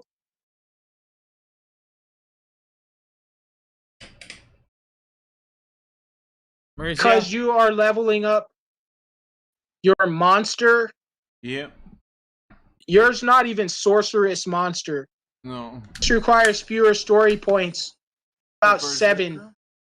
Yeah. So you've earned like 20 because you're going up. Yeah, you leveled Pat up 2. Monster is a 7 story point class. So I'll call it 21. So Pat, you get an extra skill point if you want. Okay. Or you can just hold a story point for like rerolls or shit like that. Yep. But Mauricio, if you want to take your classes in Monster, you can go up 2 levels in Monster. 2 levels, huh? Okay. That's monster. We're gonna bring your monster up to 6. Level 6. Yep. Level 6. That's gonna be 12 plus. Average hit points there is gonna be a 30. Or can roll them. It's gonna be somewhere between 20 and 42 if you roll it. So on average, it's gonna be a little less actually though than the offer. Take 30 hit points and be free and clear. Where do you put skills in on here? Because I'm gonna just take pickpocket, man. And you can take actually 4 ranks on skills. All right, so that's You just look through here. Under skills and feats, right? Yeah, there's probably multiple fields with skills. There's also powers, skills, feats, powers. This is all fucked up because these guys like was trying to fit more than one thing in so many fields. This was before I stopped doing that to these formats. There's just straight up skill way at field DE2. And you actually get 4 ranks because I forgot Gronin leveled up Barbarian. That's a full 10, if not 12 skill story point class. And then now I'm giving him 2 on monster. So that's 14 minimum, or 24. I gave you 20 story points to level you up twice. You can get 4 more. You can put 4 more skill points. If you have any weapons, one thing that people don't really put skills in too much, but if they have a weapon bonus, you can back that up with a damage bonus. So let's say you have your range attack bonus is whatever, but you're also +1 with pistols. Yep. I think you have to have more than like 2 to do this. But like say you're +2 with pistols. You could, if you wanted, spend 2 more story points and be +2 damage with pistols. Yeah, but I feel like I did pickpocketing in this. You want to put pickpocket? Yeah, because you actually have a rank on pickpocket from your gladiator thieving class of Harlequin. Hey, skills. I would probably put it in that first one, skills/feats, maybe. Okay. The one that was all the way at the beginning. Yeah, maybe that first one to just have the best chance of finding it. Hell is it anyway? Magic, buildings, height. Skills/feats. It's BI. Right where I am. Feats, BI. Yep. Yeah, you might put all 4 of your ranks on the same thing. Pickpocket 4. Mauricio, you said you were going to just take 30, or you going to roll?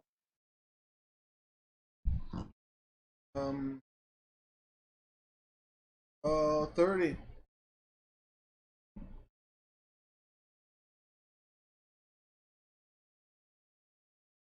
That brings you up to 325 fucking hit points. Woo! Woo!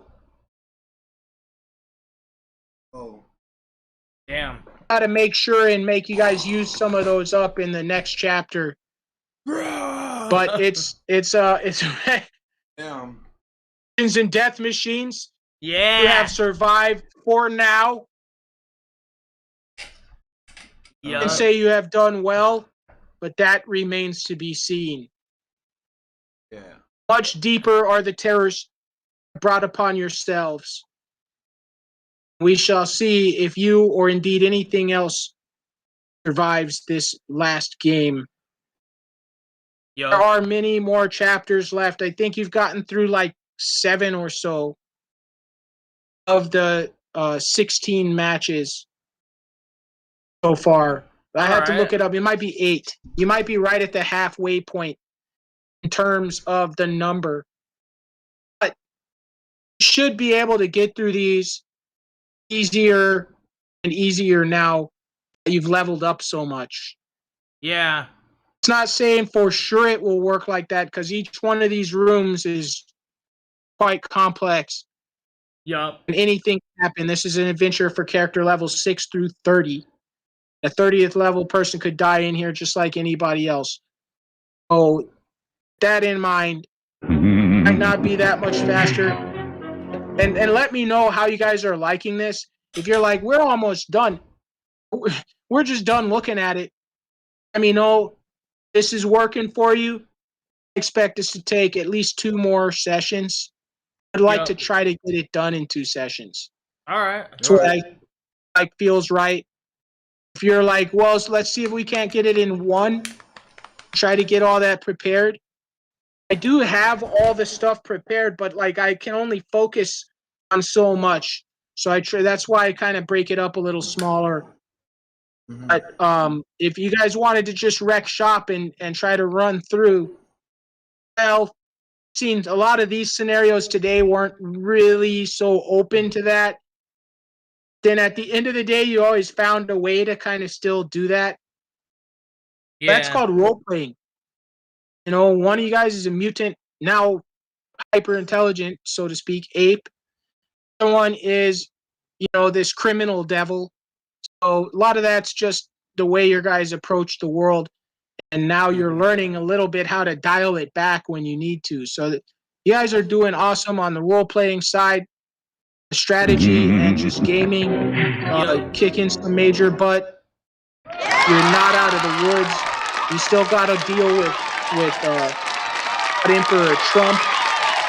You got to deal with Lady Chaos. Those are pretty much the biggies everyone's thinking about. But, you know, Hagar's got a man in there. The Goblin King, the Goblin Witch Doctors, the Goblin King's Witch Doctor that owns part of the campaign now through conquest and treaties. A bunch of other factions I can't even really think of off the top of my head, because this is a confusing ass campaign. Thanks for indulging this wild imagination on my end. I'm in heaven. Yeah. This is the kind of stuff that you know, I originally dreamed of when creating this game. If you go back to the original source material of Wormy, WORMY from Dragon Magazine, he would set up these miniatures games on pool tables. Yep. So I said, well, let me change everything a little bit. I want to steal this, but I want to file the serial numbers off. So I changed the spelling of Wormy, made him able to turn into a human, and made the game that he played, the contest, more of kind of a magical version of chess. And from there, it's become this. And this expression of it was 16 different factions and all this crazy stuff, throwing stuff out there from like WandaVision and shows that are coming out right now in the 2020s. It's like heavenly for me. So thank you guys so much for indulging me here. Yeah. And congratulations on all the cool moves This is and fun. great shit you thought of. How to defeat these freaking guys. And Pyrandus, they need to get to the clinic. I don't know what that bitch was doing. Tell the doctor about the witch. She could cause a burning sensation down there. Mm.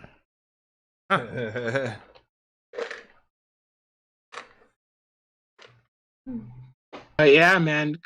Great work. I think everything's updated right now. Pat, how many skill points did you put? +4 pickpocket. You have whatever your class-based pickpocket is, and then 4 more from additional study. That's going to be very helpful. Yeah. I think, putting a grenade in somebody's pocket, it's a good way to learn. Yeah. That's a real quick way to learn a lot. I've been pickpocketing grenades into motherfuckers' pockets. So that was good work on that stuff, man. Hell yeah. It's been so awesome. I can't believe it's coming to an end. I was so nervous putting this stuff together last night. I didn't get everything done. I don't have half the rosters I needed and stuff like that. I had enough to at least go by and had the main thing. And you guys DM, Yep. so you'll be DMing soon enough. Anyway, if you have the plot figured out, you can bullcrap the like monsters, the dice rolls, and all that stuff.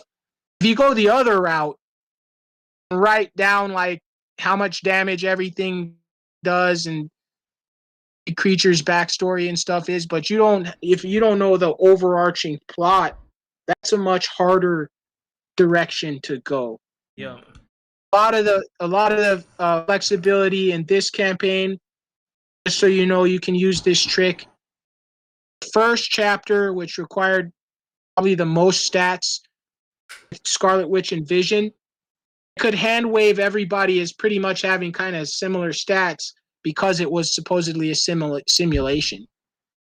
Yep. So I always like putting those in some major campaigns. I ended this campaign called the City and House, this giant castle inhabited by like multi-dimensional assassins that kind of broker between these wars in the lower planes and all of this crazy shit. When I brought that whole thing to its stunning conclusion, last like 10 sessions of that were all in this kind of magical version of it, just greatly simplified things. I encourage all DMs to kind of think of those situations when they have these like bombshell plots that are getting a little too complex, to like write everything down and calculate everything and know what it's supposed to be. Maybe throw out there that, this is a magical version of it that's a little simpler, a little easier for me to handle as DM. And so that made it a lot easier to come out here and kind of halfway make sense. That's what I did with the first room in today's campaign. Awesome. Excellent work, guys. My undying admiration as always. Thank you so much for spending this Saturday with me. Don't forget Mother's Day. I think you said tomorrow's Mother's Day. And call Mom if you haven't. Call her again. Be sure and call Mom. Mauricio, same for you. I suppose I haven't. I don't know. I don't think I met your mom. I hope so. I hope she's all right. Yeah, thank you. All right. I'll tell her that I love her tomorrow, and this is her day. Yeah, try to talk to her and have at least a good conversation with her. You guys both got your COVID vaccinations and stuff? Our first one. Yeah, the first one. Right. Good for you. I got to jump on that. I kind of dropped the ball, and I was really trying to push to do it. But yesterday, I didn't even get it done then. probably end the live stream though pretty soon here. Oh yeah, Yep. So we can take this one off. All right. Cool, guys. All right, you have some outro music for us? We got the credits. and Thank you yeah, so we'll put much on. for coming today. Thank you for coming today. Thank you guys both for coming, and Pyrandus and Gronin for coming as well. Yes. Bars. I'll see you next time. I can't believe I chickened out of that scene. I was like, and we're just gonna drop the curtains right there. You guys know what happened, right? Yep. Who's you? Thank you. Any questions or whatever you want to finish in a sidebar or a meeting or stay on Discord or something to stop We'll talk for a minute, yeah, after Cyberpunk, this. robots and dragons, cyborgs and wizards, fight them all! Roll the die! Dungeons and Deathmachines, Dungeons and Deathmachines. Join our Patreon, come and play now. Brought to you by Spelunkers and spreadsheets. Build your character and roll the die! Dungeons and Deathmachines, Dungeons and Deathmachines.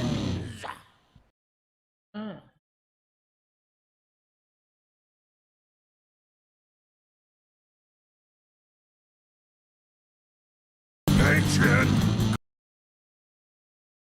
Spelunkers and spreadsheets. Build your character and roll the die.